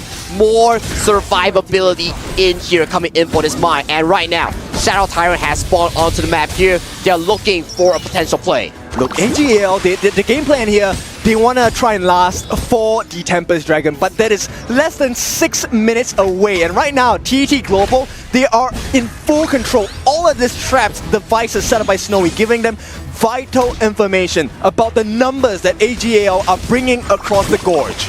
Bringing across the gorge, and look at them right now, securing the Shadow Tyrant. What's the next plan here? Look for an engage, or they can play the safe path, get another Overlord, and slowly pace towards the end game. Because what can AGAL do? They are already outskilled. They have no space for Zoe to do damage, because you are getting out damaged by Snowy as he is full slotted right now. And this is the risk that they took with the draft, right? You need control, you need to survive the damage, but with the help of Crane, with the help of Sunrise and Snowy, these 3 burst heroes, how are you supposed to deal with it? Zoe, if he dies here, the game is over. They have no burst damage. I have to agree with you, so we have to see AGAL, the final defense here coming in from this potential final setup coming in from TT, because they have to find that one golden opportunity if they need to. And here we go, tournament alive on the line. AGAL looking for scraps, not finding anything across the gorge. Here's the wild growth. It's going to start with the initiation, just pushing them back more than anything else. They really want this bottom T3. Sheng is about half life. They need to be careful. Sunrise gets knocked back. It looks like they're going to continue on. Ching is doing a little bit more, and they've got the pushback. Crane looking to go in, but Ron with that force field suppression, keeping himself alive. He's going to go back into the fountain. But now with this crystal and those minions that have been pushed, it looks like TT Global not able to find anything else. But still, the map state looks extremely good coming in from TT Global as the Overlord and the heals are coming in. This may potentially be the final push here. They're looking to go. Sunrise still up there. Ron actually looking to go for Crane, but Crane is all the way in the back, just baiting them out. Yinuo getting solo. He gets picked off. Snowy with that damage is starting to make it work. Okay, Sheng was the lifeline. This is exactly what the composition was drafted for. Sheng is meant to be the damage dealer over time. You can't burst them down. The longer the fight goes, the more strength and the more strength AG has, right? They will swing that fight over. But they only lost Sunrise until they get they're going in, they get the pullback, they find Shuai, but they don't have the damage, and they need to back off yet again. AGAL dodge a bullet. Oh man, it's so close coming in from both of these two teams here, just like Kin said. Sheng onto this high note has been the lifeline of the side of AGAL. If he gets to stack all these scepters onto the members of TT, that may be a game-winning opportunity for AGAL. It's all about the timing of the setup, right? Take a look, the flash committed by Ron, he wanted to force Crane out because he is the only member that's capable to catch multiple people on the backlines besides Ching. Now, with Sunrise dead, you then realize, hey, we don't exactly have the tankiness. Snowy is now in danger. So on the side of TT Global, they cannot allow Sunrise to die like that. And at the same time, it is all about the timing of Snowy. Yeah, that was actually a perfect disengage. I mean, you just keep yourself alive. You can fight another day. It's a great situation for TT Global at this point as they look to push at this point. But AGAL is holding the fort extremely well right now. 17 minutes onto the clock right here. The Haino is getting more and more stronger as the time is progressing onto the clock right here. 30 seconds onto the Tyrant here. What is the TT Global call here? I think they have to try and rush this, but at the same time, you can't be impatient, right? I think AGAL, they will be successful in holding on to the Tempest Dragon, but they will have to trade out the Shadow Tyrant for this particular survivability. That is definitely the case here, and I have to agree with you, but if you have to take a look at AGAL, the game plan is awfully familiar here. As long as Sheng doesn't get one-shotted, there is always a breath of life from AGAL, because this high note is the key difference maker coming in from AGAL.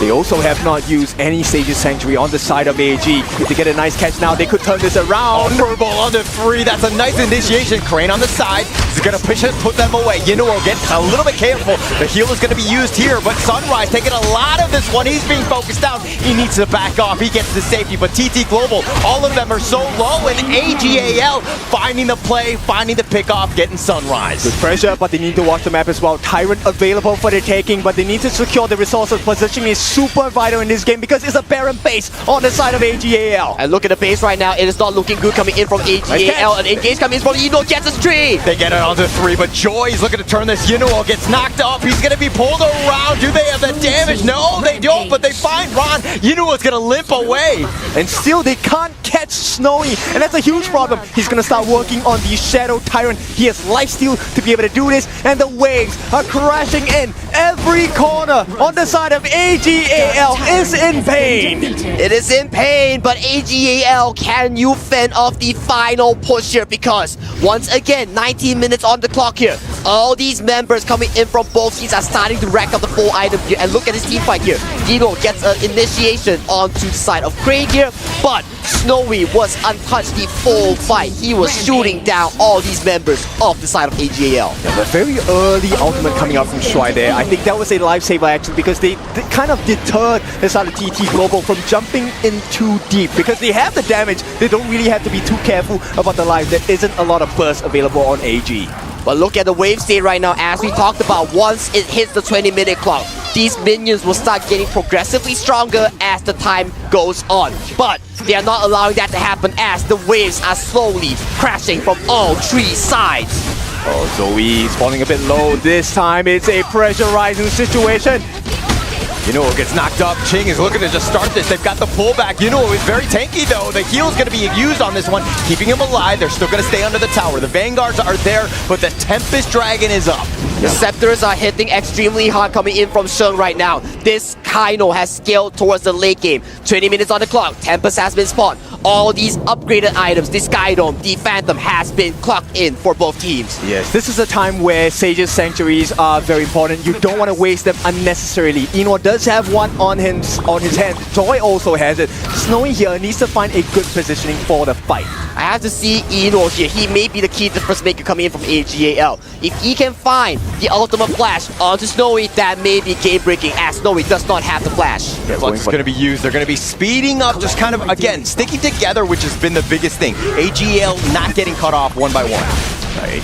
Sheng is going to be able to land those scepters, right? Every scepter is an additional advantage for their win probability, but Crane is hiding the sidelines. Nice furball onto 4. Yuno is still up in front. He's going to go back. Sunrise has these blood rays, trying to out-heal most of this and just stay alive. Yuno taking so much damage, and he's sticking around. He's underneath. The passive is keeping at least Ching alive. They're going to be back. No, he needs to be careful. He's got that heart link. That scepter barely missing on that one. Yep, they don't need to over-aggress, right? TT Global, they have the map advantage. They just need to take this slow. Be patient about it. Eno has not burned his Sage's Sanctuary yet. Snowy needs to be very careful of where he's standing. But this Bai Chi, this Sun Bing is coming into fruition right now. So tanky, so little damage now coming in from TT Global. Yes, you have to show it, but it's a singular damage output. Who can realistically take down this team if Ron gets engaged on? Yeah, Ching finds him, but it looks like Ron will get back to safety. He has that time flux. He's going to group up the rest of his team here. Okay, so take a look at the positioning on the side of TTG. This is very vital. Crane, if he gets a very nice knock-up along with Ching in collaboration, they will be able to kind of burst down the lineup of AGAL. But for now, AGAL, they have good positioning. They will push them away from the Tempest Dragon. And Tempest Dragon has been started by the AGAL. They are under a ticking time bomb because look at the bottom wave. It is Super Minions pushing in, but Engage goes in! It looks like they're going to go in. He gets a little bit serious. The favorite line is going to be used by Sheng. He will get back to safety, but Yunuo solo as well, but he's so tanky. He's sticking around TT Global, realizing that Tempest Dragon is still at risk. They're going to continue on, at least poke and prod here. If the reset is going to be available, it's not a good situation. AGAL, they have to figure something out. They need to clear the waves. This is, if they don't get the Tempest Dragon, it's a horrible situation to be in. There is a wave pushing in on the bottom side. They have sent Ron to try and deal with it. Yeah, but TT Global, like, kind of on the lower side, but they find 3. They're going to have a numbers advantage. They get the knock up. They find Sheng. That's going to be Sage's Sanctuary. He's going to come right back up. You know who's going to be there as well. Sunrise is at half as well. With those scepters, it looks like they're going to back. Yeah, it's a 4v5. They did manage to survive. Ron in charge of saving the game from the Winions at this point. But still, it really is about positioning because it is not about timing. AGAL, they can't survive a long, drawn fight here.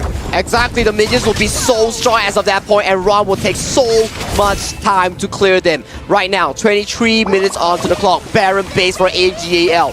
Goal lead no longer matters as of this point. Sage Sanctuary will be the key difference maker coming into these fights. That's going to be happening real soon. Tempest Dragon steps out of his lair. Sunrise is going to provide that vision. Yuno gets knocked up. He's going to go in for this one. Gets the taunt on, but do they have the damage onto Joy? No, they do not. Crane is going to be here. The Fate Rhyme is going to be used as well. Ching now on the run. They find Crane. They get the pick, and this is a numbers advantage for AGAL. They should be able to do this if they play the cards right. Sunrise is still alive. He does have Smite though. He wants to take take that Tempest Dragon out of the lane. Buy some time with the reset. Yes, the Snowy has been called out from division right now. AG has the superior map state right now. They have started this Tempest Dragon, but it will be a 50-50 between Sunrise and Zoe. King looking to get serious, goes in, finds the blow up on the run. They get the kill on the Shang as well. What an initiation! Absolutely on point. King continuing to chase on, gets the pick off on the Zoe, and TT Global looking to take this game. Series in sight, it's gone like for the side of Snowy. It is all almost over by AGL. Slide the biggest brains, it is not enough. One man against the world as TT Global. Series 1 is gonna go into the hands for TT Global. 3-1 for TT Global. TT Ching with such a crucial backline access. He was the key difference maker. Big game for the side of TT Global. Now guys, did you expect that? I did, but for AGAL, what a surprise. They need more. And the confidence, like I said, game number 2, game number 3 has been shaken. This time, they need a quick recovery. Something needs to change. Something needs to change, and the primary thing that we're looking at potentially has to be the draft and the early game, because Crane, my goodness, this man on the Maestro is so deadly in the early to mid phase. Such an impact. He was always up in front, getting so many pickoffs, and the reason why they took down those T3s very early, they had a huge lead. All of that pressure made it difficult for AGAL to even leave their base, and they couldn't even contest on that Tempest. Exactly, and one of the things that you notice about the composition on the side of AGAL is the fact that they like to group up, because that's where their strength comes from. And TT Global, they said, I understand this is your strength, so let me turn it into your weakness as well. A double-edged sword. If it goes well, AGAL crushes the entire team of TT Global as a death ball. But when you're caught out like this, wow, Snowy, so much space, even though he got taunted, Ino, he can't do everything alone. This fight, King decides to initiate 4 versus 5. Crane was down for 30 seconds, an absolute maestro in terms of initiation, but let's see what Isaac and the panel have to think about. Woohoo! We've got ourselves such a great game right over there in the game 4. TT Global coming in control of the game since the early, mid, and late. But as we jumped into that Tempest Dragon, it was a 50-50, boys. I told everyone that if we moved over there, we were gonna make it to AGAL. But TT Global, they did not allow the Tempest Dragon. They did not allow the fight. They just went in there and they want to take the trophy. Right now, it's a 3-1 advantage for TT Global. We're seeing AGAL being put in a corner, and we're not used to this. How do you guys feel about all this after that amazing game, boys? I don't think AG is also used to getting put in a corner like this. Being down 2 games, they're kind of getting flashbacks because last time they played, TT won, so they need to really start switching it up here. Again, it's a different meta for them, right? But man, amazeballs. All I can say is that TT Global is playing it simple. Like, of course, you have AG with an interesting farm lane pick, a fighter farm lane pick. We were questioning it, but you kind of see it in the late game. Like, okay, they want to sustain game. It does make sense. They want the defense, right? Yeah. But for us, it was too late because Crane in this game, Crane was insane. Yeah, of course. It rhymes. Yeah, of course. Right? Crane was insane. Crane was insane. 6-0 and 5. That rhymes. 6-0 and 5. All he needs to do was dive. Man, bro, that game, Sun Bin is such a crucial pick. Absolutely. It got to 20 minutes where Isaac were in the back. We're like, oh man, like we're talking about how crucial Sun Bin is. People are understanding like Sun Bin's engage. The key of a Sun Bin is ultimate and skill 2. The skill 2 allows you to engage so fast, and then people are worried about like the Baiqi pick or thinking about why Baiqi for Ino is because of engage timers, and you have the high note dishing out damage. The issue that I see in this game overall is that AGL reached their power spike way too late. Yeah. If they got to this point with one more high ground up, of course, this could be a completely different game. And I think that was the problem, no? The problem was not like, okay, yes, they played for the late game, and then we made it to the late game. The problem in here is that since the early and the mid, they were very behind. There was a moment they were like 11 or 12,000 gold behind. And you cannot expect that you're going to get to the late game with no waves, with no turrets, and still have the advantage. Yeah. I'd say that game here. Let me break down the Bai Chi pick a little bit more here. A lot of people are at home probably confused why Yinoa picked up the Pai Chi here. From my perspective here, it's because they don't want to give TT a target. Look at TT. They have the Mei Yin, they have the Mai. You don't want to pick someone squishy, right? A traditional marksman to just, give them a target to go ahead and assassinate. They pick the Bai Chi, which is a good matchup. They can get the taunt on them that are melees and such. But when you pick a fighter in the marksman role, you really hamper your late game. Sure, this game went on really late, but I'd say they kind of lost it at like the 15, 16 minute mark. If you don't win the game by then, you don't have a marksman, right? They have a show you a daybreak in hand, nailing you guys down from range, and all they really had was Heino, and there's not enough firepower in the late game. I think that was one of the big problems in here, that Heino pick. That Heino pick, like before he could actually proc his ulti, he was already gone, burst out. Yeah, that was the problem. Down. Like it was a problem not of sustainability, it was a problem with not even existing right over there. Not being able to use his ultimate just took away one of the shields that AGAL was trying to capitalize on. And I do feel that's the dilemma of this type of lineup that AG has. You got a lot of a laundry list to actually check for you to execute the early game advantage that you want. We get it, like the sustain and then the damage that they want. But then again, it was simple. It was simple HOK for TT Global. Get your marksman long range, get your assassin mid damage, get your utility tank jungle, and just snowball from there. Their problem first was Crane, right? Then again, in the late game, you have Snowy, who is for me like so masterful with this type of backline type of heroes, like the Shoyue, perfect example. Right? He doesn't need the snipe, he just needs the critical and the normal hits. The Renji, for example, that's why it got banned also. Like masterful usage of positioning yourselves to outplay your opponents. It was a very interesting way how TT Global just played this game. And I know that Professor Dave wants to introduce us a little bit more about this, right? You got your tech ready right now, Professor Dave? Ready, bro? You ready, you know what?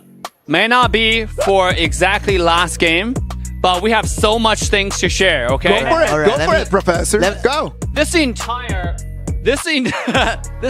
series has been a master class to learn everything about it. And the first clip that we want to learn from is actually how it's a masterful of like tactics. First, you see on the minimap, you see like right now there is Zoe camping on the top side bush right there, right on the minimap, right there. He's camping. The top high ground tower is 1 HP. There are many different things that could have gone down here. If there's more vision for AGAL side, he could have just go straight for the high ground tower and then just secure the high ground tower to get a team more advantage. But what he decided to do was to camp and find a better flank position for Hou Yi, because they know the win condition for them in this game is somehow break into Snowy. So that's the plan. And let's quickly speed up, how he decided to do it.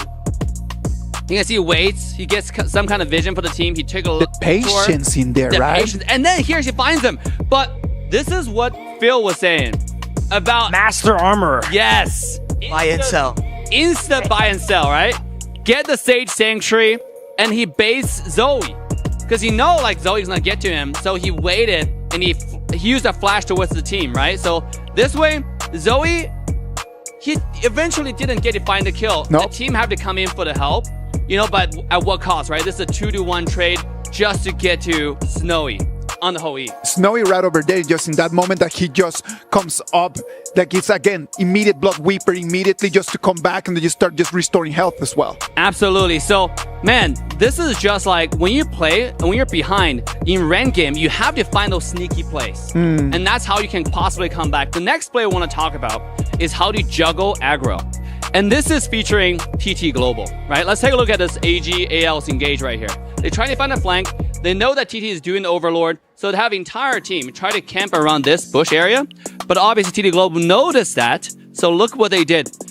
They started engaging, and you have a cluster of fighter right here. And Fatih, if I can zoom in on the screen right here, you have Fatih's position now looking to engage, like from the top side, right? He's looking at flank, and this is where the team fight becomes really fun. Look at Fatih. going to the back line. This one a feature. Obviously, there's a cluster of fights on this side. Yes. And Petit going for the back line. But check out the aggro juggling. You know, they're trying to fight together. And now you have Zoe try to flank. You have a front line here. And this three people fighting together. And this is one a feature. Check this out. The three people is kind of low. You might seem like, okay, this is a team fight for sure. The three are gone, right? Yeah. In your head, the three are gone. But they are fighting. They're taking damage one after another. And eventually, all three lived. Look, they baited this two, pushed these guys away, and then it's turned the attention onto the panda here. So let me go ahead and play. And this is how they got the comeback. So let's go ahead and find a play one more time. Check this out. Just when Zoe was engaging, you have instant turnaround. You have obviously Mengya push everybody away, and then they focus on Zoe. What a masterful aggro juggle. So if you can do this is why the team is so good. And that's it. In a team fight, obviously it's harder to explain with the Telestrator, but I gotta say, going home, learning how to bait out skill one after another, and then going to the team fight like this is how you improve your team to the next level. Professor Dave, I did take a lot of notes. I hope that all of this content is going to be coming over there in the finals at the end of the semester. So thank you very much on that. Ladies and gentlemen, 3-1 TT Global on top of AGAL. One more game and they're gonna go home with the trophy as champions of KWC 2025. Let's see what's gonna happen. We'll be back after this break.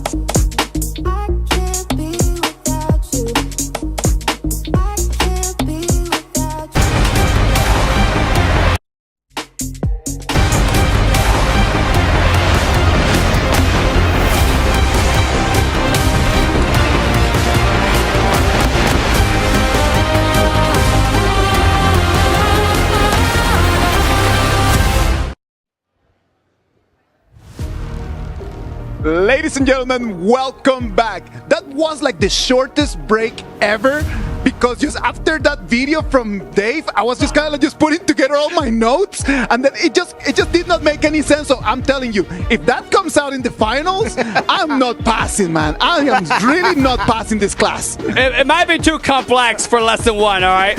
So to my defense, you gotta clip that and go back and restudy it. We got word from production. Dave has lost his telestrator privileges. Don't worry, Dave. We forgive you. We forgive you. It's alright, Professor. Not everyone has a great lesson all the time. But to be honest, the top teams, how they juggle aggro is such a masterclass. I'm telling you, yes. Like, you can see everybody escaping with 1 HP, how they're able to survive that. That was insane. Look at that, man. Like the whole people at home and in the arena are so excited about this game because of what you just explained, right? Like it's just the details in there, the quality of the game, like how they run and move around. Even for the players, look at her. She's going to lose her breath, man. Like she can barely just stand in there. When you go ahead and play the game at the highest level, that means using your health as a resource, right? As Dave mentioned, they're juggling. It makes the fights interesting as well, too, right? Everyone's getting really low HP. It could go either way. You know what? If ever AG gets a 3-1 comeback, they will cement themselves right now as the GGGOAT. Let's wait and see if that's going to happen. AGAL, they have one more chance just to push this to the next game. TT Global, they want to snatch that ticket that's going to send them to the champions. AGAL, TT Global, casters, take it from here, please. AGAL, one shot, one opportunity at this moment. They are 1 point to 3 of TT Global. Can they draft this winning game to try and get another point on the board, to try and get a reverse sweep here? I'm once again with Kindo Fu and Sagi. They're going to take us through the BP. That's right, it's your favorite kind of tofu and TT Global. Let us remind you, series point. This one matters for TT Global fans. 让我听你们的叫声吧 Woohoo! Alright, going to draft AGAL. Da Qiao has been locked in for their side here. We might be seeing a Da Qiao with a Floorborn tank here, a standard meta composition that has been shown throughout the series here. On the side TT Global here, we are familiar with this pickup if you're coming in from a global team. Zhang Fei, Di Renjie, a very standard early game team composition. Okay, and right away we get the Elaine and the Floorborn tank. This one we expected, maybe not the Elaine, but we have seen AGAL Ran. He wants to be aggressive. He has been put down onto the floor multiple times by his counterpart Ching on TT Global. Can he rise above?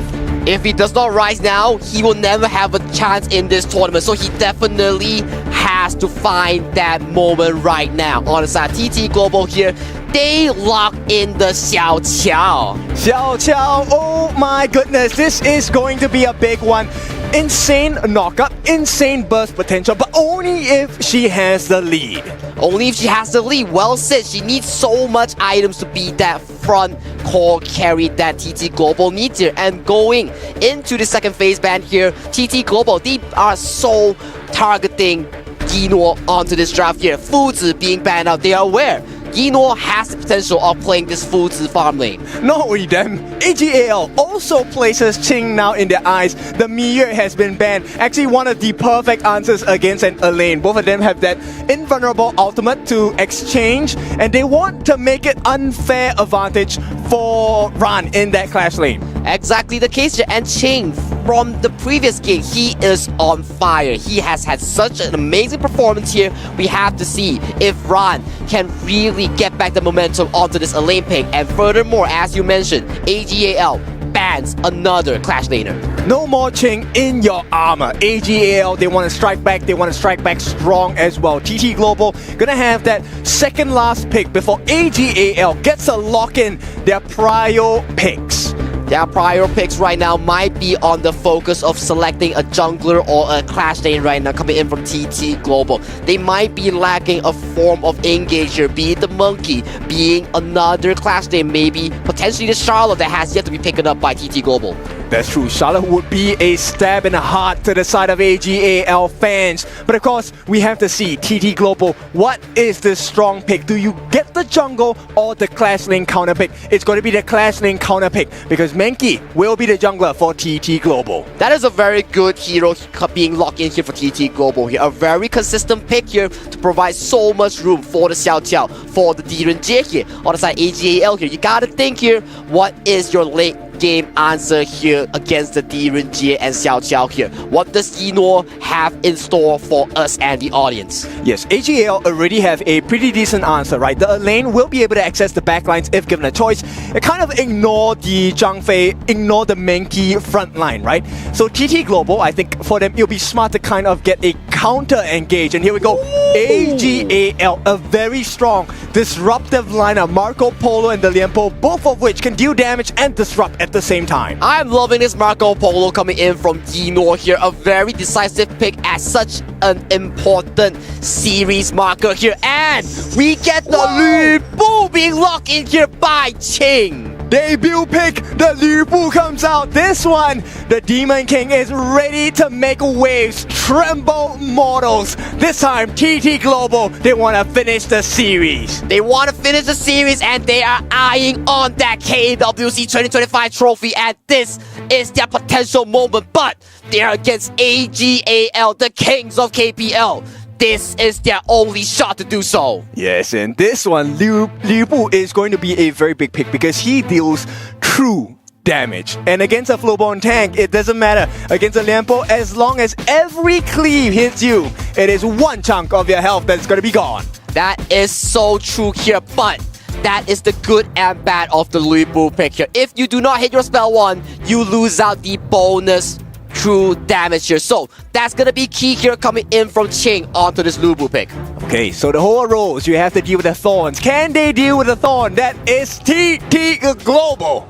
That's exactly it. The BPs have been locked in. A lot of aggression, a lot of disruption between these two teams. But who is going to disrupt the best? Will it be the AGAL or will it be TT Global going into what potentially could be match point? Okay, so stock standard from both teams, right? They will play that farm lane matchup, the clash lane matchup as well. This one is a very skill-based, positioning-based matchup in the lanes for both teams. But what's not normal here is Yinor being swapped towards the mid lane here, mitigating the laning capability from Snowy on this Diren Jie here. And to add on note to that, Zoe has decided to start from the farm lane here, and a lot of pressure has been confirmed onto this Flowborn tank. Okay, they need to get this Fire Beak at the bottom here. This is where it's so important. The Smite not going to be available. Oh no! It goes over to Snowy here as Zoe does not get the auto attack here, but Yinor on AGAL still gets a lot of farming tempo, a lot of room to scale on this Marco Polo. So he did steal that ball, right? So this ball camp is actually feeding Yinor quite a bit. He does have an advantage, slight one, albeit against Snowy. So for now, Snowy straight away boosts a fortitude to make sure he has physical defense. Oh, you gotta see one thing for sure here. Sunrise is slowly going towards level 4 here, and Zoe yet to clear his Azure Golem here. Sunrise is definitely going to look at this invade. Yes, he's going to be 4. He does have the Dream Roam, but no need to take extra risks, right? We already have that slight advantage. Actually, it's not that slight, it's about 600 gold. Ooh, big poke here onto Zoe on this Flowborn tank here. So, spectators, if you're watching this game in the in-game map, check out and get that spectator gift, the KWC Recall.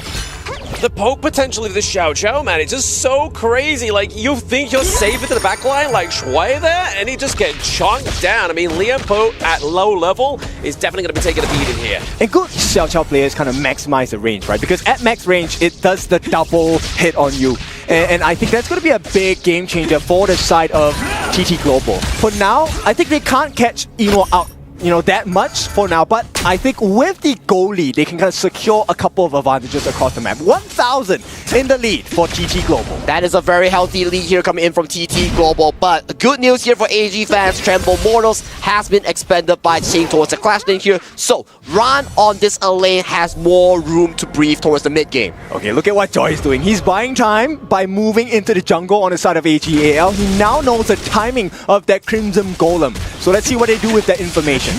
I'm liking what AG is doing here as well, right? They are making so much room for Yino to farm here. Ultimate has been popped towards the mid lane. Live from Yuyan on that screen here. Fans are cheering for TT and AGAL. All right, put up your hands. And take a look at who is watching as well. BTK, they are looking to be the new kings. But for now, TT Global, well on their way to be on that throne. On that throne, and look at Joy and Sly as they are looking to get control of the map right now. Crane steals away that Fire Phoenix camp. Right now, Snowy, Crane funneling farm towards each other, making sure that they have enough gold. Shun gets caught out. Oh, the Bridal Air versus Wallaby. CFA is going to come in clutch. No! Shun gets taken down as well here. Shui maybe a little bit too late, but that 4-minute mark is going to keep that T1 alive. Not exactly the best situation. Shui did burn out his flash as well. So this is a fight I think AGAL might not be in favor for the Tempest, for the Tyrant. Snowy is so on point right now. That flash ultimate coming in from the Diren Jie really caught Shun off guard. And the follow-up damage was just so clean coming in from TT Global. Okay, positional advantage for the side of TT Global. Joy does not have his passive yet, so there is a chance for a steal. Chance for a steal here. We do see Zoe into the backline. Dream Rock does actually commit onto it, but it's going to be stolen by AGAL. The crucial kill theft is going to give AGAL that extra damage in the early game. Yino comes in clutch, gets the resplendent Volver, steals away the crucial Tyrant of this potential elimination game. Look at the potential motivation coming in from Shrine. He's looking to give rotational advantage towards Yino. And it's a double whammy because Yino did not have to burn out his Purify, right? So he still gets to keep his common spell, and now AGAL in fighting shape. In fighting shape, indeed. Look at Yino here. He is scaling so well. He's already finished up the Doomsday here. He is gonna be a menace. So much damage onto Sunrise and Ching because they are building HP. Smart choice, right? Most players on the Marco Polo, they go for the Spark Forge Dagger first because they want to clear the ways faster. But Yino knows that TT Global wants to fight. And fighting against Ching on the Liu Bu as well as Sunrise on the Menki, you need percentage health damage. I have to agree with you. And once he gets that Doomsday, he's working towards the Spark Forge. He's gonna be getting this Crimson Golem here. More damage goes towards his first spell, Resplendent Revolver. All about the fighting. The first itemization, core item coming out from Shung as well is a Mass of Agony. Also, hang on. Okay, Joy having to use the Unbridled Outburst there just to keep away the bot side of the map. But I mean, we kind of see here that Jing and Crane are looking to try and push that T1 as well. Sunrise waiting in the wing, using the Dream Row just to maybe try and push away Shang. They don't want to push them away so they can put pressure on the T1 on the top. But unfortunately for them, Ran is already there. So AGAL, they survive. They survive and they are looking pretty decent in towards this early game here. Look at damage from Yino right now. Doomsday with the Crimson Golem. He's hitting hard right now as AGAL. They're looking mad confident in looking for this Azure Golem take. Not ideal for them. They jump in from the side of Zoe as well. They're looking for an opening, right? Because Joy is so low. Yeah, solo as well as obviously, Joy here, obviously having to use the Leaping Saber into the T1 territory, but we are getting a fight on two fronts. Tremor Smash having to be used here by Shui to actually get out of that team fight. To the depths you've gone. Okay, now it is going to be the mid lane clear. Will they want to chase? It's just information for searching for the side of Sunrise, looking at what is available for the taking. It's just exchanging information, getting the vision game set up right now. Goal lead is decent for TT Global here, but I gotta say, AGAL has decent scaling as well on Sheng, onto Yino, and onto Ran. Okay, they need to protect the T1. I think Ching might not make it there in time. But in exchange, they get the T1 at the bottom, which is great for Snowy. And look at how they're trading maps right now. They know for a fact that both sides are looking to exchange the turret. They exchange the Crimson Golem as well. But look at the top side right now. Liu Bu, ultimate's in. 1v3, the backup's coming. Yeah, backup is here. Obviously, the depth, the down Sunset is going to be landing in onto Crane. He does get taken down there by Ran, but intercepted into the back line is going to be Sunrise with that Dream Row. A lot of damage coming from Snowy here. Shui goes down. Zoe, Shang looking low, but it's going to be the Sea of Fate that saves Zoe for now. The Sea of Fate bails out Zoe. It's a 1-for-1 trade in favor of AGAL as they trade the Roamer for Crane, the Xiao Qiao mid lane here coming in from TT Global here. AG's Yinor looking hitman strong right now. He has a lot of gold in his pocket. Totally agree. That's the best trade you want if you're on the side of AGL, right? At the same time, Snowy is out of mana. He does not have anything besides the Crimson buff, and he can't exactly fight here. And we're looking at the goal lead real quick coming in from both teams here. It is just a small marginal difference here, especially towards the mid lane only here. So I would say both teams are dead even as of this point compared to Game 2 and Game 3. I think it all comes down to this mid T1, right? Whichever team gets the T1 first, which, TT Global, they're looking for an opening. They want to get the kill so they have some space. The 4v5 advantage, that's what both teams are looking for. And I'm loving this Marco Polo here. He's having so much side lane control here. Ultimate has been popped by the Da Qiao here to transport Ino towards the mid lane for this potential fight. Okay, Sunrise, he gets information. It is more important to get the neutral objectives. They can clear the wave at the bottom T1 as well. Joy, keeping eyes. And the call from AGL so clean. Let's not give a care about the war about this Tyrant. Let's split push. The split push, but right now they have to put focus back towards this Crimson buff as Ino, look at where he's going. He's looking to secure the top one onto this map here. Zoe gets a smite in, bails out with Seal Fake here. Double value coming in from AGAL. They secure both of the Crimson Golems. They're blocking them. They want to get a T2 on the top. It is all about Ran. How much damage can he do to this T2? At the same time, TT Global caught in between, lying in wait. And he may be hunted this time if there's not enough support. That is a very beautiful rotation and macro play here coming in from AG. Utilizing the Sea of Fate, utilizing the ultimate coming in from the Da Qiao here, getting so much value onto the map, getting so much mutual objectives. He's melting Sunrise. This is the benefit of having a Marco Polo with the Doomsday as well. And he does have the Crimson buff, so there is a potential of a great fight for the side of AGAL. And they are looking to knock on this tier 1 tower here. Yinor puts so much damage onto the side of TT members here. Rotation goes towards the chain here, but TT Global, they're looking to assist their clash lane. AGAL, they're so smart, right? TT Global, they always give them the choice, hey, who do you want to kill on my side? And AGAL now poses the same question, but with turrets, with the map. Which lane do you want to defend? I mean, for AGAL, they're just utilizing the map stage so well. Yino's roam and gun on this Marco Polo is paying dividends, and it is paying well. But Shadow Tyrant will be spawned on the map here, but Shane gets forced his ultimate out. Treble Ball has been committed, and the door to the depth is going to be brutal as well. Depth on Sunset, if we are trying to get the kill here onto Ching, but then the lockdown is going to be going onto the opposite side of AGAL. Ron picks up the kill. Once again, they're looking to contest this Shadow Tyrant into the back line. It's going to be Shuai, just keeping them away. But Sunrise is just there, but it resets, unfortunately, for the side of TT Global. It's a 2v5. They can't win this for sure. TT Global, they have to be really careful. Ron, he might be able to jump in.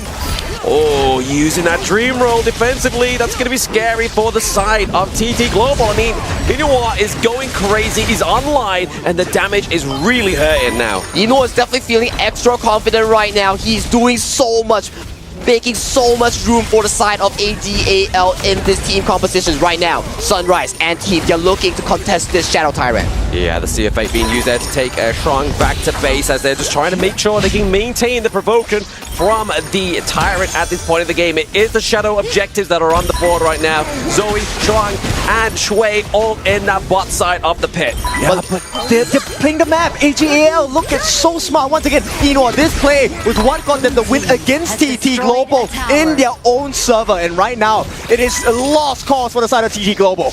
And look at the top side right now coming in from Ryan. He's looking to push down that tier 3 here. Once the Lubu spawns on his top side, we will be seeing an ultimate coming in from Sheng to spawn him onto this map right now. We are looking at an exceptional map play here coming from AGL. They're pulling them in every single direction, and TT Global, they look lost. And what happens? Inouye helping to secure this 10-minute Shadow variant. Hang on. There's the ultimate from Xiao Qiao. It's going to do enough burst damage onto the back of the AGAL, but no run into the back line there. It's going to be the depth to the depth as well onto this back line of AGAL. TT Global right now are looking a little bit worse for wear. Ching goes down.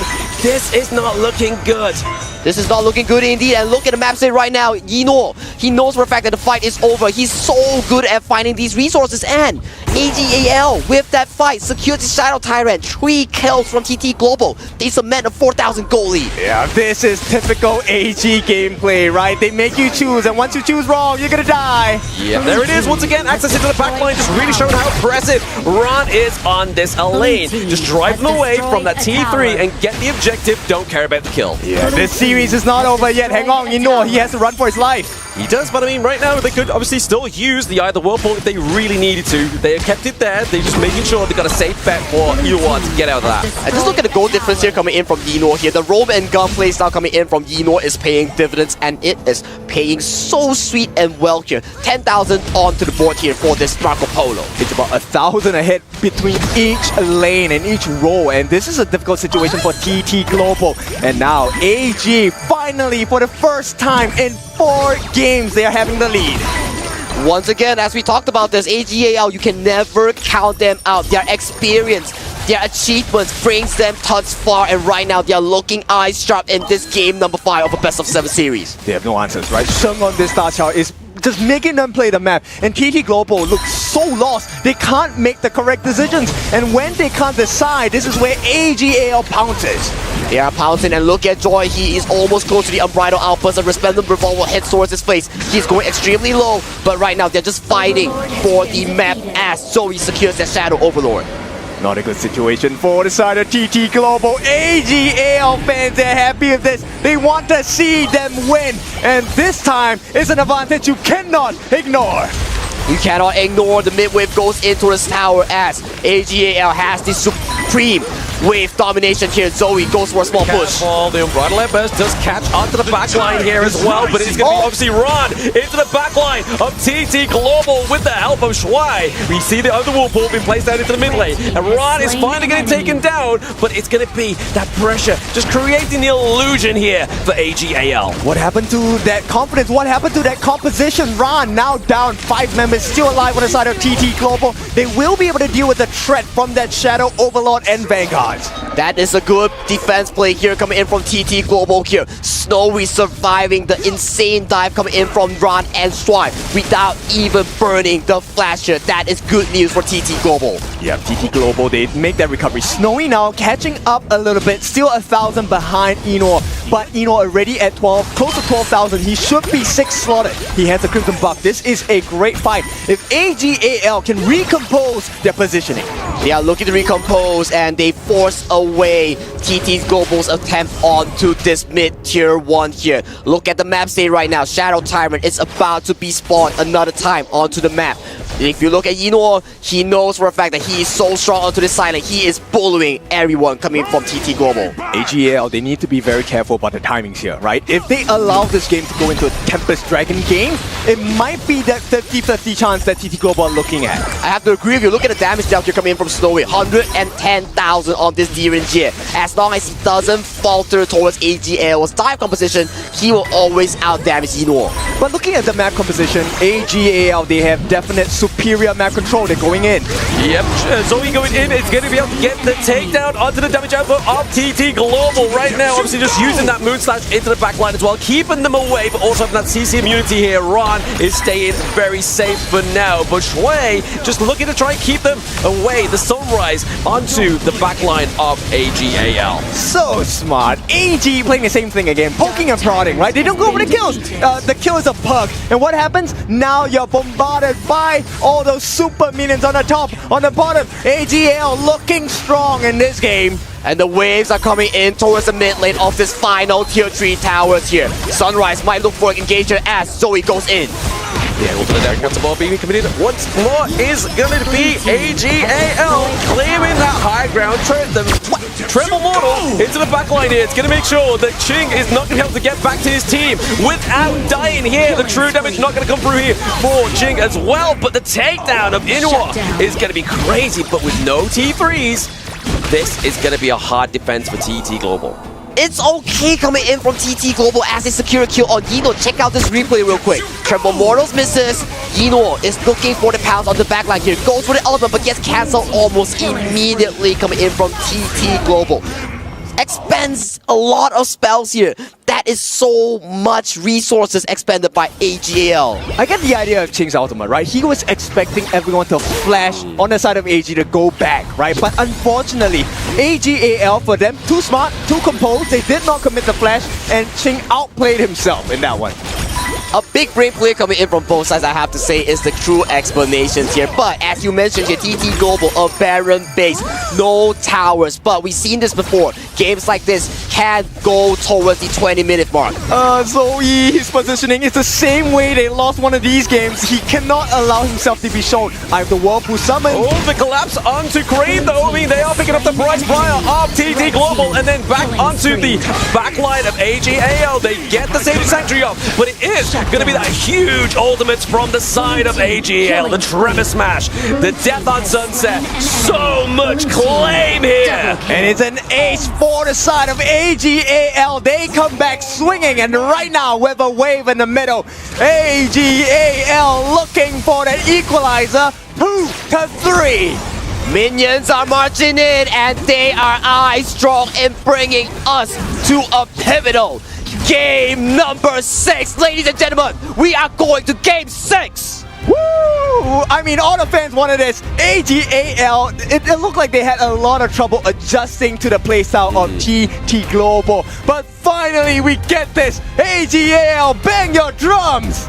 This is why you can never count out AGAL. They are such a strong team, so experienced, so many achievements here. They are calm, composed, and these are the moments where they show up the most. It really is about the map control, right? The KPL Titans are showing you how to play peak HOK. Number one, you don't have to do all the work. Let other people do the hard work. Come in for the crucial kill theft. Yeah, I mean, the thing was that really kind of set the pace here for AGAL was that crucial kill theft, right? I mean, you are getting that just meant that that early game had so much damage going over to their side, but it's then just down to the draft as well, right? Like the fact that Marco Polo is just so combative against Monkey Pig is crazy, and obviously Crowd Buff as well. They were claiming it's going to be a 4-3 to AGAL, so that's what they want. That's what they're looking to get here. And that is what our viewers want as well. They want to see the ultimate battle potentially being unfolded at this stage, at the grand finals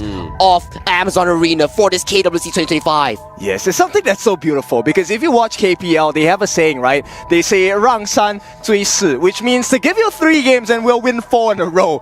And if AGAL are gonna win KWC 2025 in that fashion, can you imagine the eruption in the fans? I mean, speaking of eruption, he's not on the analyst desk, but we're going to throw it over to them anyway and see what they think of this one.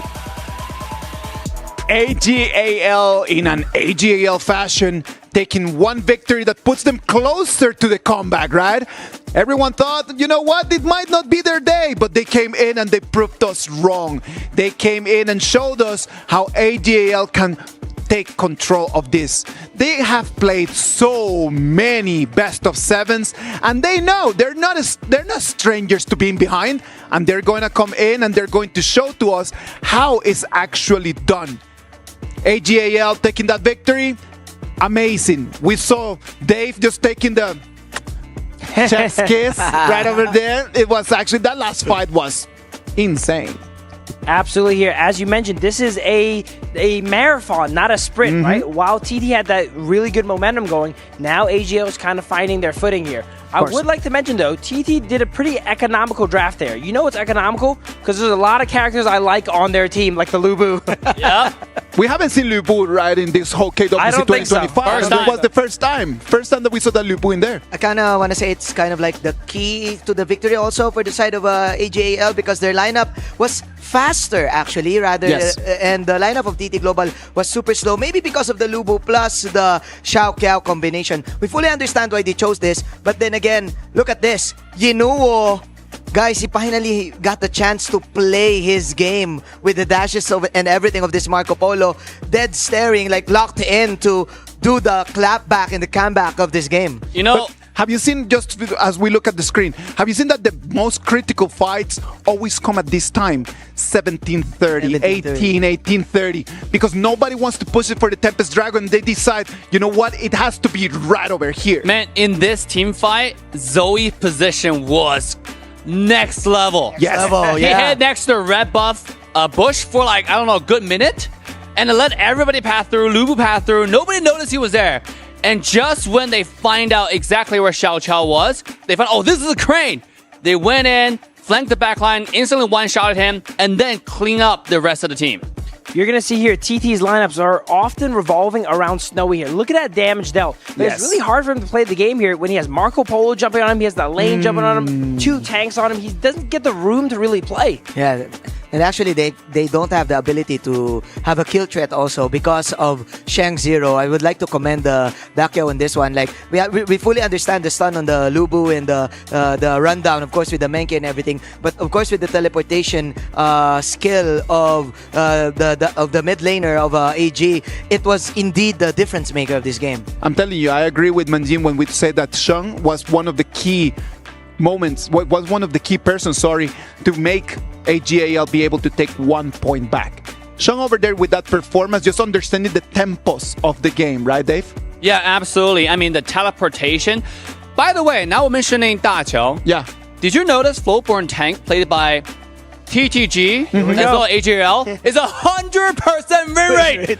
They do not lose on these. It's actually quite insane.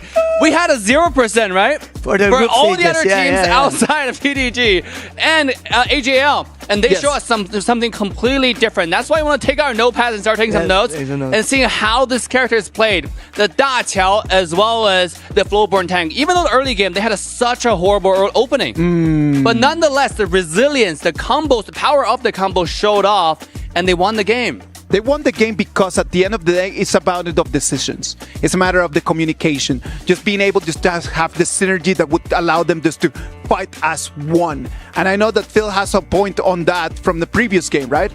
Oh, absolutely. Here we go again, bro. Okay. Oh, let's go. Dave has lost his telestrated privileges. He has returned to his rightful owner as we go ahead and... All right, let me hold this for you. Thank you very much. Here we go. Let's get started here. We're on here. This is going to be a very simple concept, all right? Nothing complex, nothing to get confused on here. Look here. This game drawn out really long, 22 minutes. Tempest is up. Everyone knows Tempest Dragon wins games. Let's watch what happens here, all right? Because of the early game advantage that TT has created here, you see, look at the base of AG here. They have no towers left. Because of that, we see all these elite minions pushing up. That is moving this Byron all the way towards the bottom side there, and they're forced to not have a favorable position for the fight. And once they go ahead and have the Byron go ahead and clean up the wave, TT goes here and forces the fight with the Furball. That moment over there. And it's just that simple. You know, it's nothing too complex. This is just goes down to, it's a numbers game. It's a matter of communication, right? Because in the moment that they have eyes on the Byron just being in the high ground, that is the moment when they say, like, just push. Go for pull it. the trigger. Yep. And it's a win-win for them. If Byron doesn't go, those minions will chip down, maybe even take down the crystal of them. And if he does go, they get to force a favorable fight here in this 4v5. Now, I want to also give credit to AG. The amount of resilience, although it's a 5v4, and then to Phil's credit, that's a very important point. Honor of Kings is all about number advantage when team fights. And AG somehow hold their ground in that specific team fight. And just in the very last game as well, despite the horrible early game, they stay cool and collected, right? With Marco Polo, Ino stealing that crucial Tyrant. I think that turned around that swung the game. That swung the early game for sure. Yeah, for sure. I would like to commend of course, the endurance of AGAL and the mindset that they have in this game. Again, this is not new to them. They're champions for a reason. And again, going back to my point, if they manage to actually push this to an ultimate battle and probably like get the victory or just push it to the limit, they're gonna. I do believe they're the greatest of all time. I'm telling you that everybody wants to watch an ultimate battle, but the TT Global fans, they just want this, like, no, we don't want no ultimate battle. Just send us right now to get the trophy, and that's it. But I know that everyone else around the world watching right now our live, they want to see that Game 7, because in that Game 7 we could see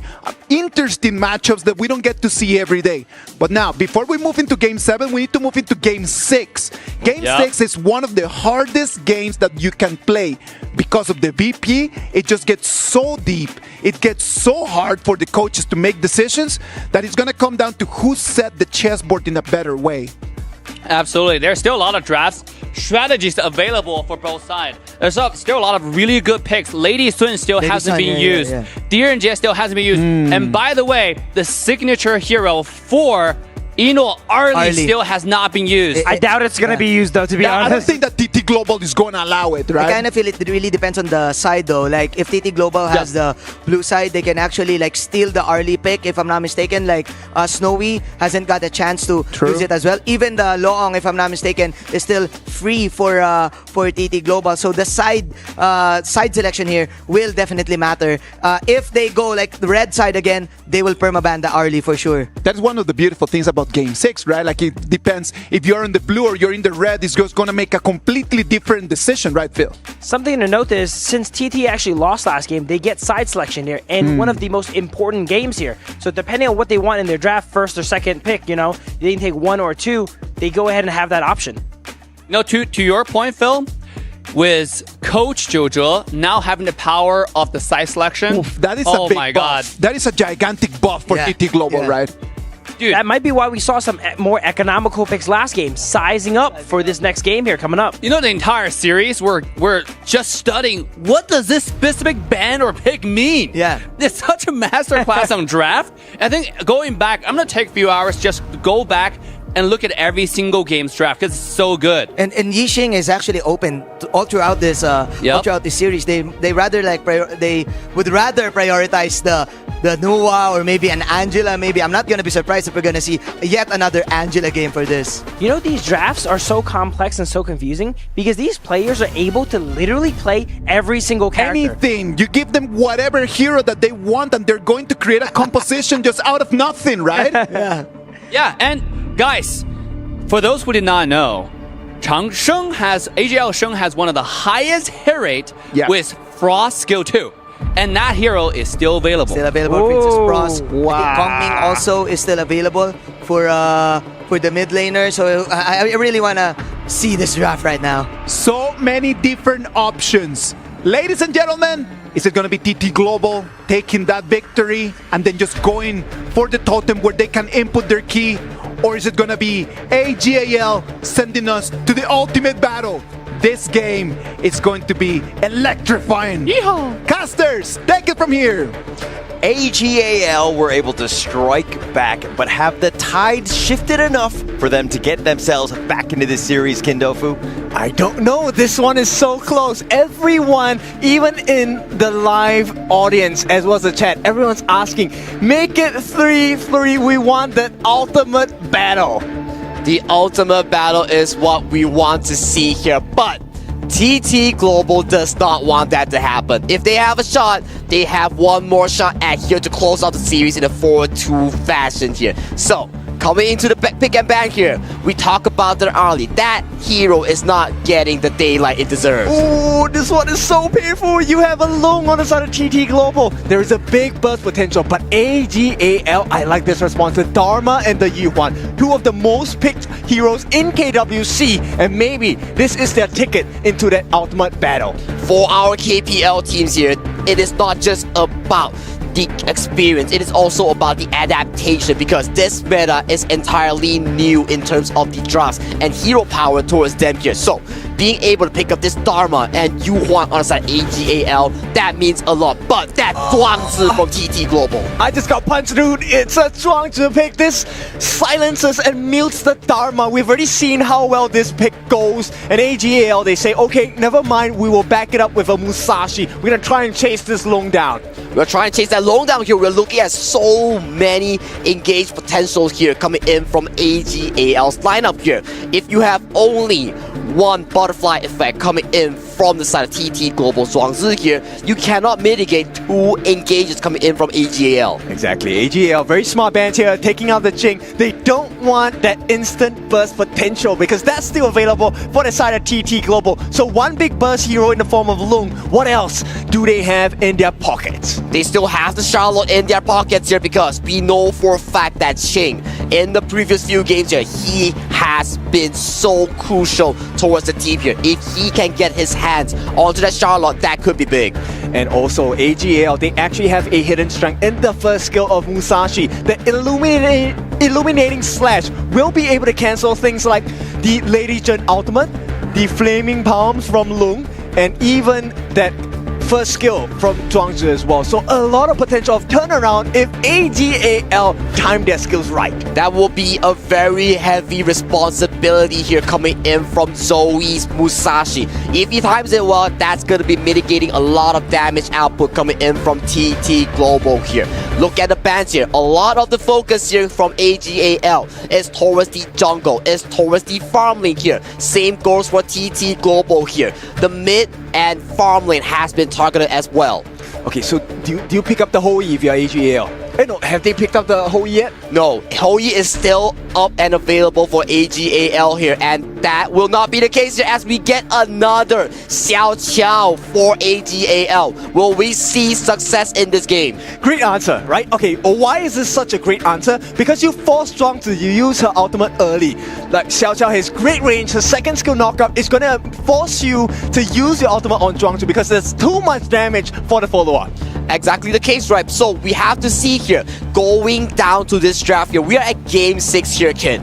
Lesser and lesser heroes are available, especially we are not talking about the usual ones we're seeing here. When we go down to game 6 here, that's where the big boys come out, that's where the rare pick comes out. There's no more options left for the side of TT Global. You need a tank, something, and okay. Oh, wow, Lanling! Super greedy. The Prince of Lanling, a debut pick in KWC. What may be the success marker for TT Global? We have the meme here, ladies and gentlemen, Lanling versus Xiao Qiao here. We know for a fact that Lanling is exceptionally good in hunting the Xiao Qiao players here. So we have the Guan Yu as well here. So that's a lot of backline access here coming in from TT Global here. And for AGAL, we know for a fact that the Shoyu has been locked in here. More late game firepower. Okay, both teams, when they play in the KPL, their average game times are roughly around 15 minutes. And for Soya, that's a beautiful timing because that's when his full power spike comes. So TT Global, they've equipped themselves with what they feel is the best. AGAL as well. Who is going to come out on top? Who is going to come on top? We have to figure out between these two contestants here because it is going to be a cat and mouse chase between these two lineups. It's going to be actually crazy indeed. I mean, this is exactly what we wanted going into Game 6. You were talking about the fact that the players are kind of going deep into the hero pool, and to get some of these picks, it's going to be interesting going in because, of course, the Prince of Lanling, all eyes are going to be on this hero. For sure. Debut pick, you want to have 100%. I mean, okay, for the stat nerds, it's either 100 or 0. It is 100 or 0 here. Let's talk a bit onto the winning conditions of both teams here. For TT, it's simple. The heroes on your team, Lanling and Guan Yu, you find Shouyue and Xiao Qiao here. Same goes for AG. You need to make sure they are staying alive here and you remove the threat Snowy on this lone. And Sunrise can kind of bait out a lot of skills on the side of AGAL. Yeah, he's going to be able to bait. I mean, that's going to be the biggest thing. But of course, this is Grand Finals. Game 6, match point for TT Global. Going up against AGAL. Do they have enough firepower to bounce back and to make it go to the ultimate battle? They need that firepower right now. Both sides, the fans, TT Global fans are ready for the series win. Their first ever KWC trophy.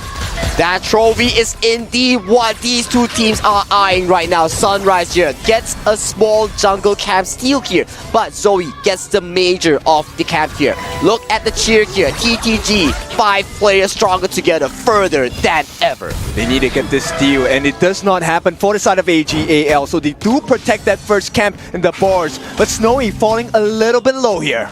Snowy is decently low here, so that control of the fire peak here, that spawns only one time in the game, goes over to the hands of AGAL here, and this Shouyue, the snipes are hitting hard. Yes, this is why you make that first rotation, right? As a mid laner, you want to have the 3-man advantage, push them away, get that initial neutral objective, of which AGAL has hit the point and hit the marker. And that is especially important here. If you get that marker here, you allow this Xiao Qiao onto Sheng, this Shouyue onto Yino to really scale towards the late game here. That is what you need. You need them to have all these resources. And talking about resources, King's Fight redeemed that one. 4,000 EXP for your Honor Pass. Oh, I want that as well. Head to the community tab in your settings. Hit that CD key button and 4,000 Honor Pass EXPs will be yours. Just like the Wild Force being stolen away by Sunrise. Okay, Sunrise, he makes a trade. There is a potential for him to come in. They know that he's around. They don't know where just yet. And maybe Ran in danger. Ran here smells out the potential danger here, returns back to his tower here as we see a 1v1 here between Snowy and Yinor here. So far, game is looking really, really close in this early game. I think, you know, it just depends, how many snipes can he land onto Snowy before the actual engage, right? That is going to be a determining factor. Sheng looking for the knockup.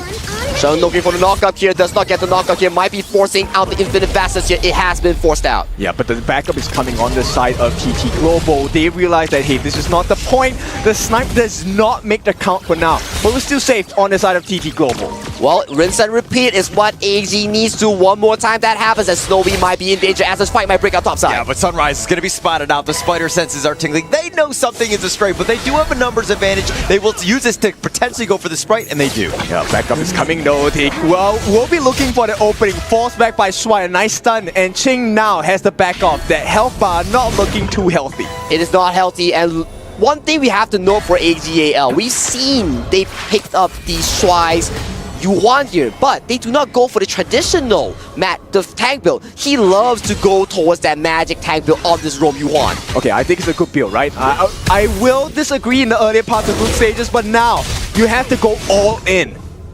It is time to go all in, right? It is game number 6 here. If you don't go all in here, there will not be an ultimate battle for the potential blind pick here. Yep, AGL playing the map so well, right? So they get a space sprite on the top, they amplify and enhance the farming rate of Zoe, who is at level 7. He hit 7 before Sunrise, and this is going to be a cause of concern, because Sunrise, while he is going for a tank, he's not as tanky as Zoe on this Musashi. I have to agree with you, so we have to see here what is the backline access here coming in from both teams here. Whoever pulls the trigger and finds the correct engages will be the one to dictate the game, as game number 6, Tyrant has been spawned onto the map. Okay, first Tyrant of the game. It's about the damage. Two-man stun. Snowy taking a lot of it. He needs to go to the skies, and he's going to get on back. Sunrise blows up with the wild wind from downtown. Hits him from downtown, and they're going to continue on. They're going to get Crane as well. It's a double kill coming in. A third one maybe. They might go for it, but ride the wind, pushing him back. It will create a little bit of space, but the Tyrant, again, still the next big target for AG. Yinor comes up huge with the smite here, getting Sunrise out of the map here. This is the early game we want to see from the Kings of KPL. AGAL gets the Tyrant in their pockets. So do they explode this lead? Because at 2 kills already, they're leading by about 1,500 gold. And there is no way to slow down the jungling rate on the side of Zoe. I have to agree, but right now we have to see one thing's for sure. With that kill, with that Tyrant here, who's on board right now? Sheng on Xiao Xiao, Yinor onto this whole E here. They are looking really, really fresh. Look at Yinor here, holding that 600 gold lead over Snowy. Already has the Eternity Blade, right? This is the maximum critical item on the side of a Shoyue. And he's hitting this power spike very early in the game. Zoe, he's not going to care about this. Yeah, Zoe actually just being a little bit aggressive, but he's going to walk into Sunrise and go duel to death on this one, but they're going to shake that one off. You know what? Pick it up, Ching up from afar. It's a difficult position to be in, because you can't stop him, and when you can't stop this guy, he's gonna reach that late game itemization so quickly. They have no answers. They have no answers, but we have to look at TT Global's change here. He might be the solution that TT Global will be needing towards the later stages of the game here. But as we mentioned here, AGAL fans, they are exceptionally happy right now as AGAL holds a 2,000 healthy goal lead. Yeah, they all come from all these little camps, clearing the waves early as well, and the turrets, right? So the turret T1 on the bottom already taking a fall, and TT Global has not responded well at all. Take a look at the T1s across the board. AGAL in the pink of health. Yeah, but the teleport in the bottom lane, Ron will be there to deal with just Snowy. He was kind of chipping away at that T1. Right now, it's all about that space, taking advantage of what AGAL are giving you. Yep, AGAL, they need to push and make sure that TT Global does not hit that growth. Right now, they're stifling their growth. It's about a 2,500 goal lead for the side of AGAL. But AGAL, as we mentioned, this team knows how to make their economy work, and right now it is working for them exceptionally well. Look at the difference between these two jungles here. Zoe is so far ahead of Sunrise as of this point. I mean, it's a huge deficit for Sunrise to have to come back from. He's the main target on getting to the backline and to get on top of Yino. It's not going to be easy, especially since you're so far behind. And the main concern here is Joy's not going to be able to tank too much. And when that is a problem, it means there's access for Sheng, access for Ran, more importantly, access for Zoe.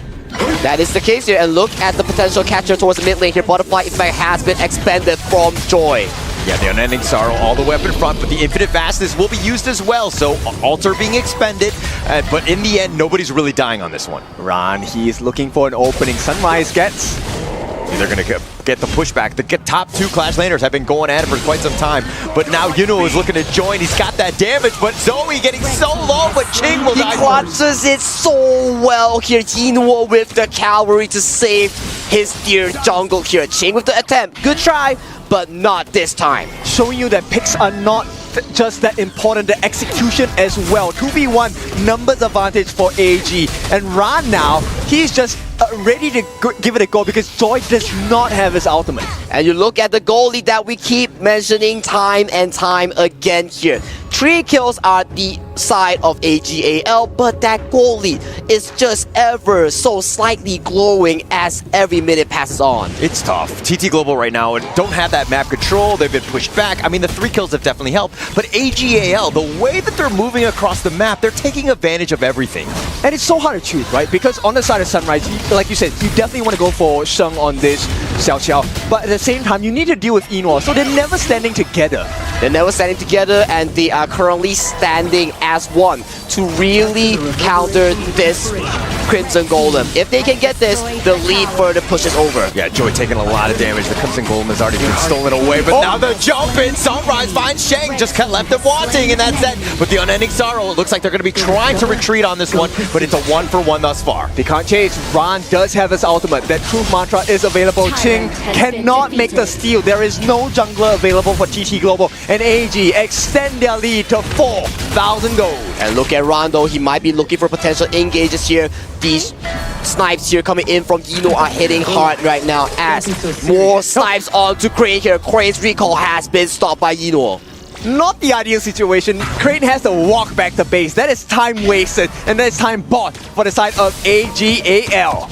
AGAL looking at a very comfortable lead right now as they want to make sure Yino gets so much space. Yino, look at him, having the time of his life right now, unbothered, unscattered. This cover by Shuai is so good, right? The range of his Tragic Beauty as well as the Mournful Tempo, the stuns, and look at the free hits he's getting. He's just going in for free hits, and he knows for a fact if someone so slightly just jump on him, he can bail out with the Unending Sorrow here. Hence, he's just slowly chipping away this mid tower. Sunrise, this is not the place you want to be. Another snipe hits his head here, and this is why the device is so irritating to deal with. So irritating to deal with here. Yino exceptionally well here. Look at the engage. Jump in, he gets the pushback with that heroic charge and he pushes him away. They get Shang, but the Infinite Vastness is going to be used by Snowy. He was so low. Yeah, Ching makes it out. He will have to run away. TP back to home. Nobody dies yet on the side of TT Global, but they give away the most important marker. But look at Ching and Sunrise position though. They want to contest this. Contest here. Ching dives on in for this, but Terrain has been picked off. The tire will be picked off as well. They lose 2. They lose 2, and right now the chase continues by Ron here. Snowy does not have the Infinite Vastness. Gets caught out by Ron and Zoe here. 3 kills towards the side of AGAL. Potentially a 4 onto Ching. Oh, they walk right into this one. Ching pushes him away with that heroic charge, and it looks like Shuai wants to go for it. Gets the solo onto Ching. Yeah, man, AGAL. This is a door opening that they did not expect to get, but they will oblige. And AG continuing on, putting that pressure onto the bottom T3. Yuno hitting like a truck, taking it down as well as the mid T2. 7,000 gold lead for AGAL. That was so many kills. The Shadow Tyrant towards the hands of AGAL right now. They are looking so damn confident. So tough, right? Sunrise was looking for the flank, but he knows that it's too risky to play right now, especially with Ching down. TT Global hanging on. The counter pick or so, yeah, the device is working so well. Look, Sunrise is now, inhibited. He cannot move around the map anymore. They cannot move at all here. Look at Sunrise. As you mentioned, he's just trying to delay the inevitable right now. More and more damage onto the Shuangzi. He's not tanky here. He will have to back off, and this tier 3 will be in danger. AGAL starting the siege on that top T3, easily taking it out. But look at the other side. I mean, TT Global took their first tower. The bottom T1 might open up the map, but man, it's been tough for TT Global thus far. Sunrise, maybe he can get a steal here. He is appearing. They know that he's here. They see the marker. They're all chasing in. Yeah, they know. The spider senses are on point. They're trying to just survey the area. They're not able to find them, and it looks like Sunrise will recall back. He will recall back, but the Shadow Overlord has been fallen towards the hands of AGAL. The last tier 3 tower stands for TT Global in this game 6. Look at the top 3 gold charts. All of them going the way of AGAL. They've played this game perfectly. And with these Vanguards looking to crash into the middle lane, it's going to be less and less space for TT Global. No more lifeline for the side of TT Global. They were looking so good at the start of the series. They're looking for something. Yeah, they go in for this one. But the Infinite Fastest, he's going to look to try to go aggressive. They want to go, and they find Yino. That's a huge play for them. But what else can they get? They're on the run. The top T3 is looking to go down, and Zoe just wants to end the game. Slice and dice, and they will go to an ultimate battle. Welcome to the ultimate battle. This KWC 2025 could not have happened in any other way. 热爱黑周 K 的朋友们，让我们用掌声和尖叫迎接这场巅峰对决 AGAL versus TT Global. We are going to game number 7. Ultimate battle, my friends and fans in HOK. There was no other storyline than this. Man, what a series we got in our hands here, kid. We are going to ultimate battle here. We were questioning, are we gonna see a clean 4-1 from TT Global? But no, the resilience, the gameplay, the mature, the experience coming in from AGAL is just too strong. This is why they're a championship team, able to have that resilience to bounce back, know that no hole is too deep for them, and they can climb their ways out. Yes, they still have one more game. They have not crossed that finish line, but they've gotten themselves even with TT Global here. So with this, you know what makes me really happy? Ultimate battle, we will get to see the early. I want to see that hero so bad. Yino's early will be unlocked in this game 7 here. That is a staple pick, the FMVP Yino. His early will be unlocked here. So, game 7 here, we will no longer have pick and bans. It is just blind picks. Yes, you work in silence and you let your results make the noise. AG, 真的是让山追势吗? We have to see, kid. We have to see. Will it be a reverse of what just happened here? Because, man, what a series we got on our hands today. Because right now, we are looking at both of these coaches. They will have sufficient time for the first phase of the ultimate battle, which we will start with the side selection. Okay, let's take a look at the side selection. I am pretty sure they will show it now. Now, what does TT Global for? They go for that blue side pick. They want Prio. They want Prio, they want the blue side map advantage that is in favor of the bottom side. They want to put pressure onto Snowy to carry this game here. And Coach Joseph and these two coaches, they shake their hands, and right now they are looking to formulate the draft. They have 3 minutes. But do you really want to give AGAL the red side, the counter pick side? But kid, you gotta remember, ultimate battle, there is no more counter picks. We're looking at blind picks here, so coaches are going to be thinking, are we going to be drafting the most meta composition, or are we going to be looking at the counter compositions, right? What are we looking at here? You're looking at the buff positioning, right? Because this is where your farm lanes will be decided. If you're on the blue side, your farm lane is going to be at the bottom. The Prio buff to start with on the red side is actually the blue buff, your crimson your Azure Golem, and that impacts your rotations. That indeed impacts your rotation here, but since the side selections have been finalized by both these two teams here, we will definitely be seeing the Arlie here being the pick here for both these two farm lanes here. But I gotta be thinking here, what are the potential other picks here that might be available? I don't know, the jungle, like Ogren, we haven't seen an Ogren yet, right?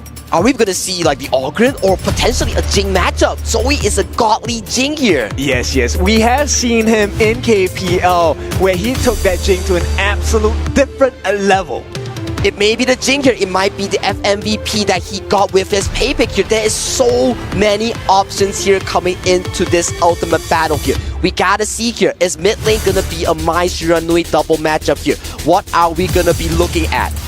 I mean, at this point, you have to take a look at the stats, right? Because for AGAL, they are the #1 team in terms of wins in best of 7s. So TT Global, the stats don't look too good. But if there's any day to prove someone wrong, today has to be that day for TT Global. And Coach Jose has a 100% win rate in grand finals as well, though. So you are clashing two of these statistics here.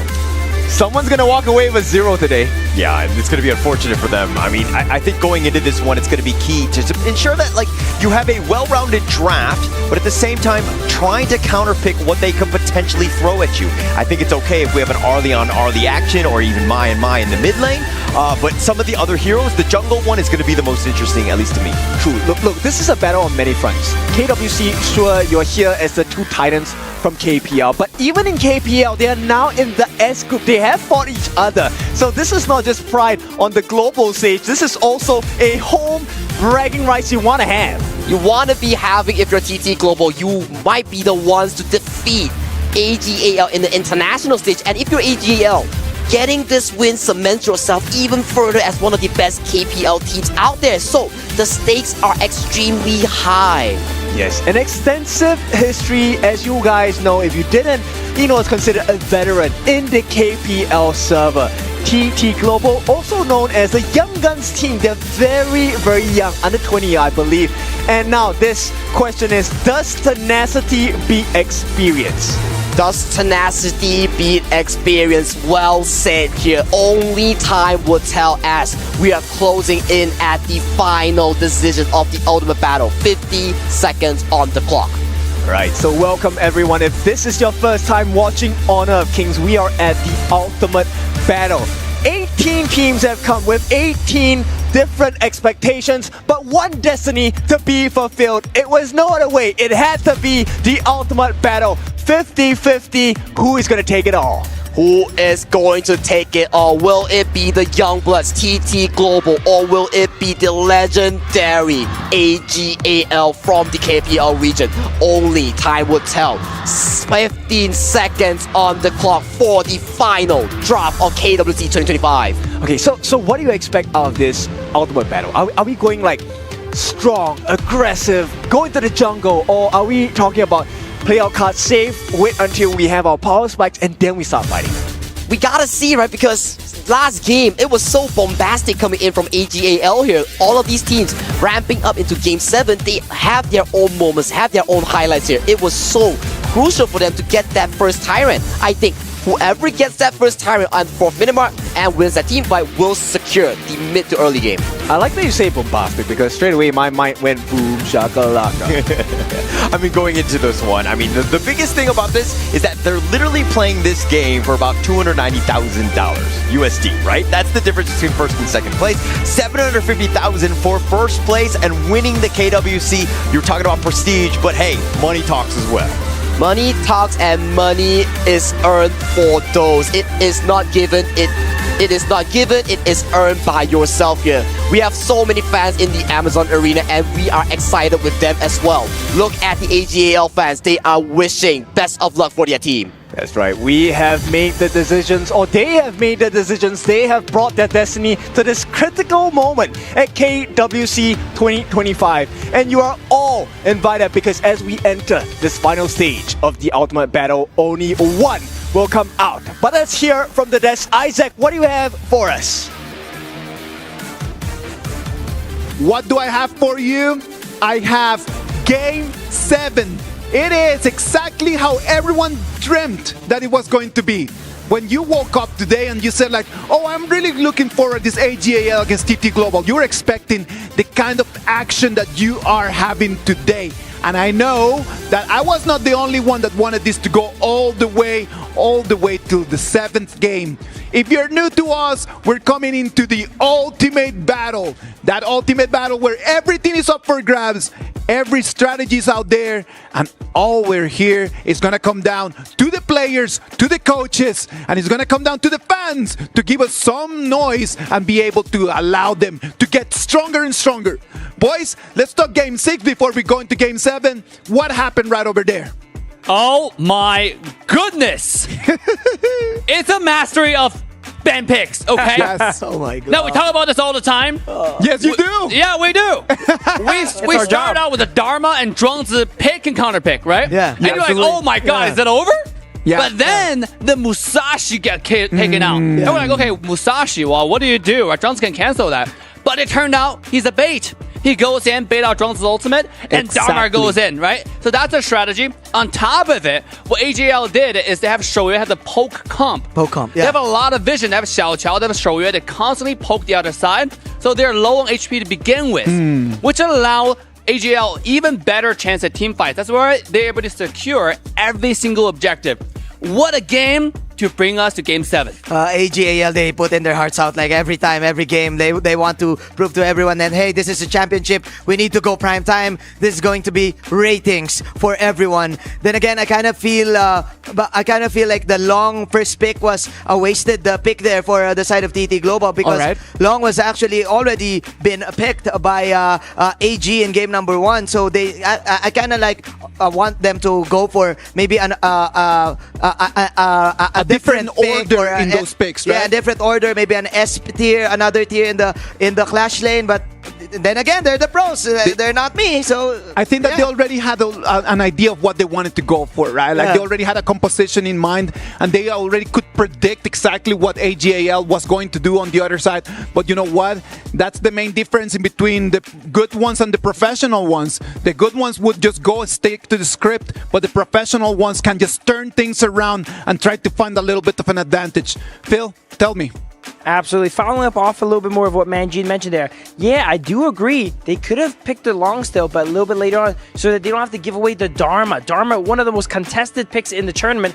And every time it gets picked, it almost always wins, right? It's probably one of the statistical highest win rate picks there, which is why I think maybe instead of the Long first pick, grab the Dharma and take the Long a little bit later on. You know they can't take it and they can't remove it before you get it. Dharma, it is statistically the highest win rate character in the entire series. We're talking about characters being picked out over 20 different games, okay? That's why there are a lot of stats behind it to support that this hero has performed extremely well in KWC. Yeah. And in esports, a lot of time it's not about how good you are with a character. Yes. Or whether a character is meta or not. It's just about whether it fits or not in a specific tournament. Yeah. And Dharma does that. Well, Dharma was a meta pick in the whole KWC 2025. Of that, I am completely sure. But what about if we just come in and when we explain a little bit about this ultimate battle to everyone watching at home? So all the band picks, right? All the global band picks, all of the heroes refreshed. You can pick anything that you want. And the coaches get to blind pick, which means that they get to each one of them just pick without knowing exactly what their opponents are going to do. Then after we come back, what's going to happen is that each lane, one at a time, is going to show us what is being picked. Boys, what about if we try a little bit that? We're going to go lane by lane. Imagine that you guys are the coaches. Imagine that. Imagine that you need to be thinking about the meta. And then when I say 3, 2, 1, then you guys are going to show me exactly what you got. What about if we go for Clash Lane, all right? Clash Lane, one of the most important ones here in this meta. Clash Lane, 3, 2, 1. Fatih! Fatih, Dharma. All right, so Dharma. Fatih, and Dharma. What about jungle picks? Jungle, 3, 2, 1, go. Ogran. Ogran. Jing. Okay. Mid lane. We've seen great performances in mid lane, and we need to check what you guys are going to pick. Mid lane, 3, 2, 1. Mai. Okay. Wait. Mai for your thing. Mai for AG, but Gan and Mo for TT. Oh. All right. Thank you very much. Okay. My for AG, Ganemo for TTG. Hold on. Who is Jing for? Both. Oh, okay. All right. Okay. Good. Let's come back. Boys, let me take the game, all right? What are you doing? All right. Farm lane. 3, 2, 1. Arlie. That was no brainer, right? And then last one. Support. I also do have an adaptation there as well. Phil, but you can come back with an adaptation after we finish with the comps. All right. Roamer. 3, 2, 1. The idea. Wait. The idea for TT, you won for AG. Oh. Okay. Diadea. I said Liang. And Liang it's for Liang is for okay. TT. Okay. Because he has the Gunmo. You know what? We will find out if we are correct, if our analysts are actually accurate with this after this very, very short break.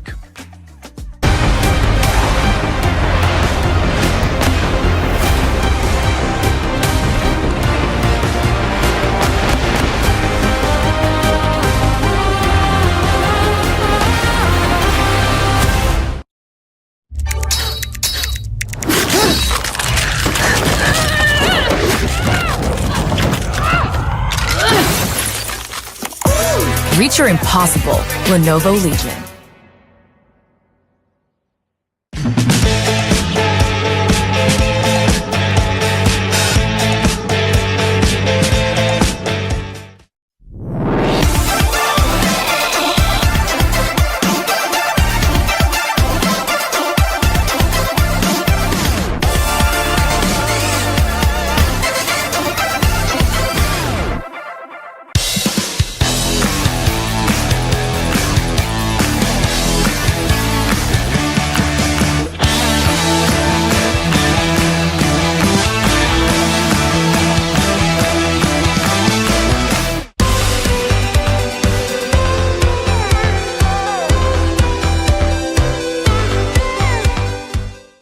The human body was built to move, not trapped at a desk in one singular posture for 12 hours a day. It's time your chair evolved. This is Secret Lab Titan Evo. Ergonomically engineered for you, gamers, hybrid workers, artists, backing your every move.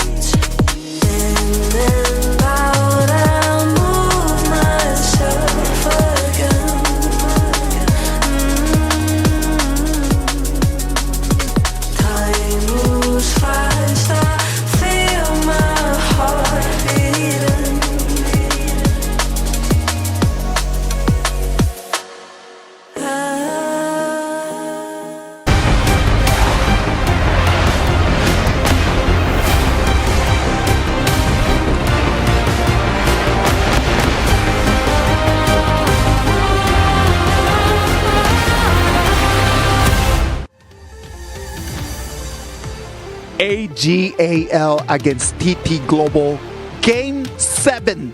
This is the KWC 2025. This is the grand final. A 3-3 draw right now is sending us to the ultimate battle. Ladies and gentlemen, here in the Amazon Arena, I know you're waiting for it. Boys, what can we expect out of this last game? I expect bloodbath. I expect rumble. I expect 5-on-5 outplays. I don't know, man. I just want to go crazy. Oh, please let it go crazy because it's going to go nuts right over there. Look at the people. They see themselves on the screens and they can just amazingly just go AG43 TTG over there on the screen. Man. Some predictions live. All right. Woo! Man, both teams fought tooth and nails to this exact moment. If you're watching, doesn't matter where you are on the globe, I have only one question. Are you not entertained? We are entertained, bro. You cannot ask for a better final. You cannot script a better final here. We're 3-3 going into Ultimate Battle. We mentioned how Yino will never get his Arlie. He's going to be banned every game. It was banned every game. Guess what? Ultimate Battle, there are no bans. If he wants the Arlie, he's getting the Arlie. The drums are getting ready right over there, my guy. It's ready to hit on those. Yes, sir. You know it. Oh, you know it. You know it. Everyone over there just said they're ready for this to go, Manjin. It's Saturday. It's dinner time. It's probably morning in the other regions. But welcome to Saturday night. Hawk down. They're gonna lay the hawk down, ladies and gentlemen. Oh, here comes the drums. Here comes the drums. Thank you very much right over there to everyone watching at home. Say hi to them. Thank you very much. Thank you, ladies. It's been really nice being here all these long hours, just getting ready. You can see that Eno is locked in. He's locked in. He knows that. Like right now in his mind, blank. The only thing in his mind is the trophy. The only image that he's got right over there. If you're a fan of TT Global, you need to send them your energy right now. If you're a fan of AGAL, you need to send them the energy right now because this next match is for all the marbles. If not right now, when? If not right now, when, ladies and gentlemen? Exactly. For everyone watching at home, it's time to share this with your friends, share this with your community, have them come in and support the team that of your favorite.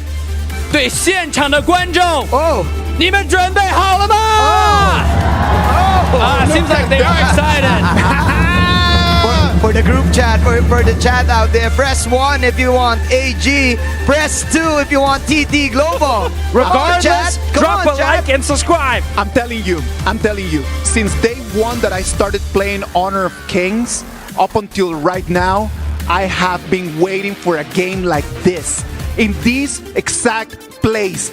You see, this is just worldwide stage. It's been years to make this happen. What about if right now we send it to the casters? They're gonna bring us the energy, the action of this Ultimate Battle Game 7 TT Global against AGAL. Ampiness up, Isaac. We are live and loving it. We are in the ultimate battle between AGAL and TT Global, and we are going to be seeing the pick reveals come through now, guys. Take it away. Let's see what's going down. We're going to start with the Fatih on the class lane, mirrored by both sides. Fatih, the main key hero here, and Ogren for the two junglers here being locked in here. Further tempo for these two junglers, so pivotal. Yep, instant executes available for both sides. Let's take a look at what is next between the mid laners here. I am expecting a Mai, but it's going to be Princess Frost. Wang Zhaojin comes into the gorge. Changsheng's Wang Zhaojin has been locked in here, ladies and gentlemen. This is the crucial pick that won them the KPL Spring Season 2025. Right now, let's move our focus towards the farm lane. Snowy's legendary Hou-Yi versus Yino's Arlie. You pick your best, you want to win with your best hero, and we are left down to that final pick in the room between both TT Global as well as AGAL. And I just received news. Both of our roamers will be playing the Liang Roam. Alright, perfect combination that goes hand in hand with the Princess Frost in the mid. And yes, it is not KWC final without the ultimate battle. Ultimate Battle game number 7 between the two legendary teams hailed from the KPL region.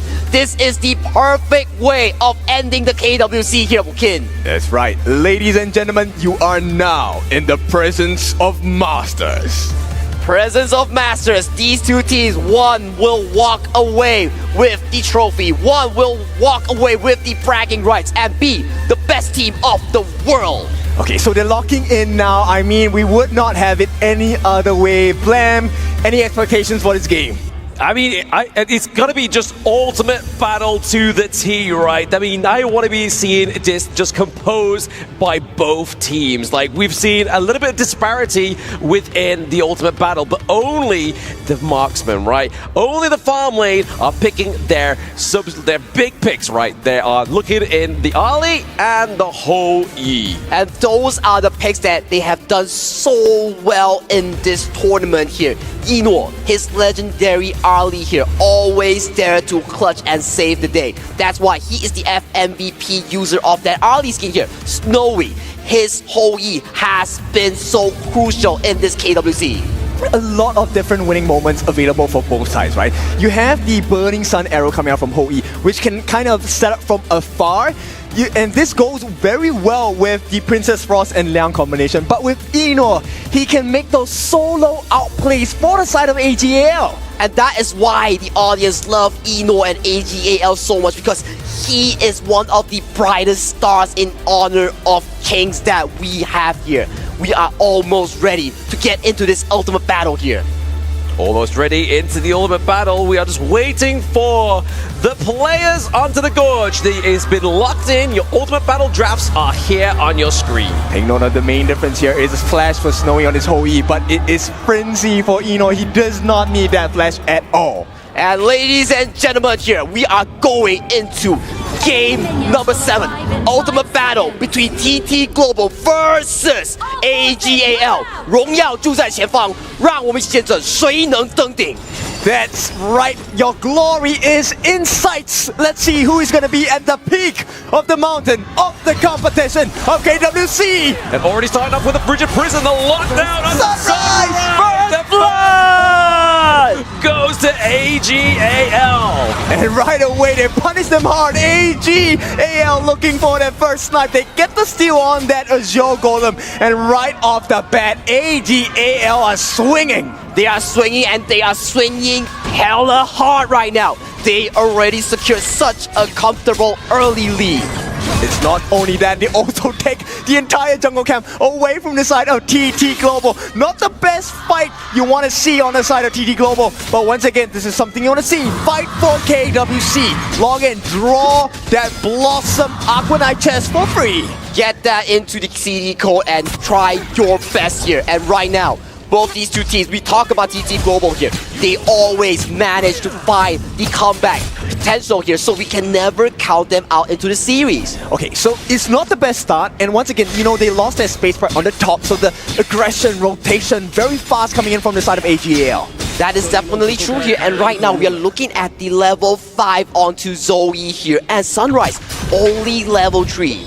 So I'm curious, right, what does Snowy build here? Does he go for that Doomsday first, or does he go for the Spark Force Dagger first? I think coming to this game 7 here, everyone is looking eyes sharp onto Snowy here. He definitely will go for the critical build. Yep, and you can already see, right? At the start of the game, Emo will have a slight advantage against Snowy here, especially when he has Frenzy on hand. Frenzy is a very strong spell, ladies and gentlemen. It gives you lifesteal, it gives you physical and magical reduction here. Look at the positioning coming in from AG and Zoe here. They're looking for the level 4 breakthrough point. Yep, that first play allowing a 1 level advantage coming out from the side of Zoe. And of course, Sunrise just hit level 5. He needs a little bit more funneling. He indeed needs more funneling here. Look at the respect that Snowy is paying towards the side of AG here. No members are shown onto the map here, but a collapse might be happening right now as the members of AG are collapsing. Yep, they're buying time. They come in. Oh, okay. Zoe as well as Ron trying to get the dunk onto Joy. And that is no joy for TT Global's Joy. And that is no Jing as well. This has been a great rotation here from AGAL. Looking to just put some pressure into this top side of the map. Being a true seer, you can see my eyes, but you cannot see my vision. And with the vision, it is going to be AGAL who step ahead. They are one step ahead and they are now with a 1000 healthy goalie. Let's break down this play real quick here. Ron with the amazing engager, not even burning any spell to execute the roamer coming in from TT here. Joy gets taken down, Chain gets taken down as well. Okay, Sunrise maybe trying to go for a bit of a contest here for that Azure Golem. I mean, he definitely doesn't want to overstep, right? Obviously, Shuai has not got the ultimate, but does he know that? Probably not just yet. I mean, the timing is so important from the side of AGAL, right? It almost feels like anytime there's a potential fight, Zoe does have the seal state. He's ready to execute you when you are less than 10% health. And he has the help of Sheng as well as Shuai. The timing has been perfect. Timing is indeed perfect, and that is what you want coming in from Princess Bronze, and engage goes through! Suppression, obviously, he tried to use the Burning Sun Arrow there, and it got wiped out by the Maple Dance. Exactly, this is timing at its peak. AGAL, you have tasted and poked and prodded the demon. They are on form now. And the 1v1 goes through topside here. Ron goes extremely low. Ching wins out in this exchange as they are forced towards here, and Tyrant spawns. Oh, nice freeze! Okay, the Winter is here, just going to the side of AGAL, looking to put a bit of pressure into the back line here. We do see that Sunrise already used the Conductor of Souls, but we are seeing that Ching needs to do the damage onto Zoe to keep him away. Looking to contest this Crimson Golem. Song's Princess Frost is so clutch there. There was no setup that he single-handedly frees two members of TT Global. And one decision, it is close to a 2,000 goal lead for the side of AGAL. How do you come back into this game as TT Global? It is so hard. And Eno has not been checked at all. He's already at level 7. And this Burning Sun Arrow, unfortunately, representative of TT Global's game state right now. But Kin, we gotta remember, TT Snowy, this man, his Hoi is so darn good here. If TT Global can drag the game to a 15-minute mark, we might see Snowy pop off. You might see, but Shuai has been hitting all the correct markers all game for now. And with the help of Sheng, this duo in the side of KPL has had a great win rate, close to 100% on most of their hero picks.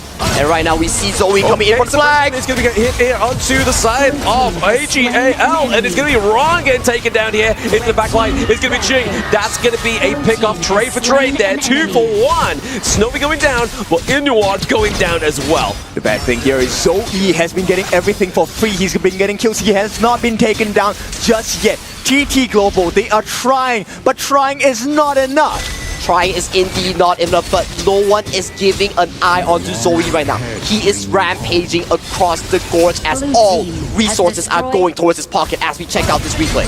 Yep, this is a nice movement here. Snowy actually committed his flash, so he knew he was out of the battle straight away, gave his life, tried to put as much damage as possible. But with such a monstrous lead, look, the TT Global fans, they know what's going on. They have to hold on. They have to hold on, and Ching is one of the key members that they have to look out for because he was the one to single-handedly remove Eno from that battlefield. But hey, I mean, TT Global fans, you gotta have faith, right? Keep it in, keep your spirits alive. Your team needs you at this point, right? I mean, it's not too far in between these two goal leads. It's only 2k. They can still bounce back. Yes, but the itemization is a huge damage, right? Because look, they have to make up for the damage due to the lack of EXP and itemization. So Stolen Sorcery going into the hands of Crane. They're looking for the turnaround, but they need kills to complement and supplement that growth. And when you talk about gold here, look at the difference between the two Ogrons here. Zoe, 6.2k versus Sunrise, 4.4 thousand. That level 1 invade here coming from AGAL was so detrimental. And he really is very close to that Blood Rage, that fist in red. At the same time, he also has the Protector Cuirass, one of the heaviest physical defense items available in the game as a sub-item. We have to see whether TT Global has enough time to allow Snowy on this whole year to scale into fruition towards the late game, because that is their winning condition here. If Snowy can outscale Kinor, that will be huge. He needs the help of Crane, right? So far, Sheng has been on point with the Frigid Prisons. The freeze has been great. Oh, catching out. Yeah, bit of a speed come through here. 0 to 90 for the side of TT Global. Able to protect there Sean. But now they are looking to get a few more kills on the board here. Ron gets taken down, but it is going to be traded for Crane and Joy. And we are seeing some joy for the side of TT Global, or Sunrise gets taken down, and that's a double kill. If you dare come at the Kings, you better not miss, because AGAL will take your life. They will take your life, and they will take your towers, your buffs, everything on the map of TT Global is under the invasion of AG. Look at this invade here. The invade starts off with the side of TT engaging on Sheng. He gets removed from the map here. Ching, once again, crucial in the team fight here. He gets 2. He has to back off here. Look at Yino, untouched here. He gets all the damage onto the members of TT. This is why map information is so critical, right? You need to know where the members of your opponents are at, but right now, for 8-minute marks, they will be able to secure that Tyrant for themselves. So TT Global, there is some life, there is some hope. There is some hope. The final hope lies onto whoever gets the perfect engage. Will Ching be able to assassinate Yinor? Will Snowy be able to scale towards the late game? Or will AGAL come out on top in all these team fights? It's not going to be easy at all, because Ran just secured that Overlord for the side of AGAL. I was about to say Shadow, but it's not that state yet. Because look, AGAL looking like late game heroes already. Yeah, I mean, you're running away with fairies a little bit there, thinking it's going to get to the 10-minute mark just yet. I mean, it's been pretty much brutal, but there it is, the Burning Sun Arrow with the Winters here, trying to keep Shuang alive, but the flash in coming through for Ron as well. We're seeing here that Zoe is trying to put the pressure onto the side of TT Global. That level equilibrium between Ran as well as Sunrise is hurting TT Global so much. This guy, Ran, on his fatigue, now able to be a thorn in the sides of TT Global, and being in this position of absolute strength, AGAL are playing superbly. They are playing superbly here. This is the AGAL that we, the fans, the audience, want to be seeing right now. 4,000 gold lead heavy goes towards the side of AGAL here. Right now, they're knocking onto yet another tier 2. The final tier 2 goes down towards the top side. Yep, this 10-minute mark is going to decide the fate of TT Global here. If they lose the important neutral objectives, it could be game very much over. Game very much over here. 10-minute has reached for this ultimate battle here. Shadow Tyrant, Shadow Overlord has arrived onto Hero's Gorge. Yep, they have the map advantage here. There is a Vanguard on the top side pushing away that top side wave, and with this, AGAL have complete dominance. This Shadow variant of the Tyrant will go into their hand. Yeah, but Sunrise, top side of the map is going to be huge here, but the Burning Sun Arrow does land up, but it's not going to actually claim anybody just yet. It's just going to make sure AGAL is able to get that Tyrant, and now they are getting the results from that extra damage. Inwa getting the claim onto Sunrise. The team that is known as the 10-minute buff, they themselves take the Tyrant's buff, and they're going to make absolute value because they are knocking on the doors. T3 open, and here is AGAL. Looking to put pressure onto the T3s here is going to be AGAL, right? 7k up at 10-minute mark, going to that 11 minutes. We've seen that the Winter is here being put down to just try to keep away from those minions, but it is enough to wipe out a trade for the trade. Crane and Shuang trading ultimates. Right now, we are seeing such a strong AGAL onto Hero's Gorge right now in this pivotal game number 7 right now. They have a 7,000 healthy goalie. It is super huge in the 11-minute mark. You truly are seeing a master at work here. AGAL, they look so dominant from the get-go. That first blood led to so many benefits to the side of AGAL. Yeah, I mean, look at Zoe here, right? Like 6-0 and 3, 10.5k to 6.9. That's already showing just the devastation of that first blood. And they're not looking to stop here. They know the timer. The Primal Bond wasting up in 6 seconds. 6 seconds onto the clock right now. Primal Bond is not an issue for AGAL. The prize Shadow Overlord has been secured for AGAL. They will formulate this massive push. Pressure is increasing for the side of TT Global, and also Snowy went for the full damage build because they need it. And at this point, if they fight unfairly on the side of AGAL, they get the stuns whatsoever, it's gone case. Snowy will be taken down in an instant. That's why Snowy is so important in this coming team fight here. If he can stay alive, if he gets this of TPS here, he'll be important here. But Burning Sun Arrow gets blocked by the Ali spell to Maple Dance here as the minion waves are slowly crashing. So you have to be careful here for the side of TT Global. They are getting caught out by those CC moves. They have to make sure they're having a bit more of a micro transition here within this fight. They have to make sure they're just going around AGAL. They have to do something. Crane, he has to be responsible for the defense. He needs to block them away. But AGAL, they're so strong. Eno, ready to go. Yes, it is activation time, but they are looking to take the T3. Sunrise, go down. Down goes Sunrise. That is your frontline gun. Access into the backline gun, but also Inwa is gone down for the side of AGAL. Do they eat it right now? Probably not. They're just looking to get some of these high ground turrets and then push away. Yep, that is 2 T3s for the price of an Eno. That's a good deal any day, right? AGAL, they'll take that anytime. Also, they get the Crimson Golem.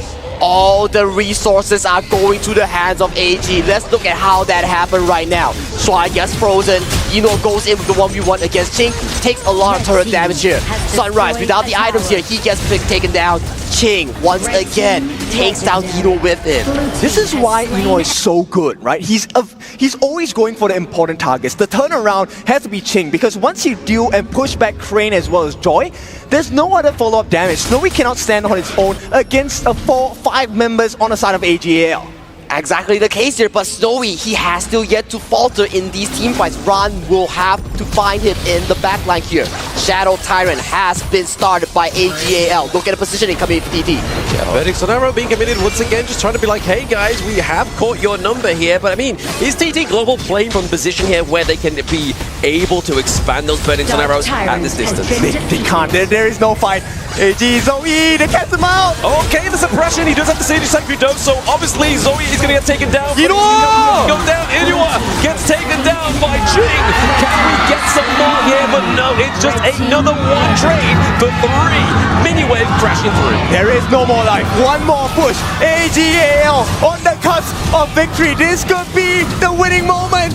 They're looking for it. They're looking for it. Crane's going down here. It's only Ching alive. The Miniwave trying to be feeded through here. He gets frozen. There's minions! Placed down. AGAL wins! Takes the KWC Championship. Truly the kings of Honor of Kings, not just in KPL, but in the entire world. KWC 2025. They came back from a 3-game deficit. 心怀荣耀，勇往直前。The summit stands unshaken. AGAL, the kings of KPL, the tallest mountain and the longest river of Honor of Kings. AGAL is your 2025 KWC champions. This has been a great experience, truly been an honor. I mean, I'm so glad to have shared the stage with you. Blam, Sagi, once again, it's your favorite kind of tofu, Kindofu. The 3 of us, now we will crown AGAL as the champions of KWC 2025. I mean, even more notably, right, Inua has been here twice. He did it with the KPL Dream Team last year. He's now done it with his homeboys from the AGAL Dynasty.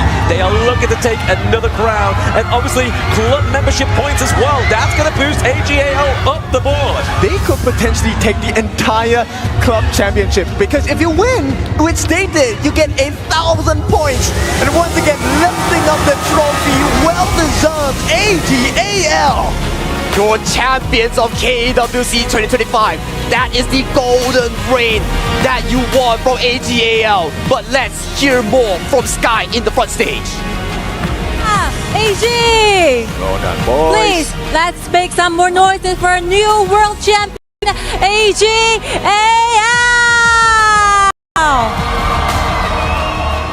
心怀荣耀！心怀荣耀！ Alright, it was AG, it is AG, it will always be AG who make the rules in honor of Kings. This will be the moment and that I believe you'll be memorizing for the rest of your life. But I believe now it will be the time that we have a little talk with the world champions. Here we go, Shuai. So, miracle does happen in this. How did you exactly make this happen? 大帅，真的，今天这种翻盘太恐怖、太不容易了。你们究竟是怎样可以拿到今天这样的胜利呢？就没觉得会输吧，然后只是再走一次年总的剧本吧。We never think we're gonna be losing, and we think we can make miracle happen one more time, just like we did last year. All right, thank you. It will be Eno then. So, as a team leader for AGAL, what do you think about today's performances, and what will be the thing you want to say to the world right now? 作为 AG 的队长，对于今天的表现有怎样的评价？包括对于接下来的所有赛事，对于全世界的观众朋友们，有什么话想对他们说吗？我觉得大家今天都表现得非常好，我们逆风的坚韧不拔，一步步走到了巅峰对决，包括巅峰对决开局的设计，我觉得我们都做到完美了。I feel extremely happy, and I would like to give a huge applause with all my teammates. We did make miracle happen. We show our persistence and perseverance during those times when we are losing and quite behind. And for those opening designs in the ultimate battle, we think we did a great job. Thank you so much, Eno. And up next, will be Shen standing side by me. Sorry, please give me some spaces. 让我钻进来啊，谢谢两位。Okay, Shen. So you have a lot of championship titles together with AG for KPL, but this will be your very first KWC champions. Is that feel differently for you? 我们其实和 AG 的所有选手并肩作战，拿到了非常多的 KPL 的冠军，但是这一次是第一个 KWC 的冠军，世界级别的冠军。此时此刻的感受和以前会有不一样吗？然后注意好好说啊，这次不要嘴瓢了。之前一直嘴瓢，这次就说一句话吧。既然打到巅峰对决了，就让你们看看我们是 F。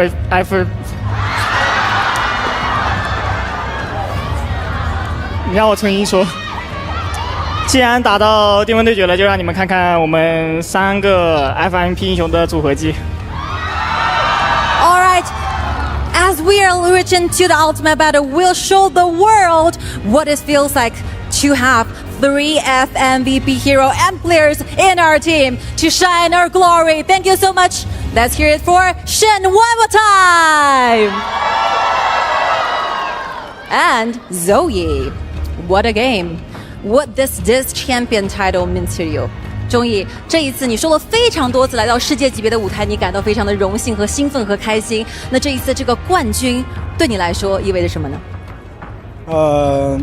这冠军肯定是来得很不容易的嘛，因为我分享一下我的经历吧。就我们1比3落后的时候，我出去上洗手间的时候，我洗了把脸，告诉自己，这是上天给我的最后一个机会了，这一分，所以说我必须把握住。然后回来的时候，我就想着这一分肯定不能再给对手了。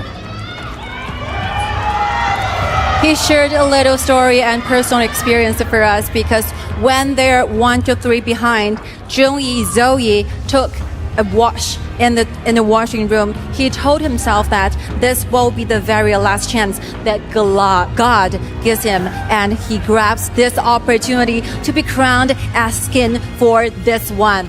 Please make some noises for Zoe. And our last player, Ran. Very simple for you. How do you feel right now? 轩然，每一次决赛都会问你这个问题，你现在的感觉怎样呢？太爽了 Actually, you can say that for yourself. Learn. Awesome. 说这个词，这句话的英文，你自己翻译，我就不帮你翻译了。Awesome. Awesome. All right. Thank you so much for your crowds and your cheering. And I believe this will be the time where we share something more important to you guys.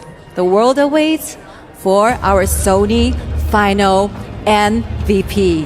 你们觉得今天谁会是决赛 FMVP 呢？让我听到些声音。Allow me to present you your Sony Finals MVP. He is Zoe!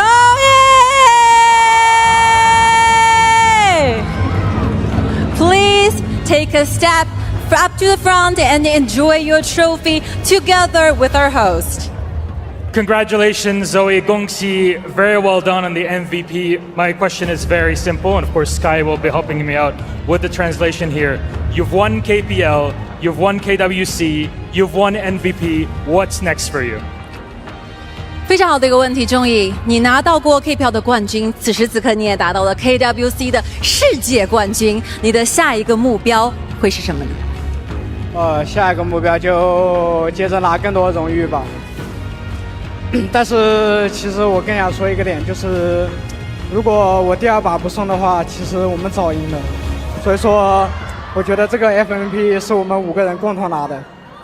All right, I think this FMVP should be awarded to every single players in our team. Actually, I think I can do better in game 2. So I will say, let's give applause to the entire team, and we are the final champions. One more time, your KWC 25 champions, AGAL! And ladies and gentlemen, this will be the end of Honor Pins World Cup 2025 here in Riyadh, Saudi Arabia. It has been an amazing journey on these past few weeks. It couldn't be that meaningful without your support and your love. Thank you so much, every viewers from all around the world. We will see you next year. Bye! Studio, take it over.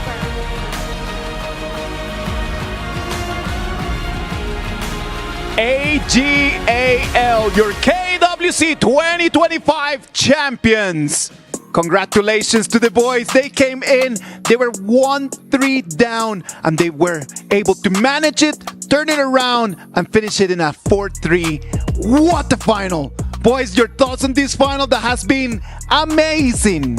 AGL, absolute masters of the game, and not only the game, masters of the mentality, right? They kept their composure while down 3 games. They did not let it go ahead and hurt them, and they went into the ultimate battle, and this was the ultimate final, I would say, too. Yeah, this is also because of their experience, right? All of the tournaments that they won, and I should say, like I said earlier, GGOAT, greatest of all time.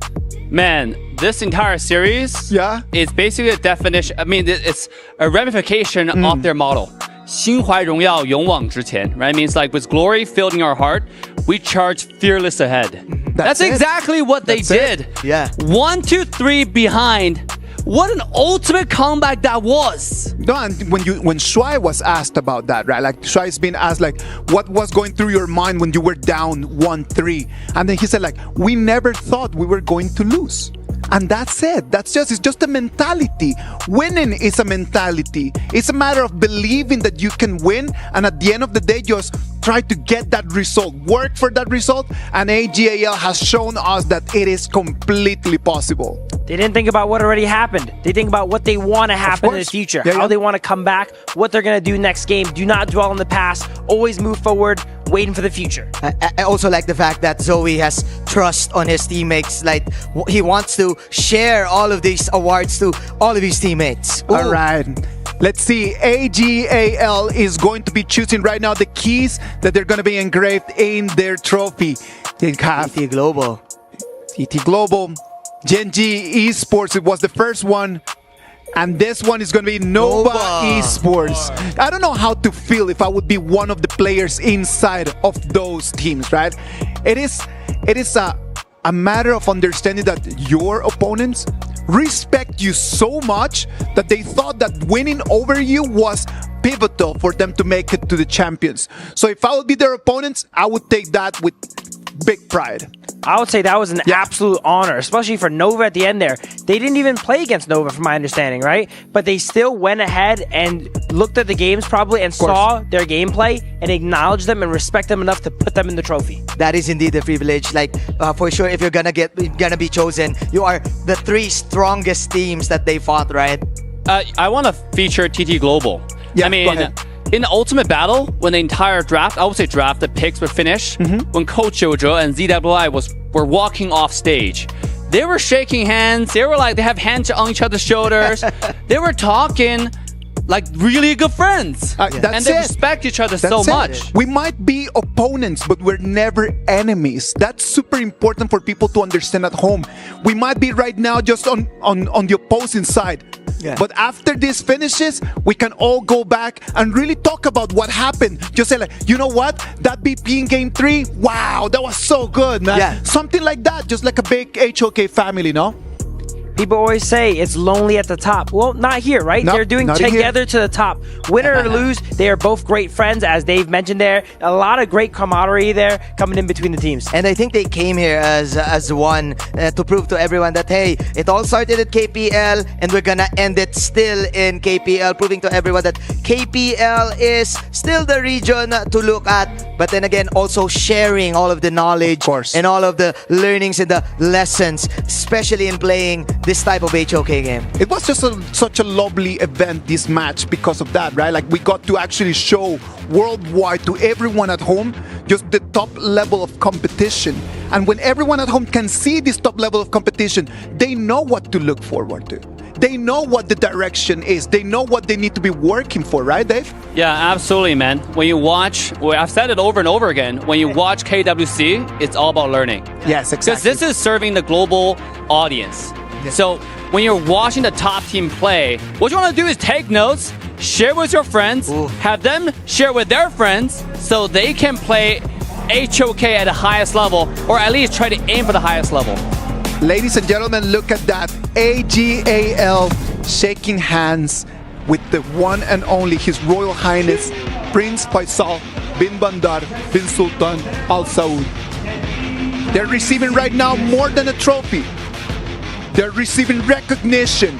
It's recognitions for their discipline, their resilience, and their spirit. I'm telling you, right now, this walk is more than a celebration. It's a reflection of every comeback, every scrim, every doubt turned into belief. They were down 1-3. Here we are. Look at that. The wait is over. The climb is complete. The crown is claimed. In this moment, they're not just winners. They are immortal. They've walked through doubt, past failure, across pressure that most will never feel. And they've come out on the other side with heads high and hands raised. These 5 men, these 5 boys right over there, the champions of our KWC 2025.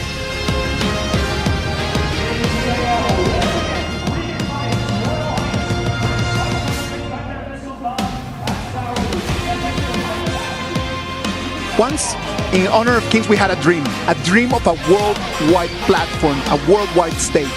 Honor of Kings is no longer just a dream. It is a movement, a world stage, a family, a place where new legends rise, not from the spotlight, but from the persistence, pain, and passion. This victory will echo for years, I'm sure of that. But so will the fire lit in every team that fought to be here. The Alpha 7s, the Blacklist, the BSE, the Team Vitalities, the Nova Esports, all of them. Those who bled in silence, those who lost by inches. It's been a pleasure having you here. We're gonna leave you with the Qiddiya top place of the tournament. Thank you very much. We say goodbye from Riyadh, Saudi Arabia, and I hope to see you one more time. This was the KWC 2025. Good night.